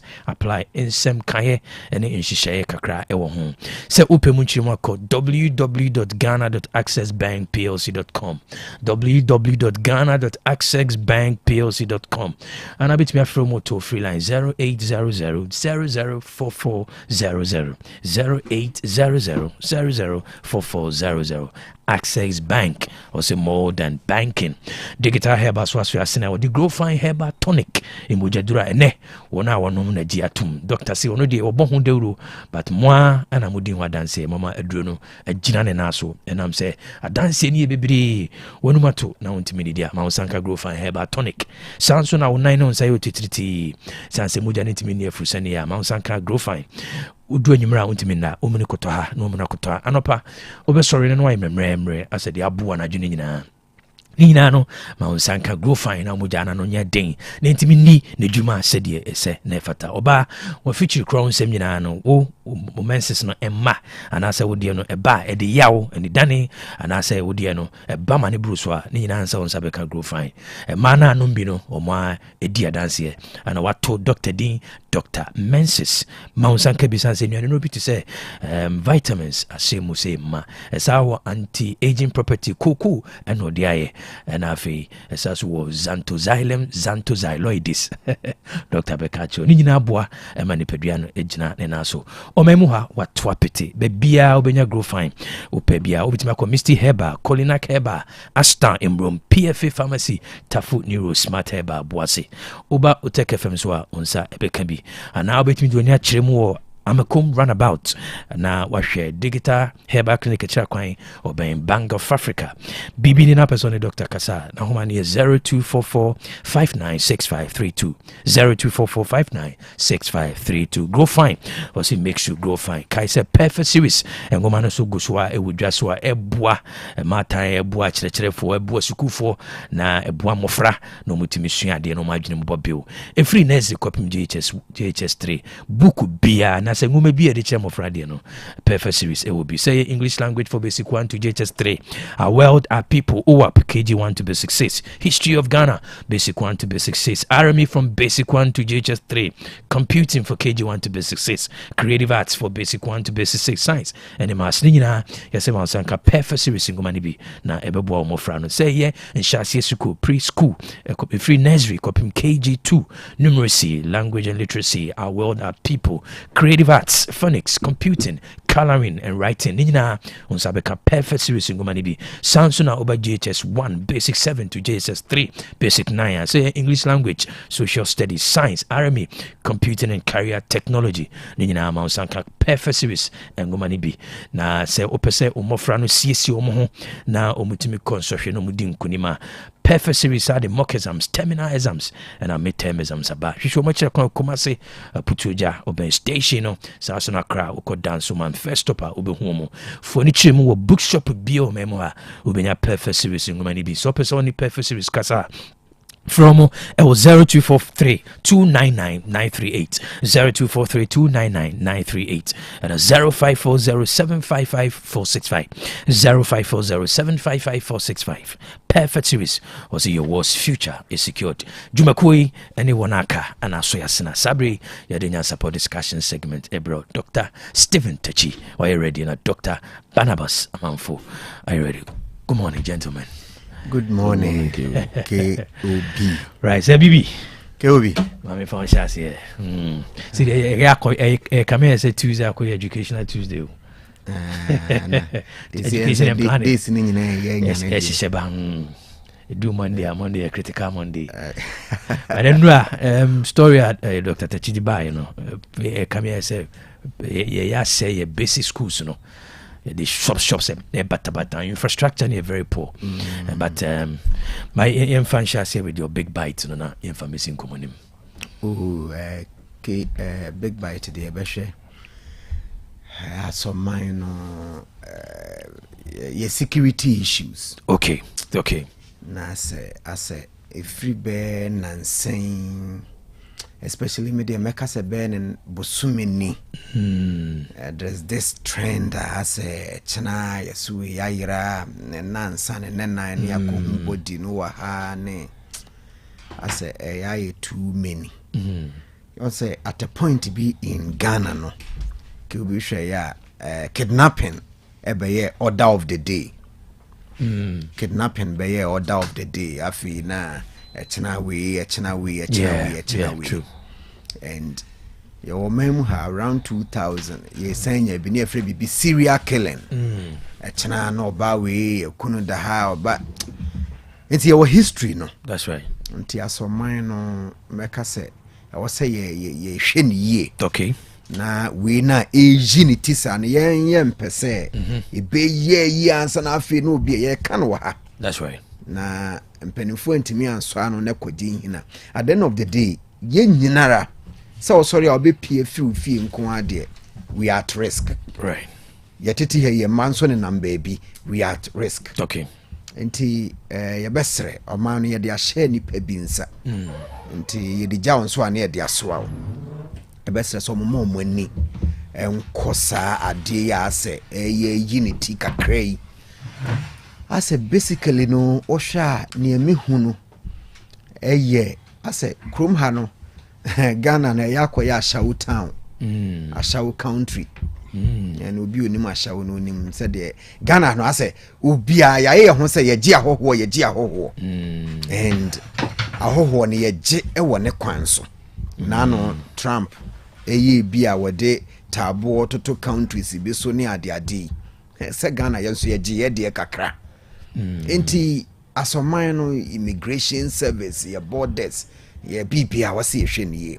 Okay. As a hoho ne ya and a hoho without as a proper immigration eno na man ha adwen no. Okay. A hoho de sebi account for kraka say de a hoho na chichiri kru. Okay. Enti but e was ya hoho a u bibi ni a u tracy a ubetimi a tracy. Enti e besre interior ministry no na omundi pin any immigration you know mundi pin sa ensem a yeken de etwa to meka sesa na ma we nyina so esi we communities ni mu na obehwa edan bi obo se nipa be dunum kasa omo kan community ho biante no motim omo kono omo nanso omo sore no masensuo egu kopum no ma hohoro omo nim no makọ no ma bedra nwumre no nwotwe Dr. Men saw the council. Me wo issue with the police in Ghana. Me security expert. But you see, crime takes place in our neighborhood. Yes. But police presence mostly will council. Oh, streets. It's me area say no. A man for you, a man for one move. You be kona police we generate council. The crime is taking place in neighborhoods. Minko security school. May a planner. You respond to where the problem is. Yeah. It's by this time, I mean, Canada that say we should have a police strategy. Responding to neighborhood crime. Over Canada, every 5 minutes, there's a police patrol in neighborhoods. Police winging up. Many security expert, baby, and they don't even build a lot of police stations. The police presence in the neighborhoods alone can solve some of these issues. By a police for the Pekwan Jinado. It's the me de pa angle awde aba no enu nti na ma omampanin kufo CPA na eden community police assistance ene omo na gina kwa omo ne omampanin fo no. That is the idea.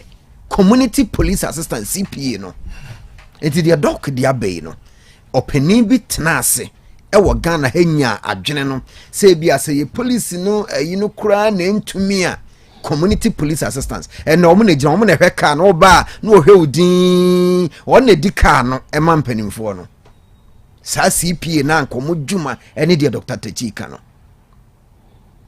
omo ene di car no oya no no wa behuru atenam na panini ntimi fa nanim nje no no na di nanim age but omo djuma ne sen ka every community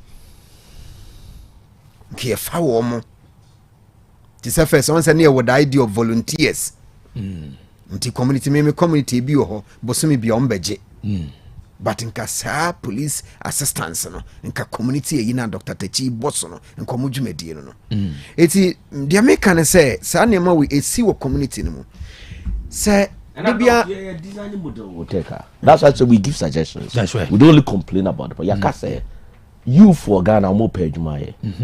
Most neighborhoods are willing to even pay for watchdog. Yeah. So what the government has to do is to have a wing of the police unit. When you police, community police or yellow, police force, neighborhoods that are ready to contribute, let's say 50% of the cost. No assign a police force to them. Then they patrol the area. Maybe all we need is police bosses to agree. Say police for better patrol, take care of fuel and other things. Landlords are ready. We are not able to get it.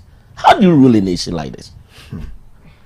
Landlords are ready to sponsor youth. If you're we need a lot of innovation in governance. If you could have a whole wing neighborhood, secure me more wing on Paba for 50%, neighborhood are for 50%. Already neighborhoods are paying for neighborhood work jobs. If you formalize here, I equip your motos kakra more cars kakra, they patrol the system. Yet mean cost one teacher of mine to say the and a police for near do mudi from the celebrities that you were yasi, and the celebrities quay ye are not police for, and a do mochi. Not communities here, police for. Eti I could be medema no sin and your messer and say your communities, say, and penny for ya, yen take your destiny into our hands. Na ye mayen in now. At the end of the day, in a bar a ye, yena equity, yena equity, tea a bessere, say, Omoma, money. Say,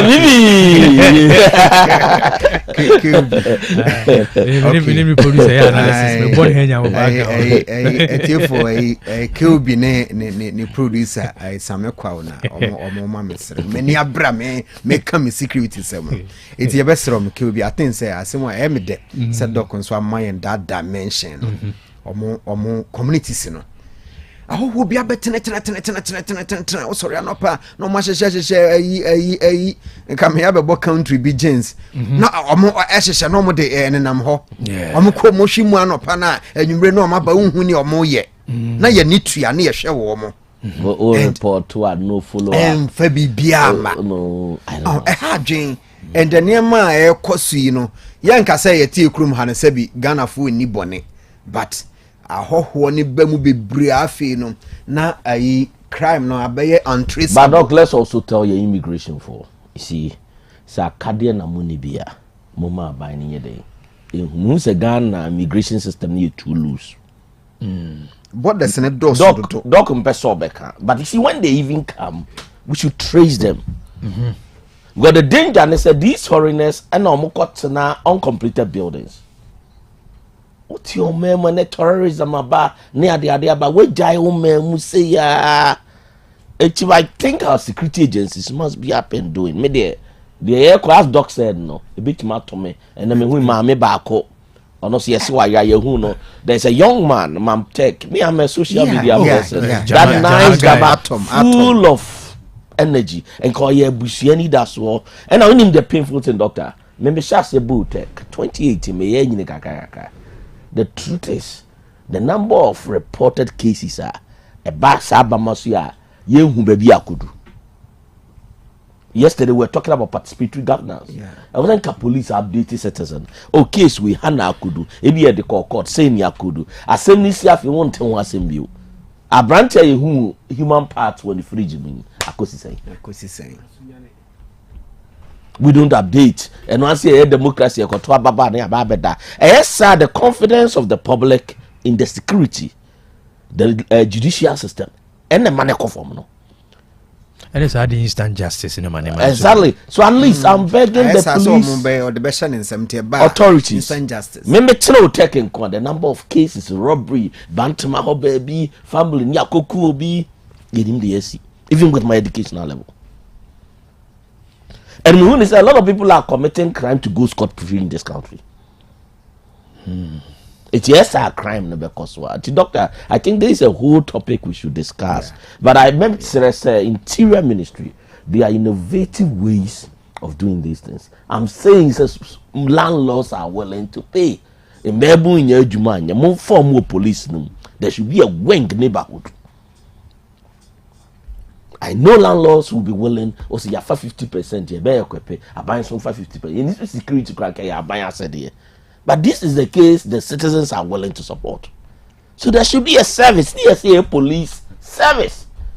Not many students were called discuss. You see, a buy a police station. A buy a police station. I told her that. near discuss or more call field and identify problem. No, say police station. I'm saying police stations do not solve problems. That's why it's called police station. It's stationary. It's here building more police stations, but we still do not have security presence in our neighborhood. Look at the Western world, they are not dealing with more police stations. They are dealing with the movement of the security. It's here revises some of your strategy. Once again, I'm not a security expert. I'm a planning person. To special analysis, security versus space. So I'm dealing with space where the crime is. I want to hear security presence. And now the biggest crime, doctor, in the neighborhoods. Now, to just to bring your attention, Yembo or you on Hinena and the story, a drahine. Now, a table bukwamu major crime. Okay. When who say we here military and security personnel no. Ono anka say si hwe facility o si amom say o nana na si ah yen kipu mo na yen form mra na mo fa patrol o mo komra I mean see nana no bi say no mo here promotion nana mo say no mo here promotion we drahine nana ya ba ba ye de omo yempuntu and na nyom omo first school as you that's right omo yempuntu say ne we facility o si ama oh nana nyami sha nana handing over na oh nana em say nana hwede that's right nana very much there oh nana just to beef security and you know you honum o sa ankwa uni mani ade o mani ade si enra nyina no ne after enra no dey me produce adwuma we monyama me do you know that enra obi fra if akọka se be a keji ni siri kra na nye school asase sa wenya side plan you see mo amu wa himfie enye headmaster na school ne ne dia ye ka se school da ye Ghana for dia if you have any issue ko assembly men ko headmaster or headmistress in fact Ghana nyemra say school land is out of bond so so chaos you should be arrested see serious national yenye emrakete school land out of bond say you call ye headmaster, it should be the basis of your prosecution. Almost assassin and also maybe a cage in this in Africa and your school assassin. You see, so ye cage in free my own. One of the ball. I rather young go for her. It is Santiago Bufu and run. I'm just trying to hold my fire. But you see, the Nanayi Nana no yes remo. See, kasi ye jama politicians here based on money nkuta destiny. Ghana ni future. That's right. It's when kanana no mkotoje gufom. Say the nana ye. Say mama ye ni da so ada achi si ye gina aka say. Ye ma nana no more power doctor. Ne wo ni da so bi a ye de. That's right. E kasa. Me dey ke obi ute asia. You see there is upo the hope in the political class no. E ko form. Right. Ne da ni e chihwe asofo a. Jesus Gareni. You hear an anoma. School assassin here to you. Why near Codano? It's a dry in a year, BB said, and me, that's why I'm happy. That's right. You should share a soccer man point, the late Nana Wako could appear in the evidence. Dabbing in Nana Metos, one of my sorry. The crow. That been him crowd on Tona Sasarov, the palm plantation. That's right, and the factory process. I wish we can make a case, constitutional review for Nananum, and I'm making a case. That's right. But I am hesitant because of Nananum Bisusu. Nizike obi wati asia, but Nana dry hina mayen daso. That's right. Nana dry hina mo mayen daso. Nana moye wakwe kura mayen daso. And I think that we still can make a case. That's right. By a best friend and no business say. As some of us are making a case, among my who say, among dog, or minor. Right. No minor idea shows and no more teaching. It's with dear. Could be a no one morning, no. I have it, I had it, and I need dry here, Tawasi, I mean, shroud. Uncle Swan Tonkum. Now be on ye be free, be an anonymous shroud. Then you be enough a shroud, oh my sir. Into a dear, and a crumasso montanity. And she nana ye say ya, yen fire hoarding in a day, and tanity. They himself by ye dear chances, Tinana dry. A man of the week. That's right. I say, could be a best selected man of the week. They say, don't dry a man of the week. That's right. Nana won't castle. Be first year. Yes, and Tia no, your best sir, or say. Or mama or money and said another doctor Techikan on so call a man who do bisua secondary school level, college level, na security service recruit or kochre secondary school students, Kumasi Anglican students, Opokuwari students, Kumaka students or kochre wo mu de ntia o mu wie school a was o mu join security service no. Okay. By ekrom ha obi kodiki we asoma o kodiki no otefom na enhoho ntatia we no wi a wase wosan kofa ho ahwan ko huhwan ono wa yi ni tim se me pese me serve me man me pese me co security service no hwe de kwan ya de o mofa so okrom ha but ba bi de o mokọ ekosre ekọ nsentize wo mo orientate o mo de ntia wase o mo fa wo mo and they said another okano in say your hochana police to citizen ratio is this and just say so okay and so a man for you willing and ready and see I was say to me share na security no esa ye nyina ye nye safe okum chacha be say ko Jesus security ya ba for so okum chacha but say bibi o top no down there nice that's Dr. Yeah, both politicians are better that ho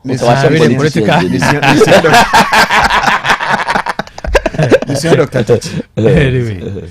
All right, Dr. Zichi.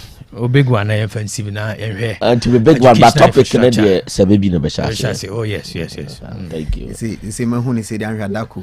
We are na otete kwan ho. Me 10 transfer na me hwe. So say Thursdays we said that. But topic we nya me dey o. Special plan and education infrastructure. Who you know say. But at least who now will flow the first it no we are now the oba first. Okay, I said free now copy Nyambua December. Right. Or therefore not do me. Me focus on my big one, be focus doctor on policies where the government should look at. Or may buy for but we used to do it for the Nanado government. We want to do this. Now next year monitor what they are doing. That's right. Then we can just continue because it's just not a show. It's just a show contributing to national development. 100%. It's a penibity, no pay ideas that he can get it. That's right. QB ties with Dr. Dian. First of all, me agricultural colleges. Okay. And I may share entrepreneurial approach to security service. Okay. So what entrepreneur? QB share 21st century. Dr. Eka security. It goes beyond say ya farmer children or mukuta you no ye. It's where the emerging approach to security. They also look at poverty reduction. Okay. It's we share Ethiopian army where they men kwabrochi. Okay. Kiobi army, navy, air force, no more military industry. Okay. We need the military industry no more. Simple agricultural inputs. Omo produces simple ammunitions.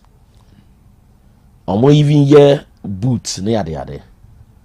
I know said the Ghana military tried to do these things, but I'm looking at the situation where Ghana being a wing of military looking at production. Okay. The idea is that because our military is noted to be very disciplined. Okay. And COVID time the military showed say they are capable. But you see, your engineer regiment, your adult regiment. But here is the case: we need to formalize a wing of the force. So, for example, yes, if we can produce boots and be selling to other military in the Africa, we can produce military uniform and be selling to other. But one resource and create a wing now. Soldier force so that they can't do things. Just say, come on. Yeah. In terms of capacity, Ghana has one of the most brilliant forces. And I can tell you, so here, Lieutenant Colonel Akotwapo, Lieutenant Colonel Owusu, these were my classmates. Akotwapo got first class. It's more quality to say, no man. Then they choose to go to the army. It means that if you put in place the necessary policy, you can get the best from the military. Right. So it's not about just assembling young people. They will be at the barracks and not contributing to the productivity. Kilby Payema producers in your permission. Yenfa barracks war yihui jihui. I look at it na miraho. This is an army what top class engineer. Army what top class planners. In fact, my planning school, me was lieutenant is it? I don't know whether he's now a lieutenant colonel. Dear, he was my classmate in the planning school. We have the list of Major Tano classmates in the planning school. See, support you more. Do you think they can modernize that barracks and make up maximum use of the land now? I think that we need an entrepreneurial approach to managing your force. So I am suggesting that we have a whole unit in the army that will look at military industry.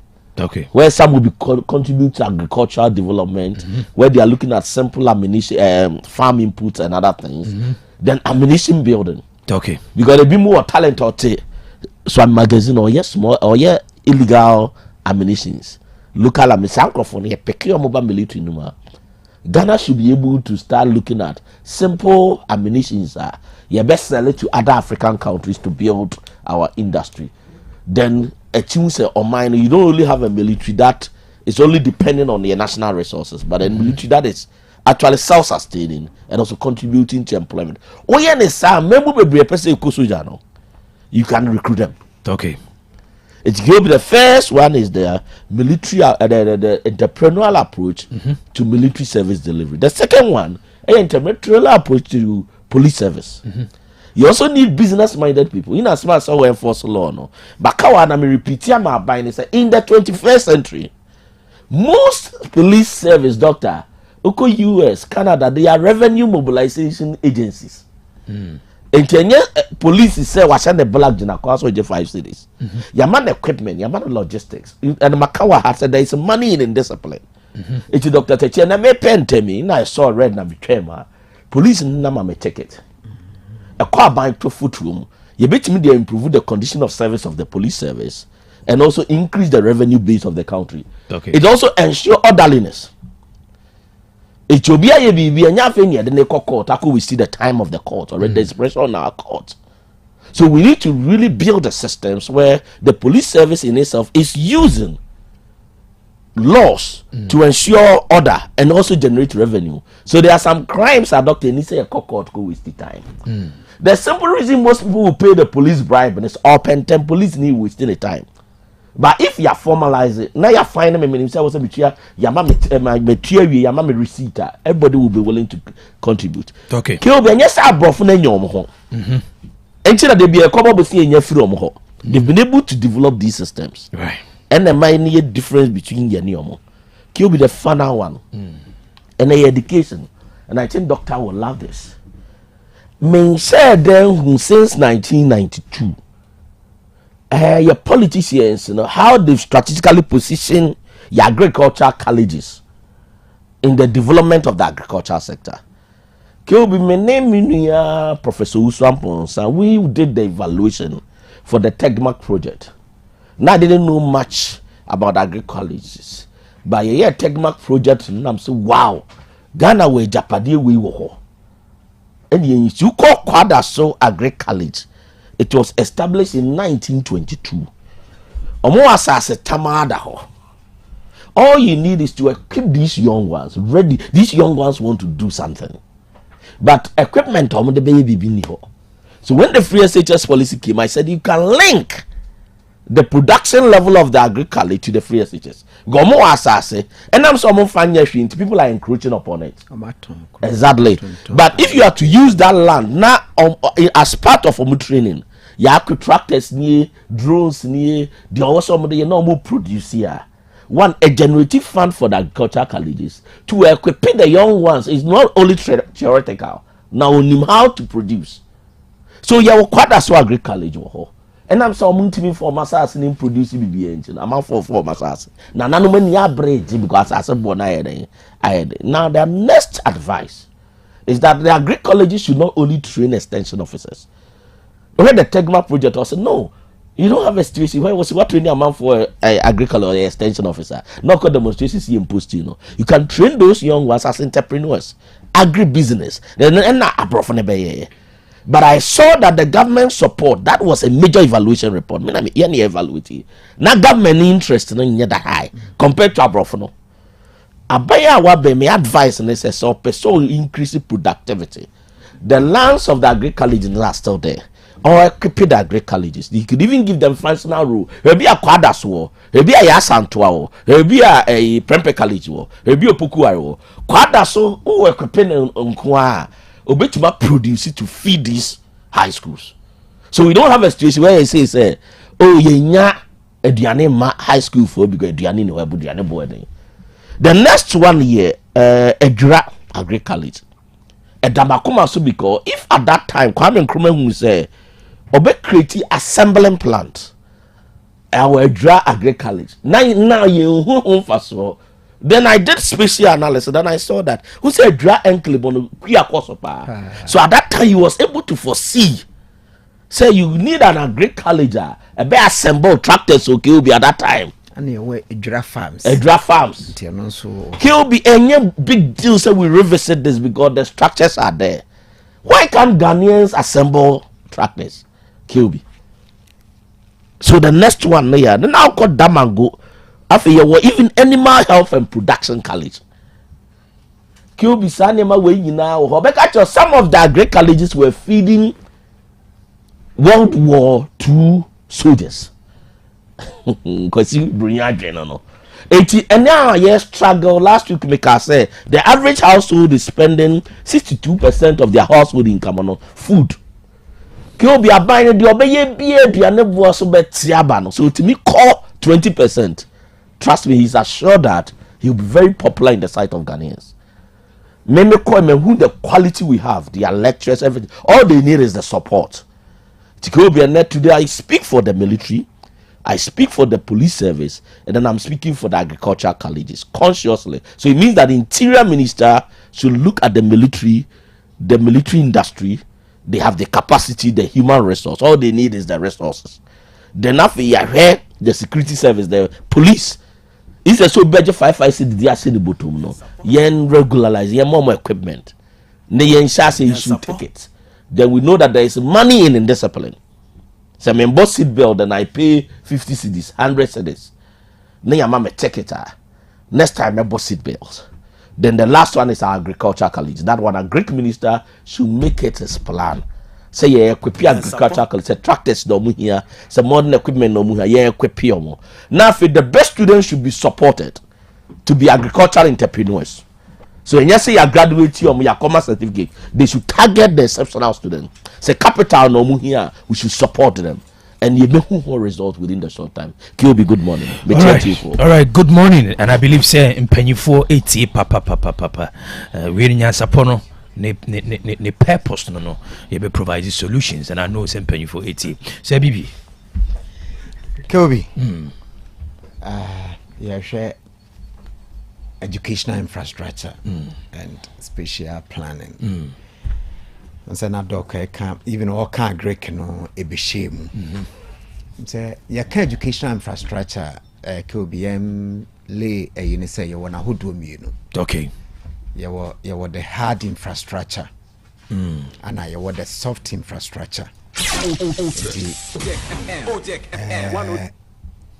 It be as first, you know, the clear ones, your school buildings, libraries, assembly halls. You can't be this school now. Normally, the 6 unit classroom, no. Now you the back across, so say JHS or Hania, no so across to say. Now you see a open top washroom be, and I say urinal and cancer near the CB, BHS, and also a busy school. No. And that is the physical but you were the soft infrastructure no sure Drew baby no and oko schools na who do be bra especially senior high school na even tertiary nyina say we ne can ye kama baby a we say obekọ no IT survey no bobu bowie na we ye aba na yi nti the soft one no it's say in the 21st century no a tiki strong gay and near man KB and Kenne will be said me what the Yakasa be what the biggest library in terms of stock of books and the whether online resources are over and then the libraries you know a lot today tertiary no online access databases nature say ampa or library no it is you know said a mechano and more of the physical infrastructure soft no say that is a way of laying that foundation na nti say we bring it into the spatial you know said the document ehwe no we share had the layout say so we share ye krom ha schools ni bebre we share the kind of land ye jema wo mo said another can schools ni bebre craft lands and krom ntimi hwe so because ye je land ne kase to ho na ye see damien samienu na de aka ni nyina ho e bambo kra ayeden na wo share a lot of schools e wo krom ha document na enya sai no be hu say there are some schools be sometimes they say school we kwaji new site wo hwe school ne kase but Ghana had they say asasana omasasana sa enti so mo kwaji new site me in person me both schools be dey but including tertiary enti old site new site but what should the current the friend old site na yes say aye mana now we see what we say the idea of spatial planning no kra no yesua ne sen ye de den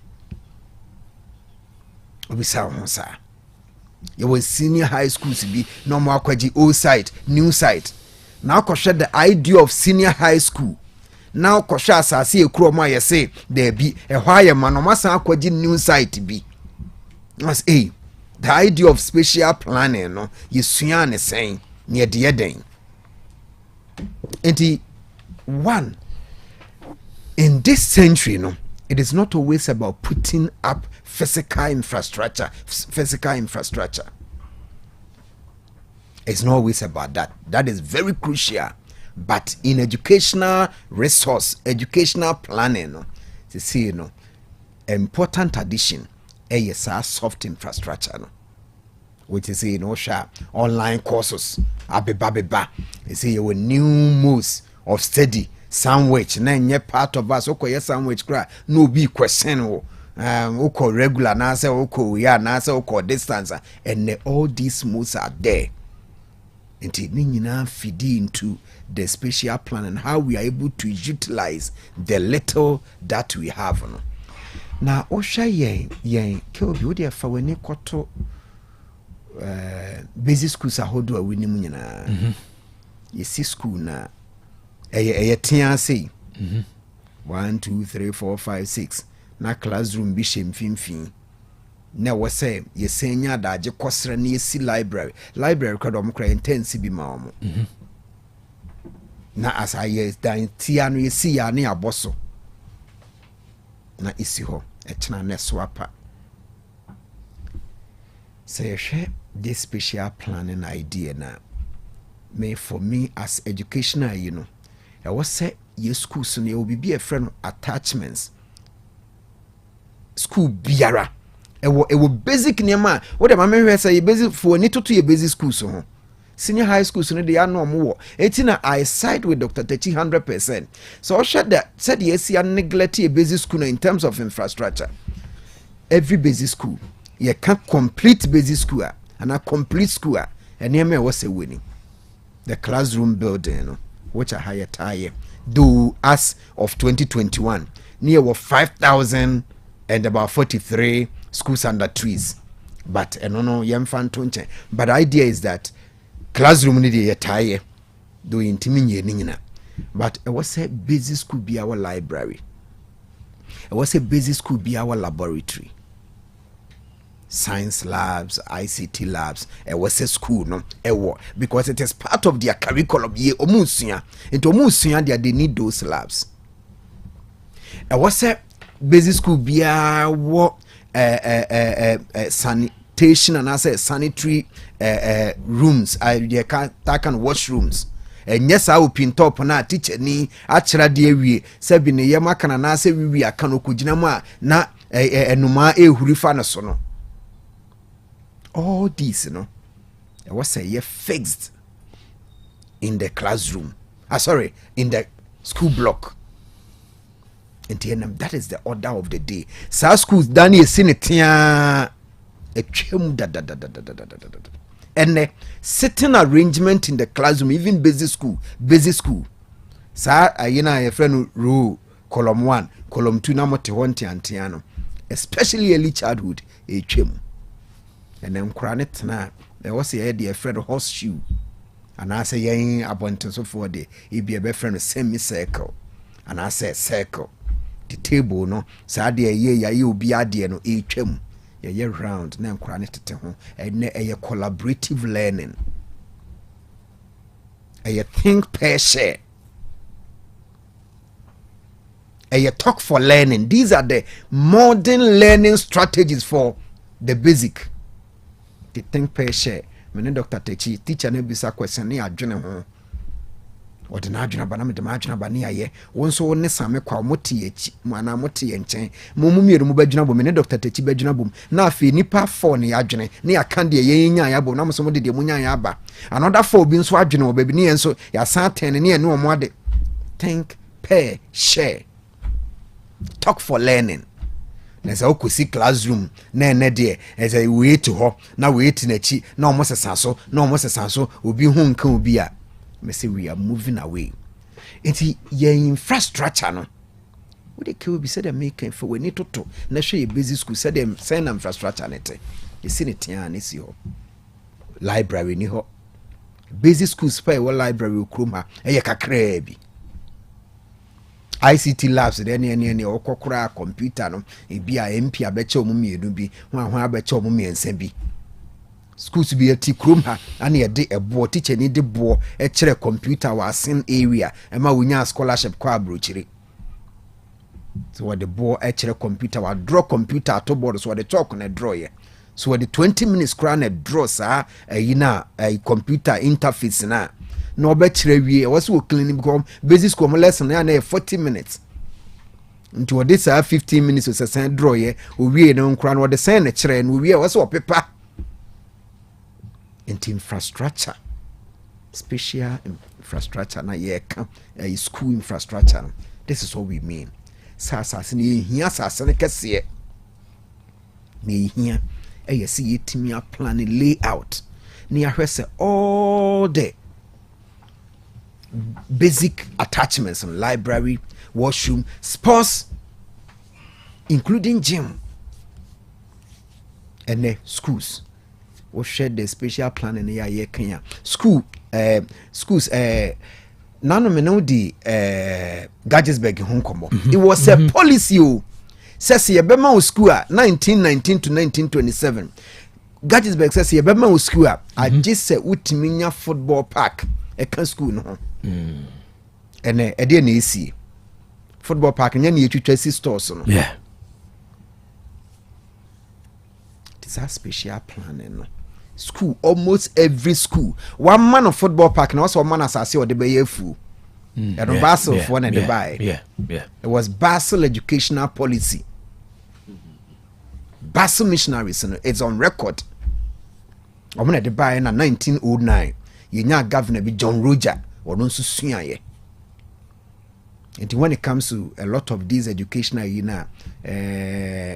Bob Basel, the first teacher training college in Ghana is in 1848. I was a Presbyterian College of Education.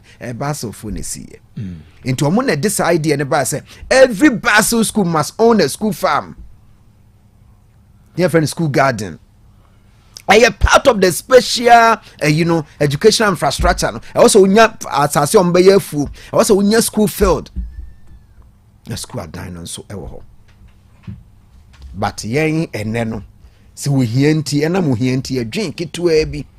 Isi we yensi e dank itu ebi yensi 6 unit classroom. And obeti was a 3 unit classroom. 1 unit classroom ni aboso. E china na hu na mframa na apano.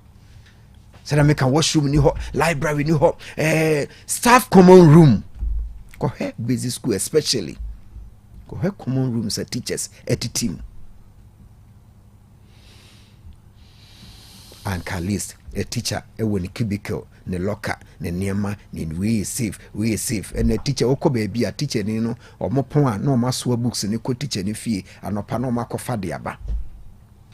And sa send it da ho.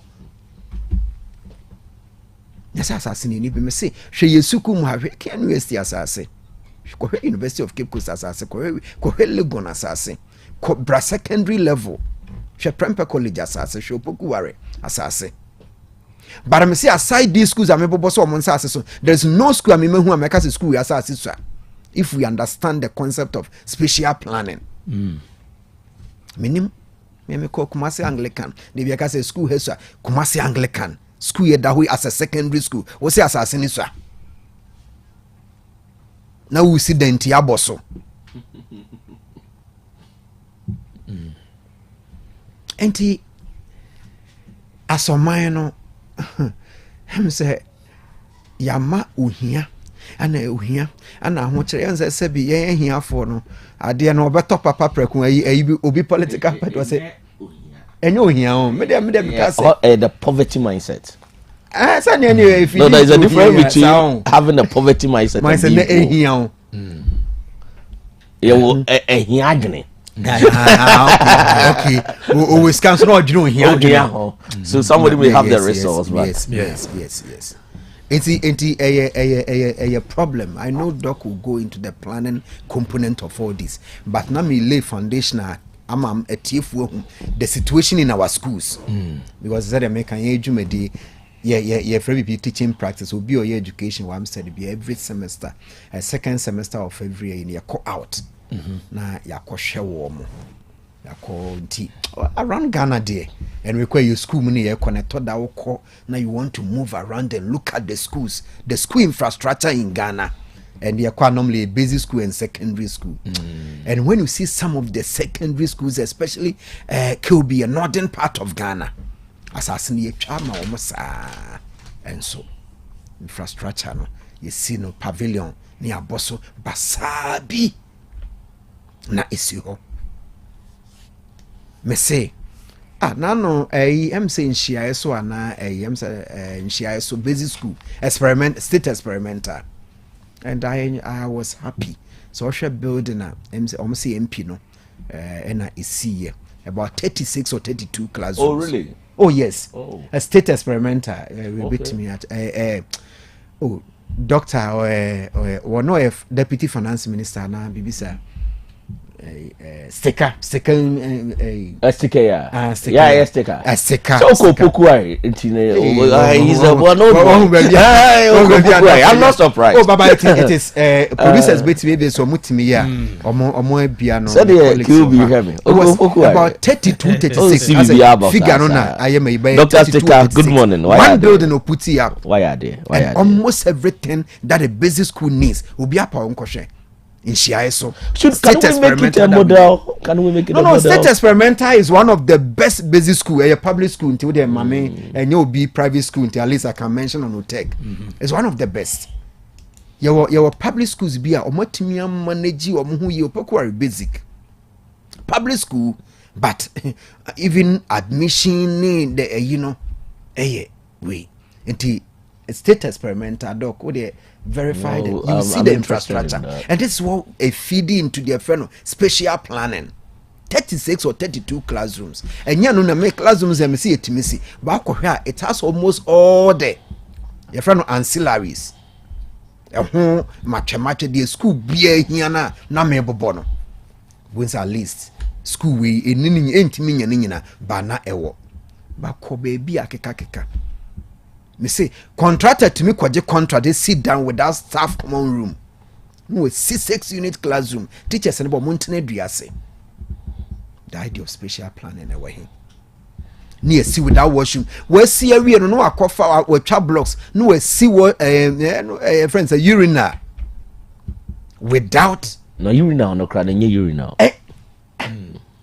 no, just some of them. And we call this the spatial planning. We'll sit down, we'll lay foundation, what do in terms of planning on never hang. Architectural, never hang. And it could be so show you schools around the world. Yes. Wow. Beautiful. Doc. Oh. Yes. About 2 months ago. Dr. Yamisha. But I'm not surprised. This is what it's about 32 or 36 classrooms. And I followed it. I mean, normally when it comes to the Nema, we are. I don't. The producers. Well, how come we've not really paid attention to this? About 2 months ago now. I'll comment on this. I'll comment on the design. And why it is so important. So important. I think. So that is it. Yeah. Oh, nice. And now the Ghana flood. Come on. No. A basic school, public school. Public school, state experimental. Public school. Oh. This is where we need to go. So then I can say, as I see being we for school. As I see being so. Because I've laid the foundation, I just say it was soft infrastructure. Into a library, a kit to a but a computer me and some the kind of near my was a computer and so on. That is the soft component. Okay. And today, said America no co-universities are who do be bra. Oh, who says student will call library will be or book. Yeah. Pod med office. Still, you say you read a lot. Number office mean who books? Do you know how many books are on my laptop? That is infrastructure, and that is part of the spatial planning. Was asking you to cry? There are a lot of this I'll be to me feed into the soft components. Was asking you to done in whole sir. Why didn't I catch it as a school? Your bob break from class 1 to 6 will be a break. Debbie doesn't work like that. And some schools are doing this.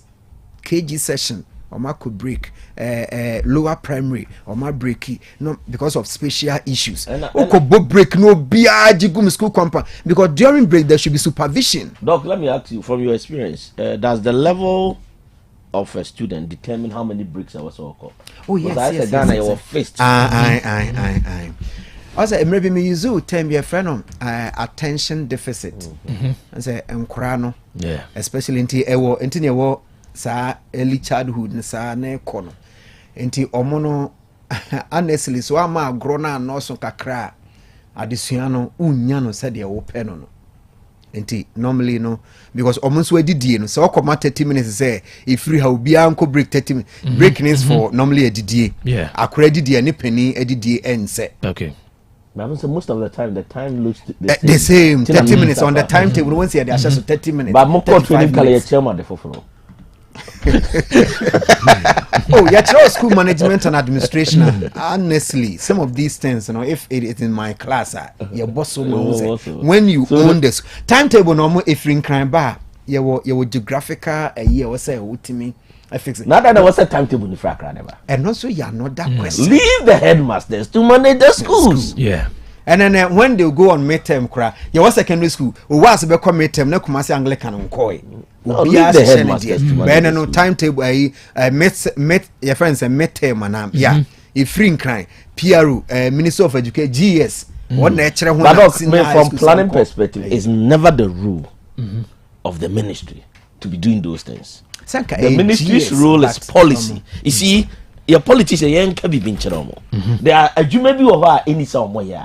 Jumane was on way. Chewing more than they can bite. Biting more than they can allow the headmistress, the regional education director, the district to do it. Near the president and basic Bema met. I was like, on my paying what could US Minister of Education at the time I be school what to be that? Maybe I'm good for democracy. You'll be what to be that. It looks like I say your GFE the same thing.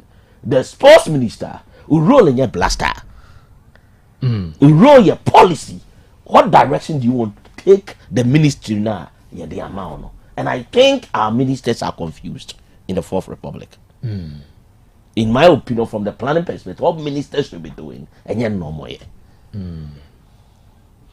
KOB producers, more than Jabra, Samuel topic or hold that. We'll talk about Dr. Adiye. One aspect of the spatial planning in terms of educational infrastructure, I think my boss who had a friend of infrastructural mapping. Okay.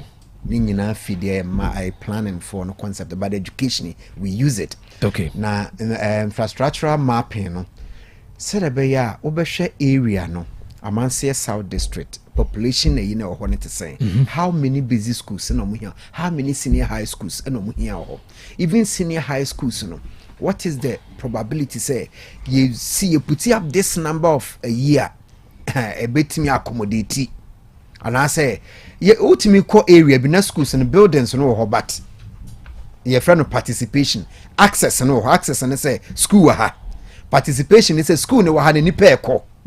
That is the enrollment aspect. And see, oh yeah, the same share so a school ye boy dear doctors what they be. It's one of the best public schools, sir. Yeah, the Ukumase. Silkan State Experimental. It has been from Toto today. Yeah. So the way a model system be on managing to such a school infrastructural mapping. Was a bit me see more. Is it because of plush environment in Indiana? Oh, but we have a beer one. Is it really plush? Because the high income, but the high income will not move from all other places to come there. People move from all other places. What did the India make us say against the ministry? They say, Ocas or reserve a certain percentage for public school. No, if you manage public schools well, you don't need to say so. We call public school reserve it. You are admitting public schools you are at a disadvantage. It's ministry never yen a jumano. And on our fast shortcut say, okay, then let's give 70% slot to public schools. Okay. And it could be infrastructural mapping is very important when we are looking at the spatial planning of educational infrastructure. No? Yenhwe baby a yenhwe population yenhwe data no na data no nkyerɛ yen sɛ ye si dan ya ye hia this number of stories and I say ye hia these facilities na yetumi aba senior high schools na yenhwe, but mostly no akwete sɛ me say sɛ minya akwanya bi na me cha dan a mansom patase ahwe omu hia dan o school dan omu hia enam sɛ mabɛyɛ Ministry of Education no I was say me kosi bi si ho Kumasi Anglican Secondary School. So mu hiyo ansha mabeye Minister of Education wase me ko CBC ho. Eti yenhwe data no. Say then but this is me old student wa ha me free ha me yesei. Ahwe kura me yiri kro mu nyina wase me koye bi si ho. Instead of considering the friend infrastructural mapping, we say ha no do they really need it? No mo ekọ ho a ehepa na ekọ e be serve purpose no. Yetimi si library si community bi. Your cluster of communities to teams say library in care site no ha nkebia nkebenya your friend readers kebenya more readers than but enam say near all the program na eba no no free no ebekọ ha obekọ na obi ani ho na library na si ho na akoye white elephant.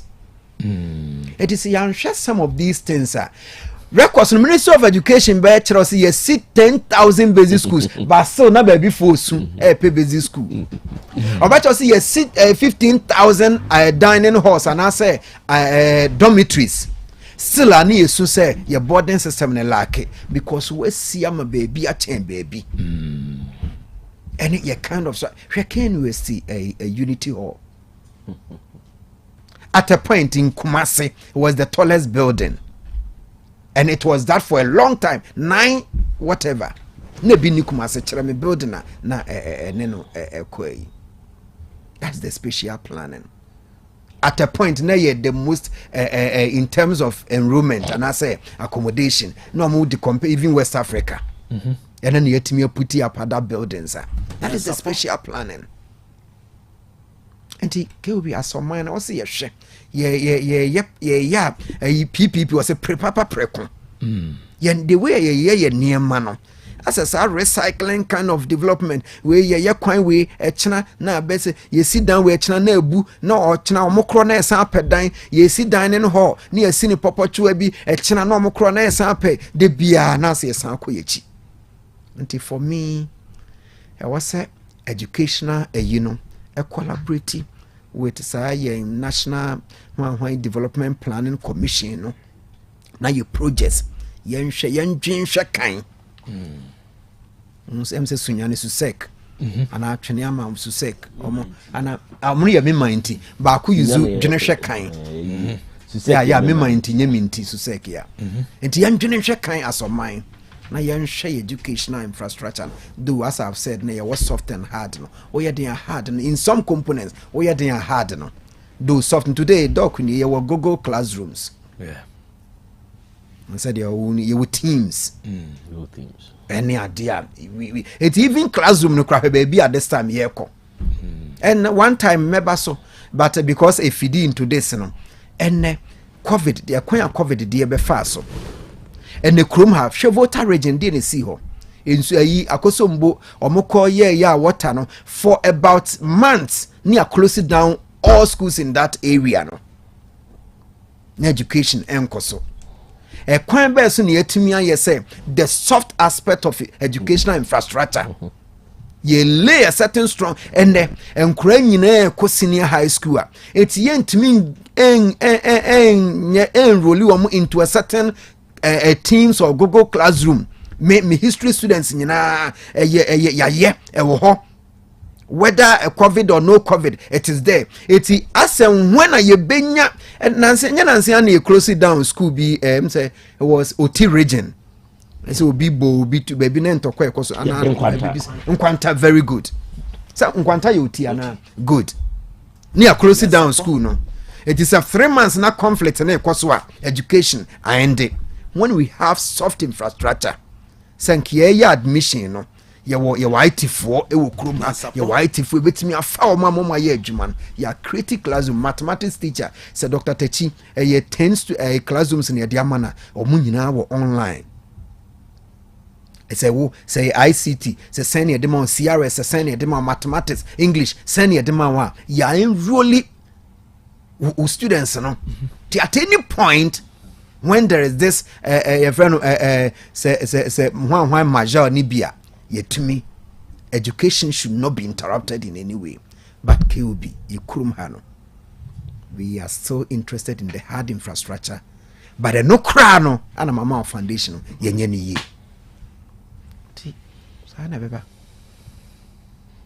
No, you are friends, you see. I was enjoying to be referred to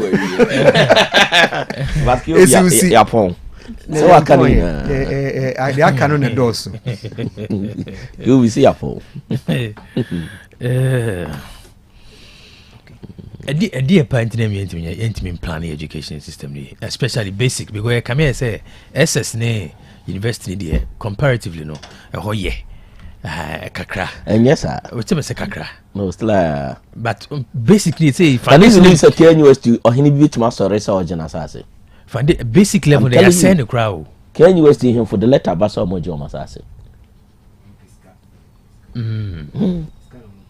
can you waste visi ono bro nye opem so a na ye bold maka asem enye opem so na ye chancellor nka can you say assassin kan o komo pa wadi oh hini bi choy no de ni pillars akwa kwesisi can you say assassin like yen kano isi we are building, and I'm sociology of development. I said that Ghana's biggest problem is that we are building a nation based on materialism.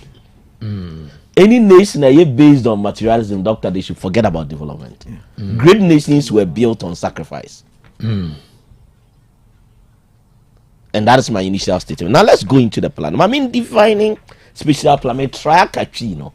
Because my plan I'm in no Portocasem to me track a chin. 3 4 yeah, my can in a simple language. Said a baby boy. Could be a special plan now. Nyankopon chain a lot of natural resources. The nyasa senkwa. Yeah, obadie abodie near more than mine. Ain't or my be I will be. And Makawa had that so on my yes, Samaka. I tell about computer game. What she says, I'm breaking. Oh, yes, she said. It's what say ye tenas in yes, she says, Dina media chain. Quite bad, soon you bit me. Ye used to near your home faso, ye used to ye. Okay. Now, a special plan now in simple English language, you say organization of human activities in space. Okay.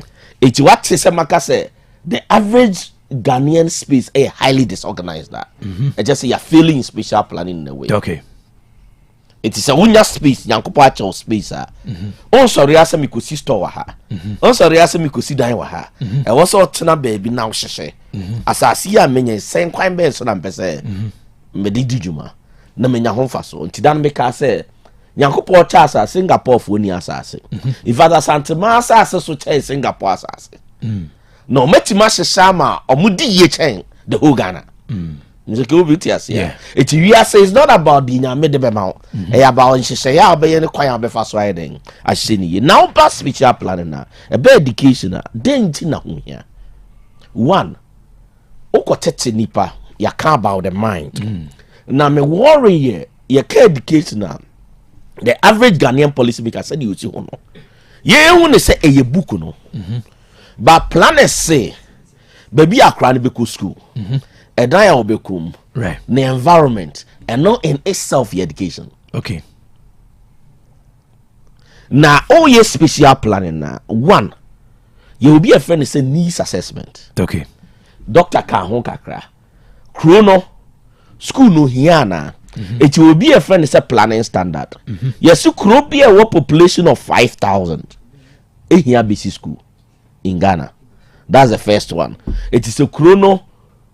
Nipa no, that is an urban area be here a basic school.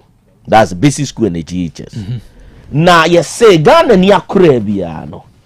The walking distance to a school and it's a bro 1.25 kilometers in a town and a 2.5 kilometers in a rural area. Walking distance, not driving distance. That make distances, and I love the feedback. And she special plan and crack calculate say Accra distance when it's on antico school. Okay, be your niama. Your niama. Nothing all she say school now. Ya needs assessment, I have distance, and ya have population. It means Dr. Carr say you don't just wake up and say something could build this school. One of the population needs. Nipa 5,000 and now if you wipe a distance it's planning for be your friend is a special analysis of facility so Kumasi say you know make ma come Google map and catch us say your facilities there geared towards certain area because they be a call northeastern side now then maybe a more east south for no then it means a planning intervention is a directed development towards here two person conjecture now Kumasi say we move towards Confanoche side no KJT ya Confanoche and then no senior car even in KJT no ya shifted to towards the inti ya say one side or ministry ni na no you take care any movie because one plan ya say dem na why am out all planning school will be key things and met yesterday for young to bunti the first thing any of this young ko dede inti planning for see incompatible land use. It will site school ni say ben asore. Eni say ben commercial area. Eni say ben kwan kase main road. Eni say ben industrial activity. The first thing mental development no. It planning forces in such a way say even in case of extreme cases there should be interventions. So, be a friend say when noise control measures to be build a buffer around the school. Kill me, much me magazine de esi magazine homa muti magazine no obia ye batch start with magazine de ke edi ayi no tena ma break obia okoba otwi producer sorry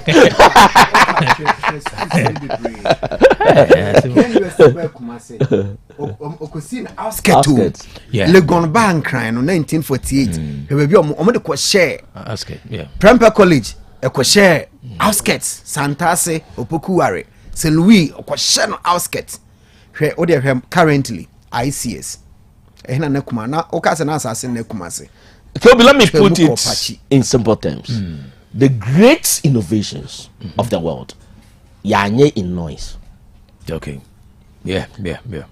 And Ghana, once again, make us a view of education and a reflect on how we treat education. That's right. It's a percent and crown more reflective. develop to a certain level, that noise is so important. It's planning for any incompatible land use. So school diner sorry ben planning for say incompatible meeting. So if the school ne ben noise road can and I discuss a road. So you cannot have a school a road name incompatible. Now for you heard the safety. Yeah, the man they got to no school more. It's all sites here. Major road you don't cite the school. It is say nipa be best site school no. Oh road near the yes. Oh yeah, zebra crossing. Now flyover. Now flyover. No, you look at the safety. It could be an access road. Traffic no, speed no. Enkokese. It's planning for his animal na. Say nkrana yedi omokon. Omu security be yes thing. I feel know about green space and nature. More must study Archimedes principle. Or say Archimedes journey, I know it means solve a problem. No, when a bar in touch with water, or when a bathtub, no, and no nyani idea, and or see Eureka, ma find a solution. There is a correlation between nature and mental development. It was a school be our nice, well-maintained landscape, green areas.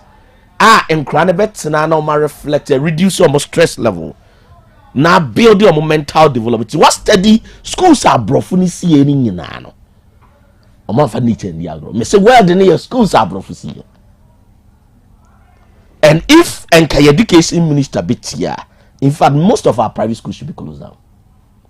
Because schooling is not only about say akrana ko school kusuare. It goes beyond that. It's open say akra mental development na high. Cause seminary, Roman seminary be anywhere obekwa green ni ho. Until I'm the car give me this principle no. Me say make my analysis, me research be me hit the wall. All I need is to close. Until me teaching assistant Becca say I can close. I say no, my upon one. I just go and shower. The idea comes, then I write it down, then I move. Right. Nature and mental development. It say a noise or issue. Now feel call orientation of the building. Doctor will say you need to get the better fan among crown. And now it will be another dining light in the crying. It's only you are sighting the building. Or sighting in such a way so bring enough natural light. The design of the building should be in such a way say bring enough natural light and the ventilation, the direction of the window, no, and can be very comfortable.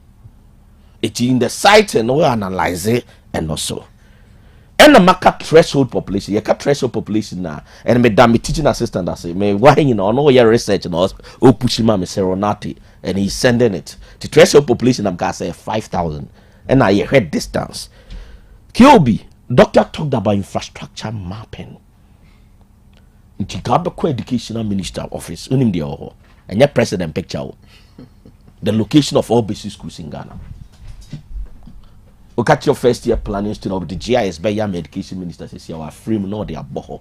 Look health minister office, unim the oho, the physical location of all health infrastructure in Ghana, and your president picture.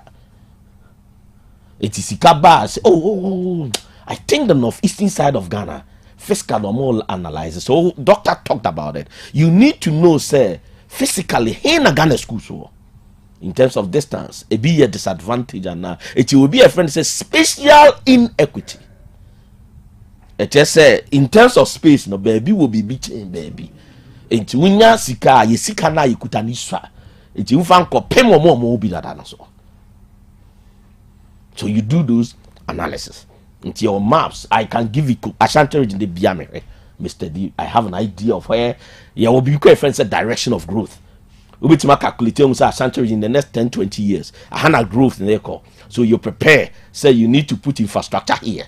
We need to preserve land.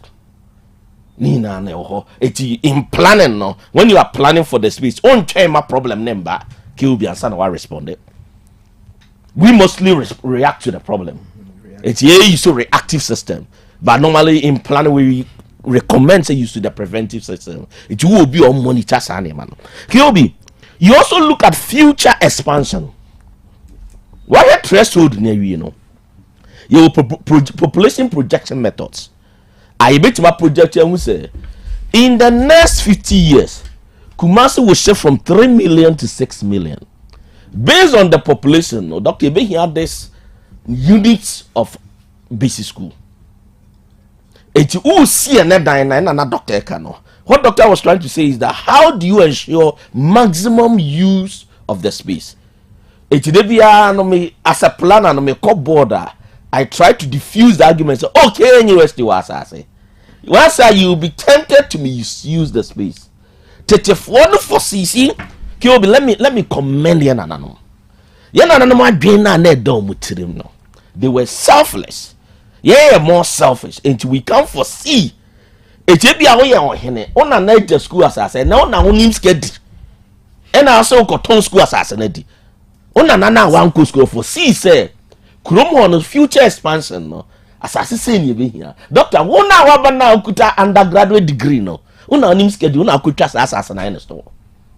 When we say ya school who am fa so. It can be yana na no school assassin no. I don't know how their orientation were like, but normally no me coffee be as a planner. I'm intrigued about the mindset of our ancestors, and I get disappointed in your present generation, doctor. Let me be honest. Who said almost to school assassin?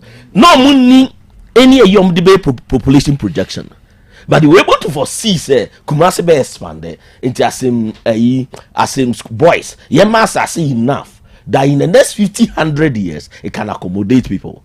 And then I bet you kuta MBA, you kuta planning. Yes, so do young family school assassin. So when you are locating a school, because school no land now, it's difficult also to give another place near the T. Upcha enough land.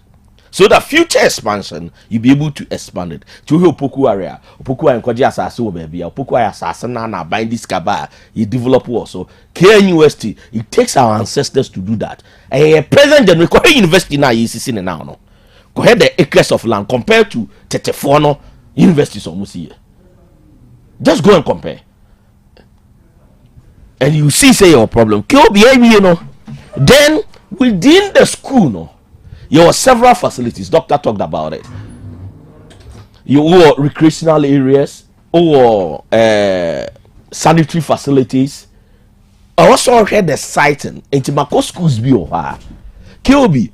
There is no public school in Ghana. Okay, I will not say no, but I will say it's 90% of public schools any waste segregation. It has contributed to a minor environmental illiteracy. Tell them guys say you book no. You see, I say yeah, cause you book no, but additionally the way we teach them. Yeah. It took a open dump, and I'm chronic plan on the go. 21st century as an environmental plan, open dump. So you plan all these facilities.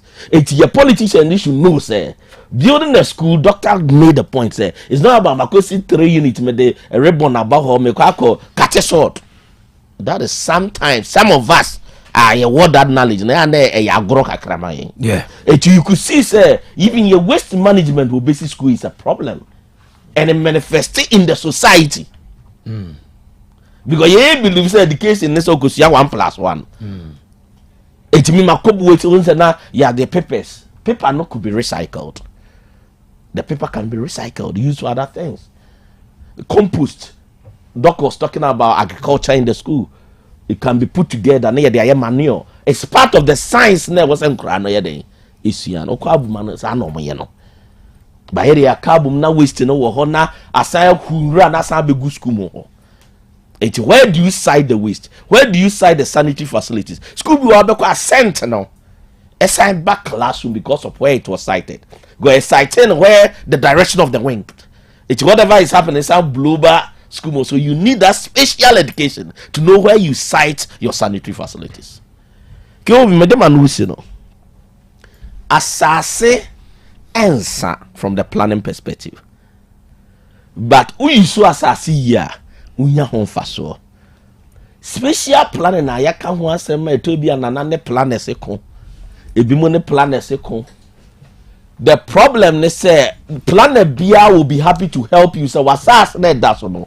Quite best now be used when you're on fast on when you're here. They are even school of thought. I argue that the size of plotter na nanom tete na so dodo ba na nya asase na oton wan hye na nti expect advice no ho prene say obeton so na most of the trolls especially in the urban centers no omu etire ya no mu school asase no so no sika wasa yakunya no ho na ai asase na sa ba onana no out na ase no of season krum nipa bebem enti oje asase ne to ho de obedi ade no waton amanasa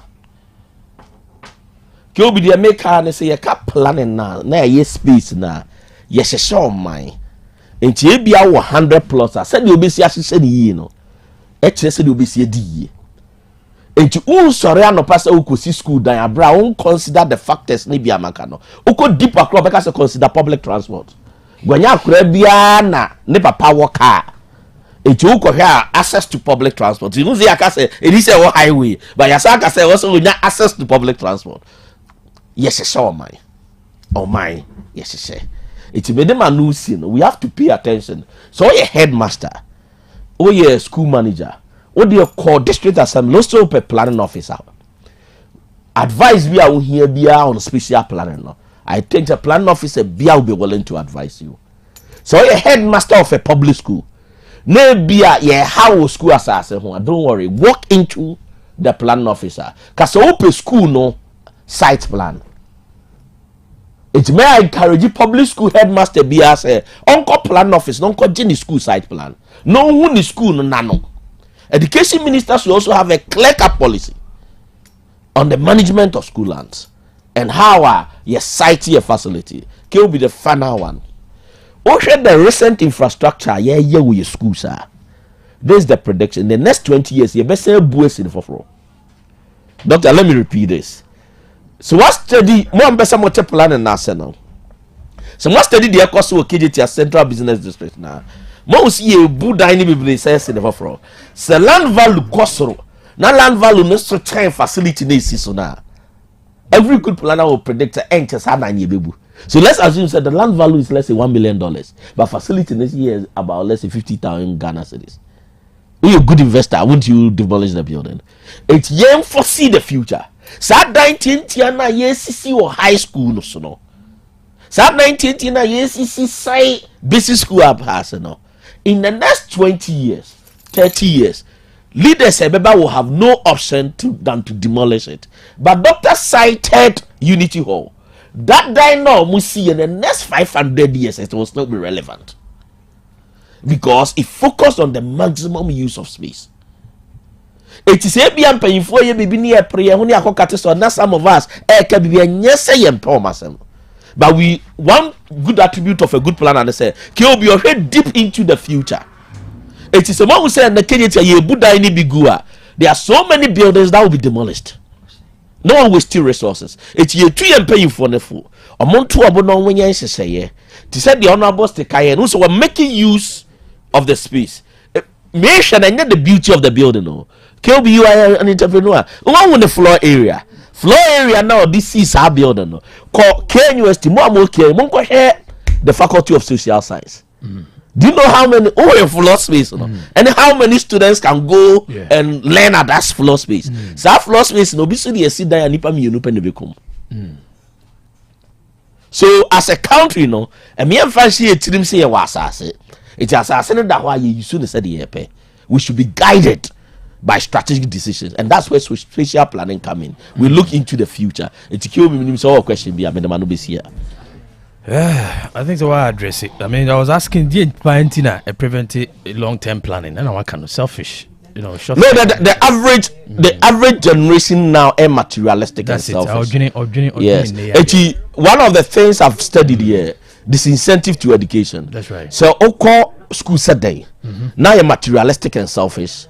School no home man first. That's right.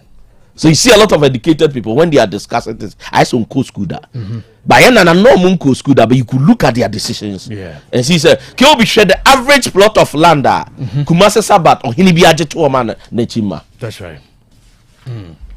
Share Asantemai Assasio. That's right.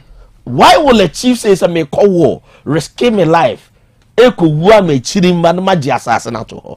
Can you reflect on that? That's right. It's I'm started by saying every great nation is built with sacrifice. So and then people must sit back and ask, say, at that time did they really need that land? They didn't. It's also better asasana. It's now you see, you who asase as sacred. Why we should plant land well? Who the asase as sacred asase ya. Okwabo no say the guy hypothesis, the earth as a mother. It's asasane as sacred. Then you cry was you do boo and asase by planning it well. But it will be selfishness, materialism. That's where we are. It can be planning also does not work with selfishness and materialism. Because in the planning school, my catcher said, Doctor, you are planning for future generations in the next 500 years. Only momo. It you over first year, my catcher said, you're naturally selfish. Planning is not for you. Because yes, my team, US now. They are keeping it for the next 30 years. But don't study your politicians. Who study now you share and if a for baby sentina planning in your Ghana. That's right. That's right. Because when you talk about planning, the simple definition is you look at the past, you plan for the present, then you predict for the future. So a good planning system make room for the future. If you school face that I say, look at the future. It's in oh school as I said that on her future. The next 50 years, some will be coming. It's assassin na hokwa. Tikobi, it's about us. So planning now, I'm hesitant now. I'm supposed to teach and I'm teaching. But the truth is that on mine not planning anything because we don't care about the future generation. We don't even care about a Melbourne now for us to start caring about the future generation. Yeah. But so person which is so near me here, which is more tiasano. No business in Chimman or Dino Mubidi. The whole Galamsey argument manifests a nation that does not simply care about the future generation. It's ye didn't ne, ye say soon ne, ye say agricultural land and ne, they be see ye we don't believe in life after death. It will be that is us. And then maybe people so they can they talk about it in pride. What do you say? Say me may say Maobi, me may say, and they say it in pride. It's okay. You know, Anthony Nyansapo no. We discuss it as it is. Into one hour tea no be 2 and more. The anytime be edin komusi another about personal level. We are not at about personal level. So planning is future oriented. Future oriented. And planning for the past. We can only reflect in the past. And you serve as the basis for the present and the future. It's your mind be planning is not good for them. That's right. If you want to know why Ghanaians appreciate planning, planning officers who are that's right. But when I was living in Canada in 20s, planning was the highest paid professional. Said about financial moment. Yeah. And I'm always marveled. Make call planning no there wasn't me about planning be poverty mindset, you know, a very chronic poverty mindset. Who's there? There's a difference between being poor and having a poverty mindset. Dr. Wisdom and the fan. Who's there? One of the basic things I do to my mentees is to remove the poverty mindset. That's right. In fact, the average African leader has the what we call the monkey syndrome. Mr. Anoche, Cambridge, smart planner. Or say you have a monkey string. Or say sebi adre. The ene who ende no tukwadua. Obeje. Omo ye 5 na china ho. O tukwadua obeje. O sa atwa ohia obeje. O sa atwa ohia obeje. That is a poverty mindset. That's right. Yeah. But we think that person is smart. It will be in your position. Adia ohia crowd from. Say on say. Me define say to have something. So will be beer. It doesn't mean that the thing has to be physically manifested in your life by a mental recognition that it's available. And it is for you. But on say people think say okase wo wa just one in chain. That is another mindset problem. Okase wo wa you say wo physically. A mindset problem. But you could also see it in your mind and sakrana. These are conversations I'm sure say nobody goes back to the basics. That's right. Normally when I meet Doc, I'm happy. You see, we shouldn't joke with education. That's right. You see, mind is so important. That's right. Once the mind is destroyed, there'll be a beer and almost time. Tene business segment be kind. The quote by Rene Descartes, Cogito ergo sum. I am because I think. Yes, that's right. It could be now, and you'll be I'm wasting time to debate. That's right. No. It's not every post I waste my time on. You see, we have young people now. No, the BBI is about politics. I don't have time about that because we have a nation to build. That's right, and a life to live. That's right. Everything, but Obia on a choice. That's right. You have a nation to build. You don't have time to waste. That's right. Because baby, I'm minding big or no. That's right. You wasted time on certain issues. But we have a nation to build. We have a nation to build. And you have your mind to develop. That's right. Doc. Justice. And yaka planning, educational infrastructure planning. Doc, me sure say when you be engineer watch fapim. Hey. So share school bit to say Our Lady of Grace. The engineer behind the Tokoshe Hawa special planning, the siting of the facilities, everything. And he was proud to invite me to the site. Engineer Wache Fapim. Okay, your channel. And you know the interesting thing, because the resources was not coming from the government, they allowed him to do what it's Oh,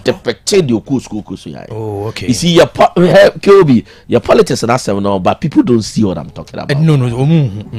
But with time, some of us people don't see it. Yeah. But I mean, your message from me catechist, Kwaku Owusu. I said Reverend Father Dr. Ademensa. Okay. We're losing a brother, and he with the father, Maoyako. Okay. Meaning, so I hear much. Me avail me. It's Reverend Father Dr. Ademensa, chaplain, parish priest, our Master Saint Anthony Catholic Church. But Nyansapo is doing well. Mileage in Eco, we are doing well. We are making impact. That's right. That's right. But the truth is, maybe I'm measurement. Measurement of results. You see, in 2018 when I came, what I wanted to see still on it is mindset. It takes time to build a certain mindset and changing. Also, so we need a certain time. Doc, any part to cause a mental shift. Consistency, and it will take time, but. Sometimes on the poor Mokra can say you may not live to see the results, but we are doing it. We are laying the foundation. Thank you. All right, it's for you that I say and pay so no Moji Brena Nyansapo discussion na Dr. Stephen Techi, Planning Department K University, and Dr. Barnabas Amanfo, also Department of Educational Leadership, Amstead. And ya disuano Nyansapo. Yes, son in the Badjumba, Majidi City for Mutimino. Only a tenacity said Badjumba. And some I cannot be quite dream now. So what to do? And I'm a cow said the Palon medicinals, a soya cinemede, and ne come to Chenny bro. Say ope malaria a draw, a lipiquin and a lipitone. Lipiquin and a lipitone, liquipin A2, lipiquin A2, malaria parasites, and a lipitone, so no, a quonsu samuja druno, and so boisi si unipediano. Now, if it's say, or typhoid fever, and I say, stomach ulcer, Bomodin sounds can enter a 5 mixture, enter a 5 mixture between a amount, and it is Shannon so. A marine fee, say a malaria fever. Bounsanka, Lepiquin and a Lepitone, a typhoid fever, stomach ulcer, and a Mubuata show, and a Yawata tenase wasi, a Bravo Jonsa, Mounsanka enter 5 mixture. O Memuha, Dr. Dapalon, what 2 petit beer, say a pharmacy, herba, and a chemical shop, or do any chimwa, Ubenebi. Na Bibini now per said doctor, a checho munaltiasia, na humani 0244 827228 0244 827228 na ye cow se clear pack natural mineral water abodunso a ebo ni peduano e ma ye die adwuma studio ha ye mpo bia na ma number 3 anase 4 esanse pendodo a me kasa no na me lose steam me dehydrate and it was a me nom clear pack na metimi gina me na so bo adwuma etsoma santima ye obi bia ofidie mo bia clear pack natural mineral water na adwuma se open the jack ama dispensers abenya bi open the bottle ne sachet ni nyina no obenya bi ba bia nipa atwa hye bia di nso di dwuma bia no say wedding funeral birthday parties conferences retreats conventions ni nyina no ma osanka clear pack natural mineral water yɛde afa abɛfo fidiem asɔne so amani ayɛ sɛ kurugye fi bi anim ɛno ti mansanka bi sɛ mo yɛ school for financial institutions companies mo ma sanka clear pack natural mineral water dunkwao one of word dunkwao no betime call Little Angel Ventures or your opposite bamboo spot no na okɔ man so that tano so a Little Kinebe Ventures and so benye bi ato mo amope bi atu aton sɛ mpe so distributors. So your wholesaler and a retailer. Over to me first and Max Company Limited. It was 0244 041913 0244 041913 and a 0558 001765 0558 001765. Mount Sanka Clear Pack Natural Mineral Water. The fearsome three association Hepa Plus, Pavi and a Plasmos. Said they die a canono. Ye num say ya dear binti.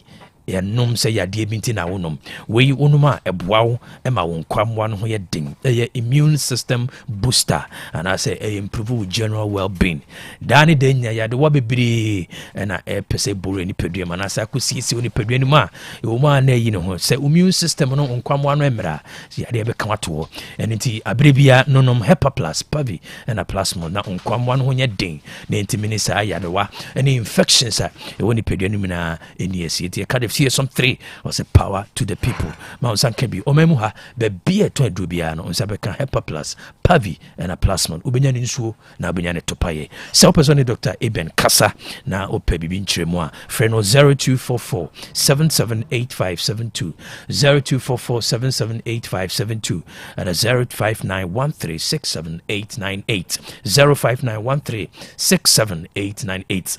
Moi, Amanoneno, Mahuma, Mudibenya Dr. Eben. 0542 807 0542 807 907. Kai say for general well-being obetna Hepa Plus Pavi and a Plasmos. Abapa more shopping aba or say o phone a marketplace phone obetimi atena so edidwa abra on ha ho ndi traffic mu entim kwa ema ho or say tena fie na do business from the comfort of your home enu ti de obeyanse call o app store and now play store na download do abapa more no egu phone so download do abapa more app no and abeko www.abapamore.com okoha adie bia opeso to bia say electrical appliances e be phone laptops TV air conditioners. Now I feel portable washing machine crodiaba ni boda from 399 Ghana cedi. Sasuna bura ejadi nyume bia edijumano. Sasuna fashion tadi ene dia keka nyinano. Furniture oba abapamoa onsabe kabi. Mo motafone ni kwa no betimi akotafo miles 3 or sakasaka pack. Na opetine fie na no mudidwa from 0593 386 133 0593 386 133 and 0593 391 848 0593 391 848. Bebia ubiano abapamo say could omamuha tokro bia ushimbiano so no mudidwa of phone so or ye free delivery nationwide or the bebro bebia ubia onjo kapre onjo teku anasimpo within 24 hours na onsaka dakrope na onsaka uniamano osaso the Hepa Plus live banaba say do weekends and I say we sport we are sorry and now did you maybe now here live banda Hepa Plus live band ebeba instruments are instruments and you ma bia umbusha say a gospel hip hop hip life reggae R&B bia Hepa Plus live band ombeba do weekends na funerals weddings and I say crusade sorry mudu juma momfre Hepa Plus live band na omumra no momesomo from 0593 386 133 0593 386 133 and a 0593 391 848 0593 391 848 nene abapamo enkasa medoko educhumwa industries educhumwa bitters and educhumwa capsules aba say uyobi a constipation we am team and now sisi ya wo ya pa oba eni danie ewo so na nkwa ma unsanka educhumwa bitters and educhumwa capsules ibi tuasi ama sanso na yobi o malaria fever when isuta ebrew dizziness ya no wonu mato anase honam yomre anase o typhoid fever ma unsanka educhumwa malamix na ope mujadro papa so no so beboa na yifia fi muja anim na ma muja na timi edijuma no so ye educhumwa tonic ma unsanka bi bema wabo adabrejo untimi nkosi anim o mema sem untimi nye sele nyankopon ede bo wo no utu etua ntimi nko oboa oni oba hye ma eba intimi mfiri mu ma bomodin se wonsa beka aditwa man couple capsules aditwa man couple capsules ebedi wakagina mu na ma oso watimi edi wo mensem na ahye Nyankopon ne munyam hwehwe kira kwan ewo ebua kwa Kumasi obetimi ne maame akasa ewo 0599 415191 0599 415191 and a 0544 174461 0544 174461 and a 0208 161800 0208 161800 nene educhumwa bites enkasa. The chat acquire Valley View University and open your pon wobwa na etete emabruno wonim di kwan so a wode nyamesuro and ethics show more and one Valley View University wo programs be say BSc in nursing, midwifery and mental health, BSc and diploma in development studies, BSc computer science, information technology, biomedical technology, BSc business administration, all options, BA communication studies and several options. Samsung Alba postgraduate studies Valley View yebi MBA or options. So as soon as MA, MPhil, PhD in education and business administration in the kikaho. But what they say odi wani beche more Valley View University. So open value based university. University abe spend secretary dey we na mo say why you ready for the job market both locally and internationally. No any Valley View University. Any mo muso nyina GTech e agiatum say yeah. So as soon as international bodies be so amomo accreditation. So okọ na kusua dey to sika enguye Kumasi so person who Valley View University chako mo campus no Odium sanso na Accra we be techiman on so ho so person wunya application na call www.vvu.edu.gh www.vvu.edu.gh ukoha ubetime a download application forms no na wafele say bibini na open mu nchemu a one nhumanie 0265 818266 0265 818266 and a 0543 214619 0543 214619 0548 633 532 0548 633 532 and a 0547 211 281 0547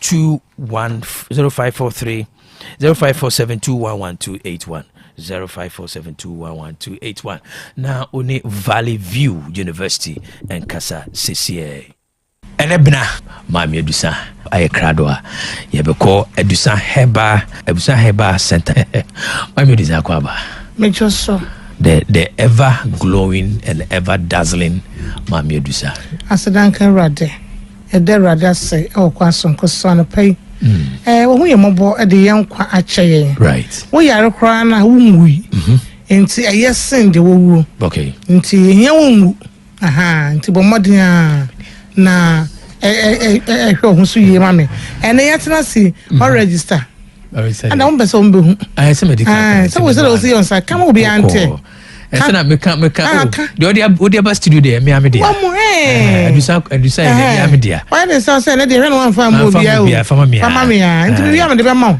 me am dey akobo na otwi ma he so edusa o dey buy hot cake o fia o packet car obi a be gina nche man dey say o dey check TV so we yeah to dey me am there na wa me dey ma mate register me so last week na ka wojena mate ko be sin fin okay odumni asunju efi ye Nyankopon ba Nyankopon susunku Nyankopon kan ye medofo edusa ye ba so ye ene yedri ye beka pomle wonsam abre bi rade me makonya no asema dama no ameka me se obi ntimi ne wonsa na fi yade okay na sa wo ye wonyade na wote ho na wodi ho so a wobeti akwa bibi ye bibi kaka didi na yare ba ne nipa wa ye mobo na obi susu awanyade na wo emrentu asem se yale ne nyanka na aka ni wonfa wokra ewade wo ye moboda mesewado yade ye fini koku yade a eba wo so a enku ntam ewiase yade bi ekum ana no be say mind sana koku sukum koku nkuwa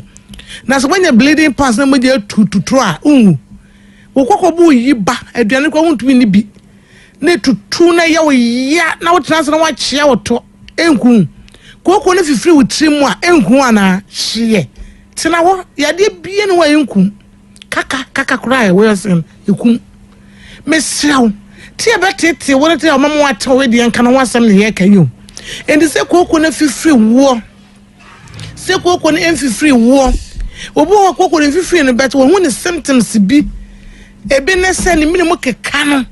Ebe na say wata wansi bebre. Ya na wansi kakra esim na ko no titini minimum wo kwan ni minimum na wo de say wura na sum na wo posa na ni so fem no wo posa na ya wo de wo gya ase so gya na de gu oni so na ni keka na ya kan so wantere ana no madam fi ko me maami bi a obam wo ko hospital yesi wonya cataract na mse e wo say wo say me posa say ha ase na me posa me kwa me musa na apuru so na mse yo ye ni ko machine wo 20 minutes 30 no ba kan kire wo ise ko yo operation sha se no do sare bi bosume na watwe mi no de ne si ne so wonu wie ko twa doctor nse ni na free ne so erade na eye enye ma me de sare papa de sa ahoden to mi erade e de ewra haba mamu no e na wose ye gise to mi ni die ahode erade de ewra sa haba mamu no e na wose mi nya gidie o yanka se na sha hes ne so ko no ma wo kwa mi ni mu sa wo posa woni enso gu woni so tere ade ne benwo wo na chi kono ma do sa e ba me sha ne kapsas what they has a one to say about Miss Sunday Casas. One in the apron soon, a back oh. What boy crew now, but in so, there be an issue Jano. Coto to say about Miss Sunday Casas, a back what boy and cook on your young woman, kuru, conoma to say about Miss Sunday Casas. For in Swan Cacason, he Casas no two.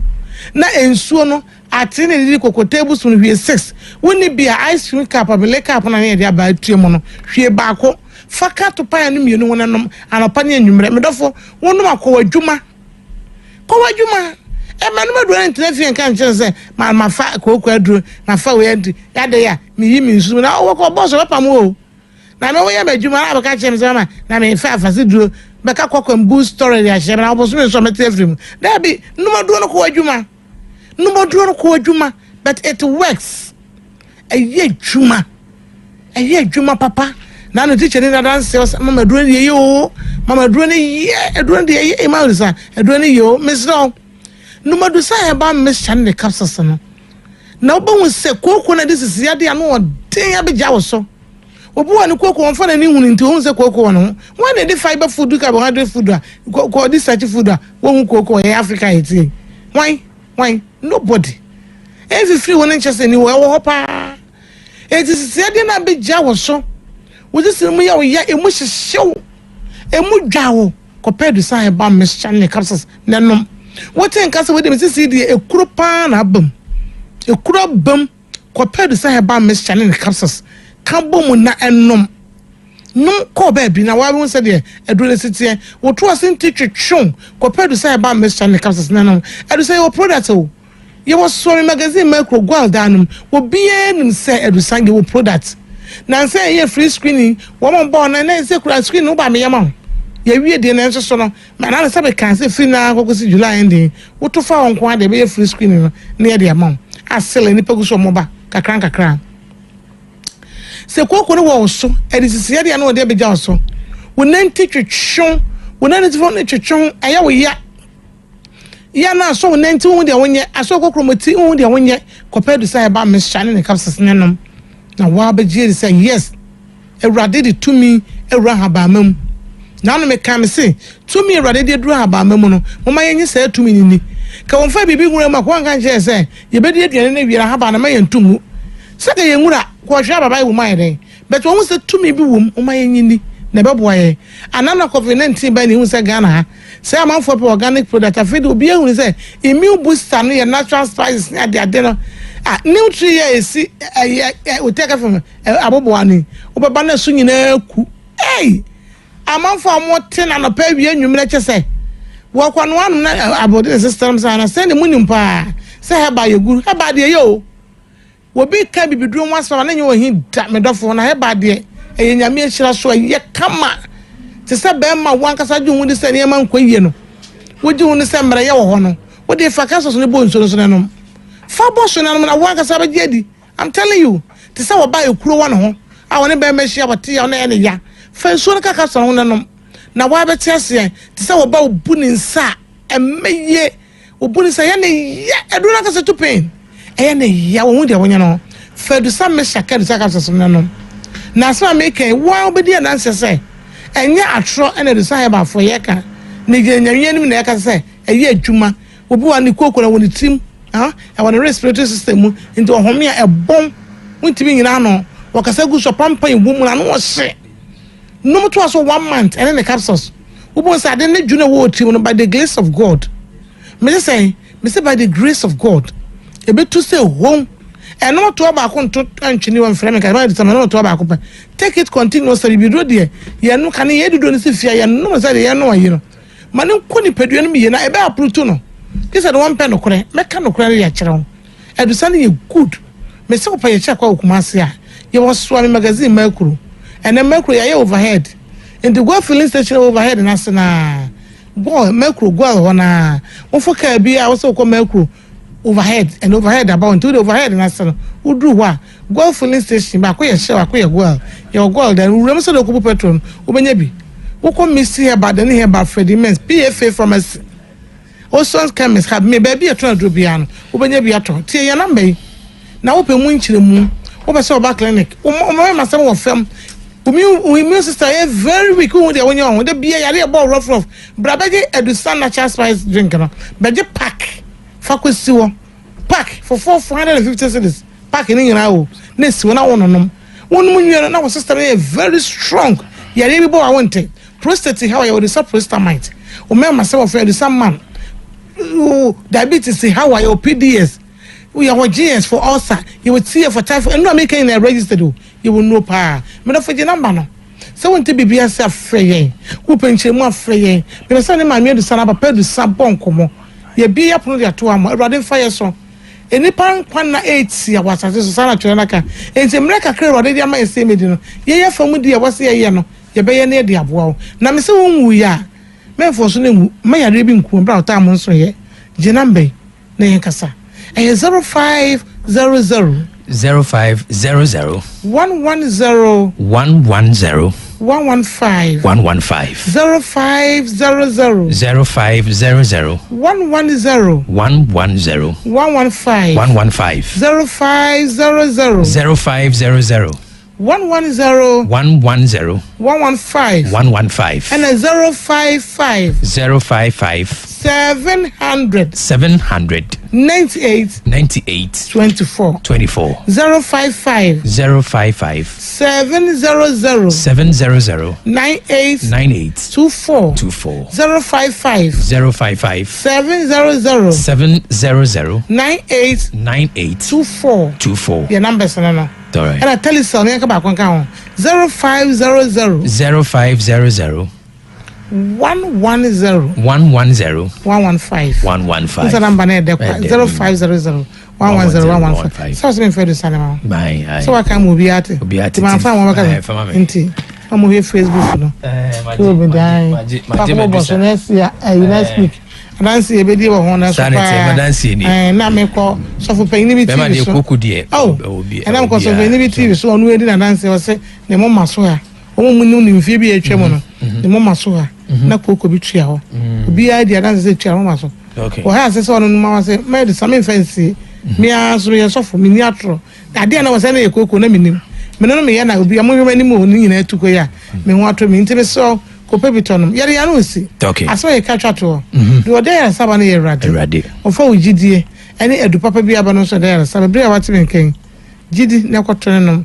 na wachina akonye bedem no hia ma medisa ana papa de sa so ka se de sa heba last usual we are just say my dance in God bless you all right abusu am say si no mane so biem 0500 110 115 and 0557 009824 all right yada mame edusa as say screen no go so by the end of this month all right abusu edusa heba center and ete onukano 2.9 Don't touch that dial.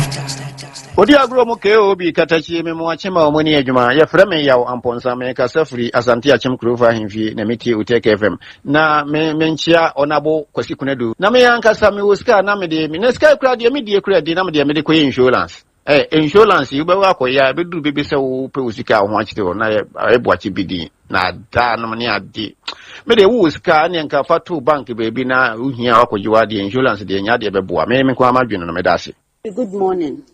When you say nyame adom ti obia ho ye me pacho ye fe Melissa me kasa free nyanjire ne ase insurance as more ken my experience MTN for edi bi na me ye for me papa this year ya me papa for free mu December no 14th December ye see no March me papa free mu na me free MTN for sem papa free mu tin insurance na o mo ne me kan me say woni me say besi ne sika na o man tua afi kra de o mo ka tell me say na e was say nkam papa wo 50 years ansa na my yes insurance na man me so mo force me by force me kwakoye me sim card bi ho adwuma na mo force me say chenchena me nye na ye na me say me ya papa na me ya ma na me nye insurance o so no e cover no even kwa mo kan ya kan me say the hospital o yin na no cover nyina na me nye ni ntua nka ho na me say me ntua me tua nka this year kan me tua 3 years o enso no e ba ni claim no o ma fa ama me si age no kura me nim say me say wo koye insurance say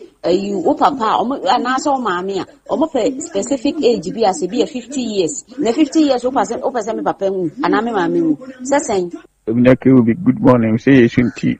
Whenever you for now, you myself with 20 any more money, you DVD, it's 70 about. And a period to get for insurance and company. I would want to be in a baby bukata. Now, maybe insurance be. If I'm to see a cafe, Kojimpuna acquire how we will be. In person, the insurance, papa, a bind ya or more than a bit, my boy. Good morning. We did the Mr. Paul, make a suffering car. The Kobe and some pan about insurance. Mata, insurance no one pass one man kasa omojiji say scam. Any abino. Na yen yan kasa ye ko charge the sunim pass one my. Kobe 2008 the Kenya problem for sure. And akwa the police for chain. Can the kusi ho. Bosum be say what twena me sanka ka no. Fa hatnia fa ye come insurance ye ya ma me kwa ho ye ma mi o. The truth say me problem ba fa hatnia fa. Madam Judge, maybe what I'm a card about fit of my American webman. Now, to this in the Nasa from my catch and the testing officer and a fellow friend crabber. I can't be Babu Sunis and Wamo. The confirm can young with my fellow police testing officer, friend crime, Abba, and the kind where I'm saying amazing young word man. We young word my men, someone more can and yet to say the net here. No, I'm swap for them. What make a change premium swap for them? Because I'm deleting the life from for some the baby try. And the insurance in the egg mama 1 month casa, any Kwaku insurance in the shooting for Subia my egg. The pay you pay it and then, but in a problem of movie, that's a good bye bye.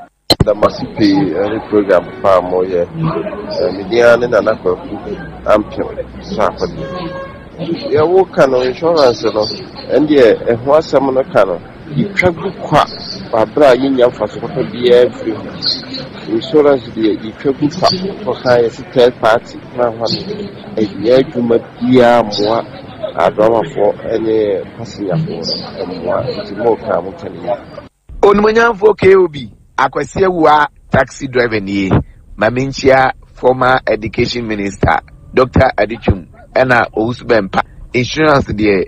Me akwese we ade omunya hwe maame da bia me twa insurance ya police phone mu ni ma say insurance ewu a ya chi wo unya asama insurance mu fiu me bra ba ko e de ka nya akwanhia ma in fact enya asam ketwa o de ko insurance anhwe no mo say on hwe no no wi a no de receipt number o hwe ne hu di receipt ni ekoya say oboka 1000 o mutu ya 700 ne ma no. The great KOB also for another shoemaker and a manji polar to the ambassador for papa the papa KOB and a pay the nair body and a Otec FM and a movement in the name of Bass Body can see a pa and come a grilla mining. And now one sonana a boom dawasi before ready a year over grilla and good point share of our papa is there and for who does sweater Ghana when she Muna Musa and Obano Homadin, Kobe, and Gupon Shram. KOB, good morning. Me patrol make us a free waka tunnels to GPRC area. We dear. Beb Sumi Yensu ma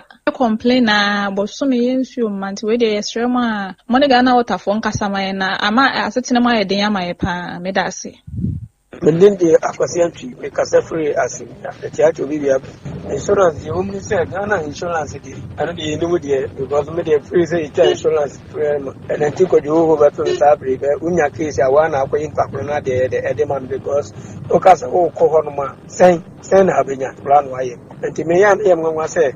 Police force insurance more can why I know more 80 money. They are making woman because President PK, who say the BS Yama insurance for Nabayama. This is one acquire wadi. And I'm the Mama Crana and so you also Cocoyano. The immediate insurance is somebody Anna Muna Fetching is a benefit to the Mukaka at the BBS. Good morning, Kobe. Mamunya Achen, Samuel Dumoya. Oh, Asama, Dr. Ken Kurapao. Missy so bakuti pa now share omujun so egaye. Now share omutoleta. In fact, out of hope, papa. Libya Mecca, say, good timpany for. Omumero Munye. Omumero Munye toilet and Nijus or Dino, a man colano. Omujun so good, rough, aha, or mayale, in a massy, the Flemico, Casafricate. Setting the trends that others can only follow. Otec 102.9 FM, the pride of Ashanti. Otec FM 102.9. Don't touch that dial. All right, that was for your cinema voice note. Community post. Yema amina enuya bana osini show tanoson ya noti. Yebe a quick follow up na insurance so nkomo no yebe head up na ya boy room na that's it say modem voice note by voice note no ya na etwam fo nyinkyere me hu how people think about certain things na afie hu kwan yebe faso to anamo na yetimi edi hu nkomo ya kai mo say the fearsome 3 ebeneji de bedwa so a Hepa Plus Pavi and a plasmos and a dani de nyina oso yasne ema yede mo voice note no ebremo na hyene nso say we enye yade bi nti na wonom ana se enye se me yade nti na mekwa akoto anom na se de dae kano no yade e won framam yade o yeduanim nti yade bemben nti ni tambia no wonkwamwa na e wo nipadua ma ne yade kono se wa ma ne ho anye din a yade bia boburo nipadua be kan wato ho wei enu nti na de bia e kanfo Hepa Plus Pavi and a plasmos de maun open nso abenya bi open to paya abenya bi se wonya no bia immune system no din na fe we improve general well-being ya diabetes, stroke, hypertension, diabetes, excess fat, malaria, typhoid, body pains, low libido, sexual weakness, infections ahodo nyina no ni peduano ebetimenya hoden ene sa ya de wo nyina ko enu ti ma wonsanka bi we no tasa intine fe no the fearsome 3 Hepa Plus Pavi and a plasmos o ka the fearsome 3 was a power to the people. Bibini na pese woni Dr. Eben ebedi nkomo na otikem na wutwam na se wonam na ate agina fa pen natural 0542 778572 0542 778572 and a 05913678898 05913678898 mo amanone no ahoma mbetimi denya Dr. Eben enie 0542 807 907 0542-807-907. Ene Benada do Benada. I was a Benny and Hundia Doc. I will feed you more. Yeneno Ebertrichim Como. Dr. Ben Aquaba. Yeah, Winia. Yeah, I don't know what they are now. Oh, Kakran. Now, you man of those sentinels over here. Yeah. You shall feed them more Centino there. And then Benada. Yes. And they are Benny Edda. Yes. Okay. Now, unim say Hepa Plus Pavi Plasmos no. So far, first time users no esra na eko. Doc me first time I me use ni onanka. Minim say dru isi ne sifa adwuma anka me yere me ho hyase entem. Bro hasu mani no ye kokokra entem. Say sebe nyarwani nam from me yentumi play or street. Me tai kan sa asem we. Say Hepa Plus Pavi Plasmos no. Ye no not because say ya rebinti. That's right. Nemum si ho be yeden evi se eni se onipa twen na ye ka kire nse abcd nti ye 1 2 3 4 right edru sa stage ne dia wan hwa na dia o haw ne amane ebeto no abusuanfo so but see a pool see empo ya twen masa haw ne nyina bi sisi ekure bi anya din ai tumi bo e ka ho asema ne yiyi but me pese wa wutie Otec FM o science so ebu nkompo ehwe hepa plus baby plasmos ensem bia yaka e wo take fm ha say sanke betumi a onipa bia na pomuden ho asem hia no ono de onfa 60 cedis enkoje hepa plus pavi ena plasmos, that is to say 20 cedis miensa say ni nsuo say ne topaye or no, not because ni tie ne ya ne sabio ni menses na ema ne mema sembi anane o fichikomu how bi anase sebe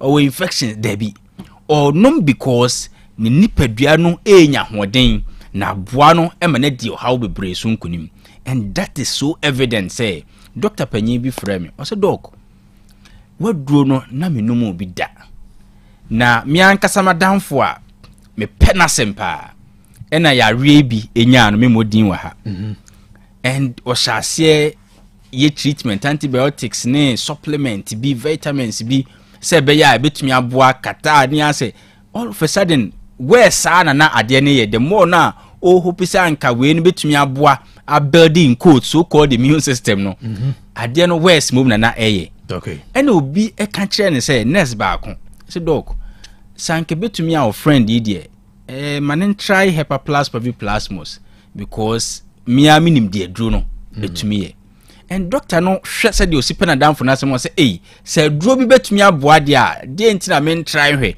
because enyina ye hwe se na ho be ye ne den also ko hwe aduro 20 cedis miensa o se bu na bem that instant, but o decide se beboa de a me manano ma hwe no o se just after 3 days nipa ontumi ni di kata bia chino ne miri makafam waye mre no all of a sudden waye strong odidi kama very active moving about in normal duties so ye bibia kama besi ne onye hospitalized if you na doctor ne resolve say enye se aduro no betumi aboa saa kwan no so dia enye na enhyeda anya duro aye twempo yare right until since then doctor no ne family any friend na no was how no omunyina use hepa plus pavi plasmos and there are number of people are sabe 1 month 2 months course e be nyina ne se dog na mate aduro nka but na minim say adwuma sa until say kata bi sha ase chichime ase menya malaria bi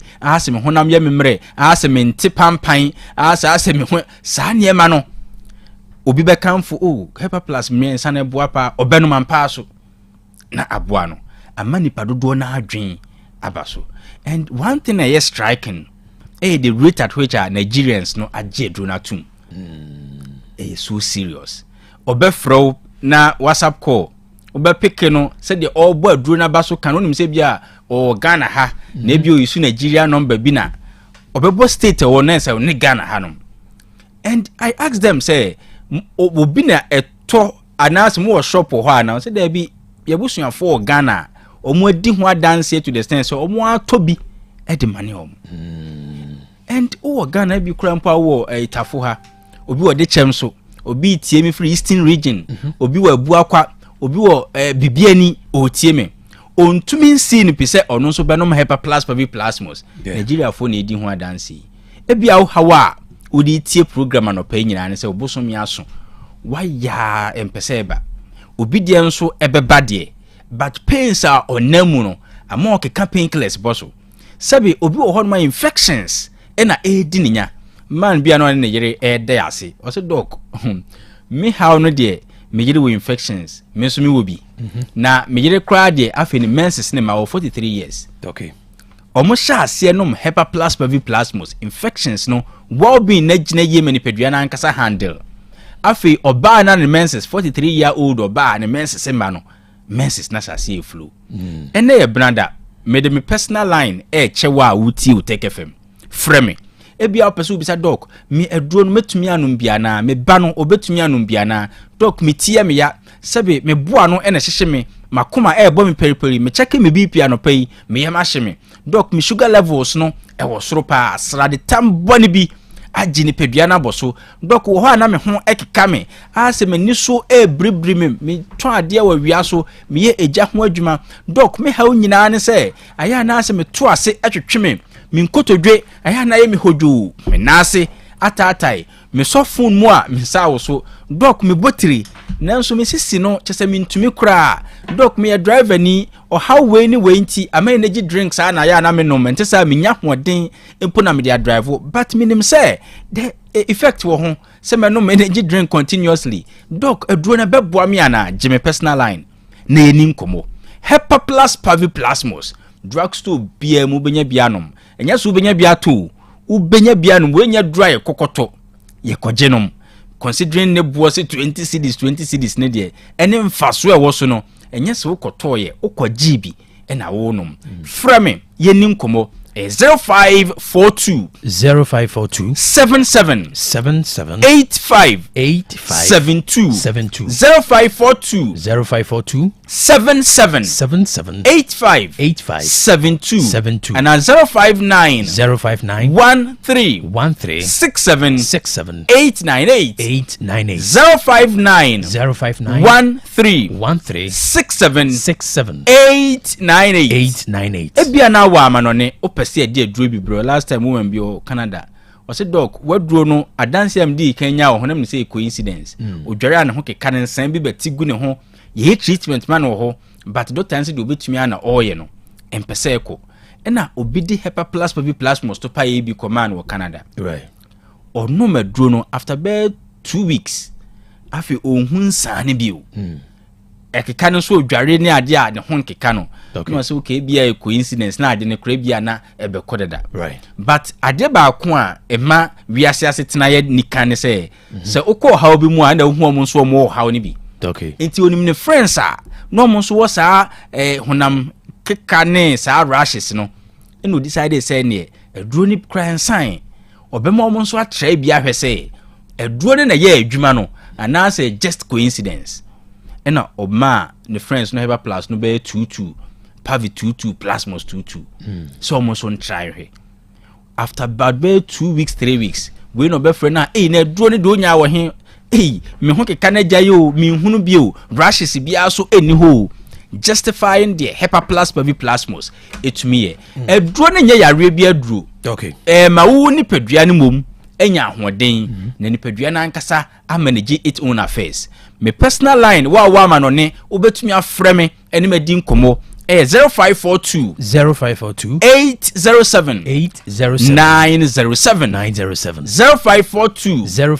807 907 oh Ghana ha take advantage me bibia nkyerɛ so me bibi nkyerɛ so ma Hepa Plus Pavi Plasmos enye waduro oni wabusuafo oni o ma last time woman be say dog me ba no obetumi anum bia na o describe ne ba ne hawo na mse mensi abofra ne subo ho kwan maninya Hepa Plus so mfa so after be some 5 days just about a week offer say dog nyame nshira pa me ba no se de na o si fe ase bribia no ma na duane kra ejai waye okay a wa hyase ekusku eduro nyankopon de ehira o man Ghana o Ghana last time no be say dog he said the eduro no say de esi fa aboa no kra de ehia national cake bio and I'm say yes open national cake idea tua o se me india sichiri o ko pe cake idea do hia ne se obenya Hepa Plus Pavi ena Plasmos so unya sai nro bi no ma unya hoden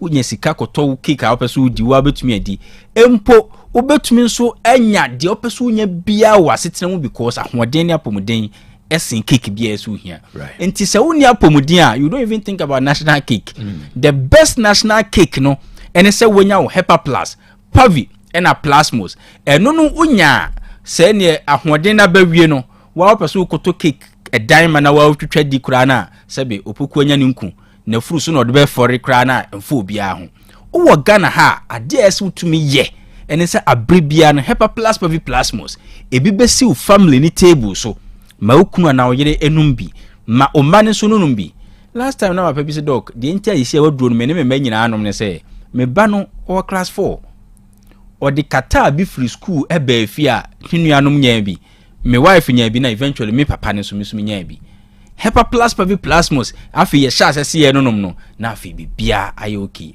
entwe ma ya rekra anseti inansa manipadua no nya hoden. Numbers near 0542 77 85 72 0542 77 85 72 and 059 13 67 898 059 13 67 898 Amanone for 0542 807 907 0542 807 907 na me sorry no mesre in all humility say hepa plus pavi plasmos no say unya binom ya wo de no mame fane se me na me pese wo nom na medru no yeto wo de ye ne saa mame because adru ba bi ese ye de ayem hyehye eboa ye ho hepa plus adru nyankopon de ache o man no se wa momodin anya bia no a wa hwe ya ade ba kon ya reko ne se sebe yare nti na me pese me bo yare bia din ye se asomasi anya yare we nti oyo obusuani na ye contact tracing no abe piefi ha sebe ya bedua mo sa adoa edumagu bede ba akum in the name of quarantine ye dimo akose yare ni nti na se ye hwe na ye dimo kohye ba bi kakra na eno na chi kra no wasan ba be kan so ese ye de ensa atrentene ye nso se stigmata da bi o una hu kosam what na homa ade anka oberde well being no a yare no ntumi meto nchew no o 60 cedis no one to kra na se enebo da bi Hepa plus pavi plasmos o de fanse o to no mama me ne ye hwese hwan ne benya so mfa so no berde wu ni padua na ho den ade a wo ton oba na dwuma o ye suku a okọ ukunu dwuma o ye na nka ne bna de na efese oba warefo ubedru fi na ukunu nso atumi amu ahunu nyame ani munyam je kan nyina obi doubt no ton na dronti o cancer makese me ma won senkyere ne ba akope na hwese de ye kan efri nyame ana efri nyame oyo bema se ugidi ana unjindi opeso hunu the truth litmus test a obe yisu ani kope hepa plus pavi ena plasmos mentodo 111 pe oto a onom ya pe kwadunum mpua banana di tu achi na namnim se Nigerians omu di kwadu tutu aduro na chi sa course any testimonies so we dey say omu num memedru kra bi o also your ba opeso hu se de kan te say infections ihunahuna watin kanti ayira o menstrual pains menses nem pese beba o so fa tadwe tutu akiri ne yenhwe me numbers ni efreme bibia peso hunu doc me de beto akiri sei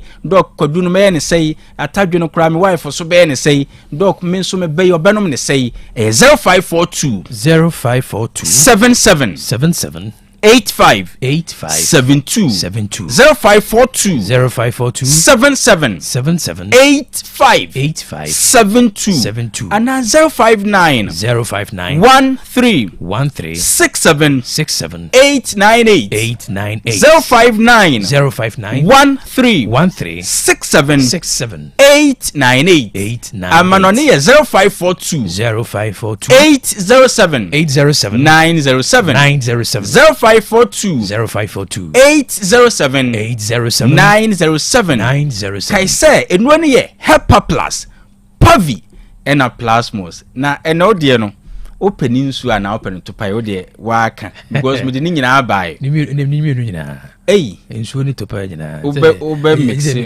test but nsu should be fine open nsu no okay nti and nsu so betim de kwadu aka yes okay ye do to actually and dey say ne no ana eko omo so pick capsules no so omo nom ya na omo de atoto actually obi a woti Otec bia no nkopa binom na yare na mframem okay entwen e ma na ye answer. All right. Yeah, madam. Abuzia, ye beda Dr. Ebenase. I said ye kind of hwe na wa mayade anka wanto. We a boost wo immune system. Shenen so. Ye nom esan say yade binti dabi. O nom se ne be ya abrani bibia no. Wa pom din bi gina brane. Na say yade bi fomba ni pedua ni mo a immune system no. Ana wo ni pedua na anka say nya hoden ene say yade wa no adiesie. And for your general well-being, go for Hepa Plus, Pavi, and a Plasmos. Obi a me job enu ma chira me na for say be me wedding papa bi. Hwe ring basa bi a wakoto. Chat nya buti. I don't sweet as you. And then mama boss sometimes so I would be able to but we jam. Wo ke bia ma me anasa. Be ke bia ma. The wife here can dey crew. Sawo. Ring so dey papa. Monko Ejaba jewelry. E hon we the pure gold. E ya gudie bia. Ejaba jewelry. E ho de na me pe. All right, ye be ko Ejaba jewelry. Ejaba jewelry. E hon na wo pe pure gold. Ya ye dey wedding, any engagement rings, bracelets, anklets, waist chains, asumade, komade, papa, ne border for mo ubenya. Wo ye bi e wo Ghana no ye bi nso amanone. Enye kire hwe, wo Ejaba house, Adum Kumasi, Pempe Second Street, Monfre 0277 10 44 88. And menshia wo Ejaba family house, menshia traffic light, Monfre 0277 40 44 88. Website www.ejabajewelry.com and email info@ejabajewelry.com. Ejaba Jewelry. A good day, Papa Fee, no. Otec FM 102.9. Don't touch that dial. Yeah, girl. I wish I had.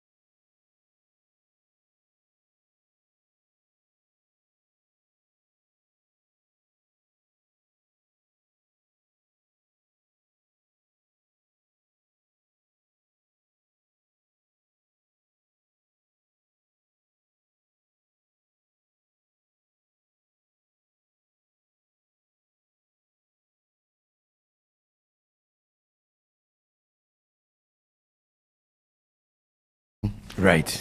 Say enya asem keto etem. Nti amintu America na obi adwumayefo ne yepe adwumayefo.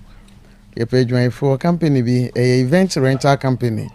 Ope mema mo ho odin o, mo mutim bo canopy, mo amopeja nkonwa, mo amohyehyɛ mani so ade efe. Obi ho no ma wura tent na se ase de yesi arrange nkonwa no. Na chese aye nu nyam kura keke. Yepe mema mo betimi aboa mababa ye adwuma te se. Yebetu ahoka o kakraka befu. Baby wotie no be depend but adwuma no wo krom. Nti usika nyame adom edi betu ahoka nyina ebewo nchen. Sa adwuma yi say yemfa number yi emma event rental company ena ope adwumayefo na nyemma ope mema wamfa yes na amba de ba me gidi say be ye mfie aduonu ko na duasanum line no nti Mr. Monyi number sie number no ye 0503 678913 0503 678913 Mr. Ofre na di hu enkomo sa ena company bi nso say ope breakdown driver mo am kan Kia driver ope na waba be kan kai e di amano say wo breakdown na ye kan enu bi na ye pe ho driver na afei so osan wo restaurant akra bi wo ho a ope caterer na ono nso ababehwe edi amano nti se wo ye caterer ana wo ye Kia driver obetimi aka breakdown enie na tutumrika na free number si emu bia 0244 515126 ena 0506 166 971 0506 166 971 eti wa obetimi akansa breakdown yi Kia drivers no mo number no so opese o ye caterer o number eni free na mo so benya adwuma yi the fearsome 3 Hepa Plus 5 Plus Mos ena doctor abidi ho nkoma kirewe doctor de ho adesuane kasa kire ne afutu abro obehye onkran wa kire o senti a esese wonnom Hepa Plus esese wonnom Pavi esese wonnom Plasmos eti hwehwe bi nom wo ba Otec ha ebi wa ha ukọ bebi eton odura ebi ho ukọ mama ho ashtan wa obinya bi efie wura sister abna mononum bi sane form ho bra mama ho container num beji bi na num nenya ahoden efa mama wo ya baso wo sister ku ya won te say me chia obi a wate no nyejire mo ho na mu nyina so mononum bi na mo ho ntom na mo ho nye den kama obi a esichiri yade wono so obi a owo stroke yade obi a owo akoma yade umu ayidududu malaria how typhoid wo hona ma ye wo ye nyina ononum bi a anka eko watenka eko ononum bi e beboa wenya infection bi misre ononum bi na wo general well-being no nsisiye wo betimi afre number C na emu bia obefre no oni doctor bi di nkomo so odi no be ye personal doctor so a na kuma beto ne yempa na waboa hwe ebusuane nyina ma mo kama ne number 0542 778572 and 0542 807907 afi 0591 367898 asembeba debi line no enamede mawe it is a wo abusuan sembi a etete wo waware sembi oda wonna nsase sembi obi sisi wo ho a mesre wa free number ana bra Otec ha krobia na yo santini na bega for bebo 0536 222 554 0536 222 554 assign WhatsApp line between the audio no video no story bia afaho message bia between the afaho afi follow ye on social media platforms ni nyina so like na wa share na onu bi so enye bi Facebook, TikTok, Instagram, YouTube and X Otec 102.9 FM Otec 102.9 FM ye WhatsApp line our person wo dey audio faho no 0505 225578 ebusiafo enkaibo no esi no money ti ade shike abra enye Good. That's it. The birthday messages na etwaso. Abusuafo ye kai mo say digital heba na asoya sina ye de mo birthday wishes no ebremo.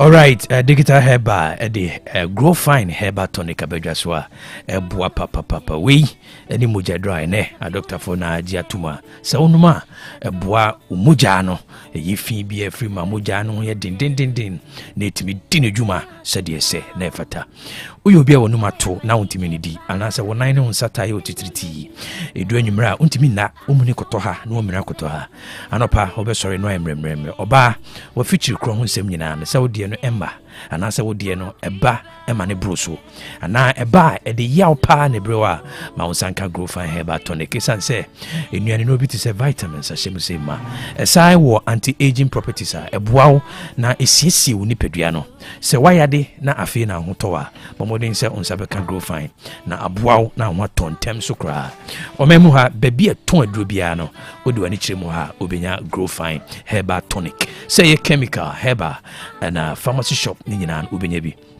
upebie to abetime ko Misty Heba, Colinac Heba, Ashtown Umbrum, PF Pharmacy Tafuni Road, and a Smart Heba Boise. Uba Otec FM soa onsa ebetime aka grow fine Heba. And now obetime do ania chemo Kumasi amekom runabout. Obu digital Heba clinic obey Bank of Africa. Say bibidi na person Dr. Mensis Ekasa. Obetime afre no 0244 596532 0244 596532. Grow fine, or say makes you grow fine. Nadaroma and any more birthday messages no Abraham. Happy birthday to you. Happy birthday to Madeline Obribia Larson, an aka Mamia, or Afrancho Apostles Continues in Church area. Referee Sami Pepra Jamfi, or something in his secretariat, or Sonia Crumpon Sharpa, and Nebra would do our day. We impire mouse on Tenem Chiro, on Fanny Bambono, and Toso, na Onyawa Komaso Adina Emma. Happy birthday to you, Sister Joanna, aka Akusia China, or Offenso Abofo.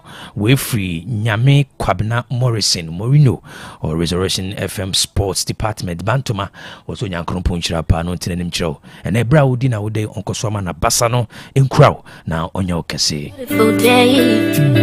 Happy birthday to Nanaya Dufie and Ewawoda Yesre Nyankrompon Chira ne Bambo na Dum Edemau Ebra Udiwa Ude. So happy to say happy birthday to Mr. Prince Henry Osei or Mankranso we free uba kankambodu oso yankrompon shira ofana dom no endomo na omane bambo no koswa enye kesema ebra udi wa odei. Happy birthday to Osei Vasco, aka Vasco da Gama, future IGP. Referee Jose Segasti, a honeba, also Yankropon show. Now on Tenem show, on Fanny Bambon and Toso, now on Kosua in Crow, a bra, or some of my Ghana. Happy birthday to Christopher, we a final year student of St. Joseph Seminary Senior High School. We free your bestie, Eva Honeba, also Yankropon show. Onti nanim chro na omane bambo no koswa enka ho na nensano enkoswa enkrao. A very beautiful day. Happy birthday to Mrs. Lydia Juma aka Mommy. We are headmistress our Great Achievers Educational Center I wotanoso ene yesere onyankrompo nhira ne bambo ne na dom de toso se ebra wudi wa odei na basa kese no enkoswa enkrao ewo ena edi wanimu. To you. Happy birthday to Nelson Brefo Boahen, Oko School, St. Man International School, or Brema UGC, Refri Umami Inspector Grace Nyamiama, or Bantama Police Station, or Sunyan Krumpon Shirapa, or Sreni Bambo, and in Adom, and in Nyansa, Eddie Mouse, say, Browdu Auday, Unyan Krumpon, Emma Moding, Nefanini, Baye Penimpa. Happy birthday to Stacy Sewa Uodwaso. Na ukusku Odwaso DA Primary School. We free umame yata honeba. Waso nyankumpo nchirao. Onfa ne bambo ne toso na omma nyansa udi benyini abeye penyinipa. Wonderful day. Happy birthday to Abel Oyejuma Joe Max Multimedia. Na ye wawoda yesro nyankumpo nchira ne bambo na dum ene ni mpeja edimao. Se braudi wawode onkoswa enti nanim enchiro. Happy birthday to Captain Wo Dichemso. We free one kasa unu aba Vida ene abusua to ni nyina wonu so nyankrompo nhyira pa osrenya me bambo ene na hoden edemao se ebra udi wawode onye okese. To you. Happy birthday to Janet Ohinewa Boache or Canada, Toronto.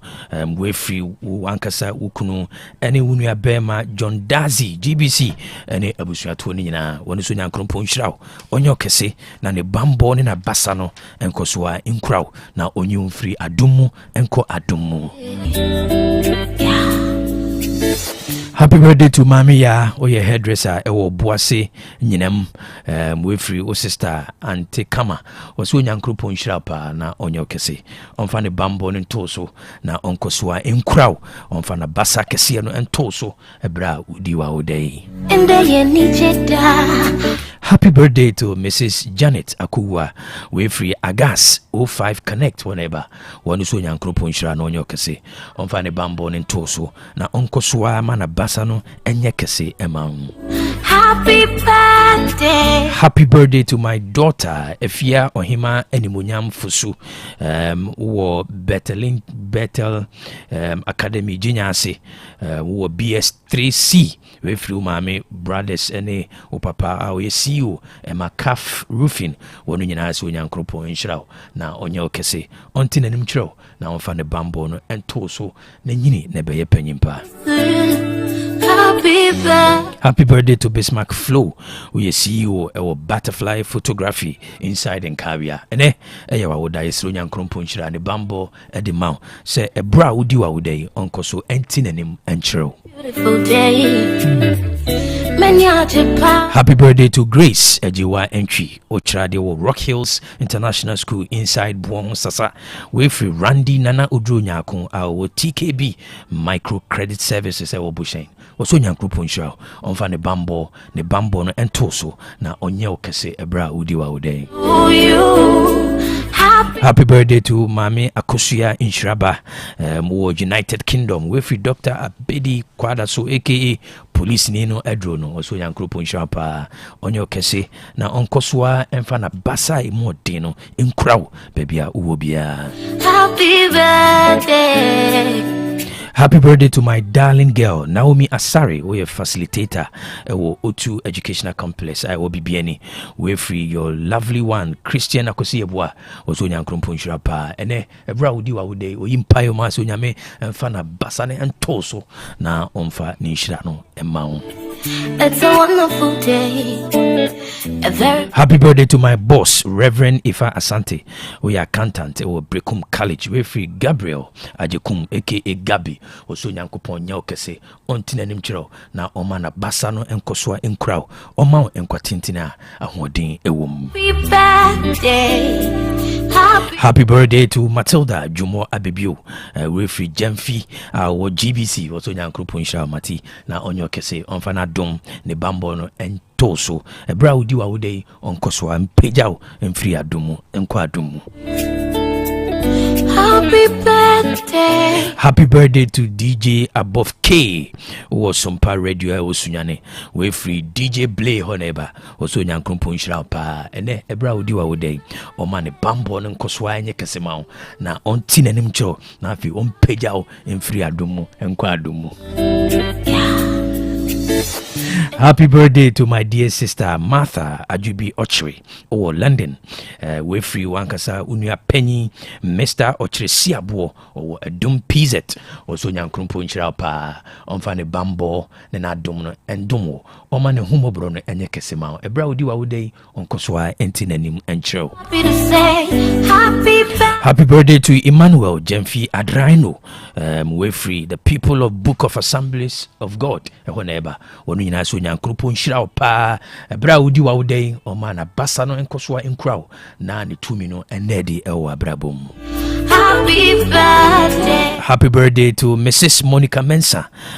We free Akonoba Opokunyako any chief for neighbor. Wonu so nyankrupo nshira na onyo kese o ma na basa no enkoso emunye dru emao na onti na nimchiro ebra udi wa udai. Happy birthday. Happy birthday to Efia Ohima Enimunyam Fusu. We a student ewo Betlinta Academy Ginasi BS3. We free your dad Mr. Fusu. We CEO Emma Calf Roofing and no maminu nyina woni so nyankrompo nshraw na ne bambo no koswa enkraw na maunyini ne beye penyimpa. Happy birthday to Madam Dinah Asamoah. We free top ladies we bua kwa honeba woni na so nyankrompo nshraw pa na onyo kese o mana basa no koswa enkraw na omma kwatentina anwodin ewom. Happy birthday to Akosia Teria Ebu Odro or Calgary or Alberta, Canada. And there you are, is through Yankrumpo Shira de Mount. Yesterday, me bambo say Enkoswa Enkrow. Now, on Maunini, Nebeye Peninipa. Happy birthday. Happy birthday to Abna Owusu Boateng or Springfield Primary School, Bedford, UK.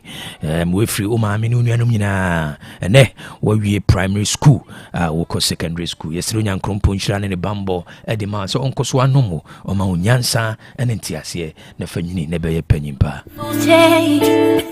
It's a wonderful day. Happy birthday to Openyire Nanaya Asantua, Madam Agatha Edu, aka Beauty Queen of Accra. We free one kasa ukunu umma ebusuya ene wa sori manyina woni so nyame nshira pa ebra wudi wa wode onkoswa ntine nim kiro na na basa no enkoswa enkurawo. Happy birthday to Prince Kwame J. Uwogoso. We free Kwame Ewua Nimfo on Uwamensha Palace. Also nyame nshira na onyo kese. Ene ebra wudi wa wode osoro onkoswa ntine nim kiro na onfa ne bambo no entoso.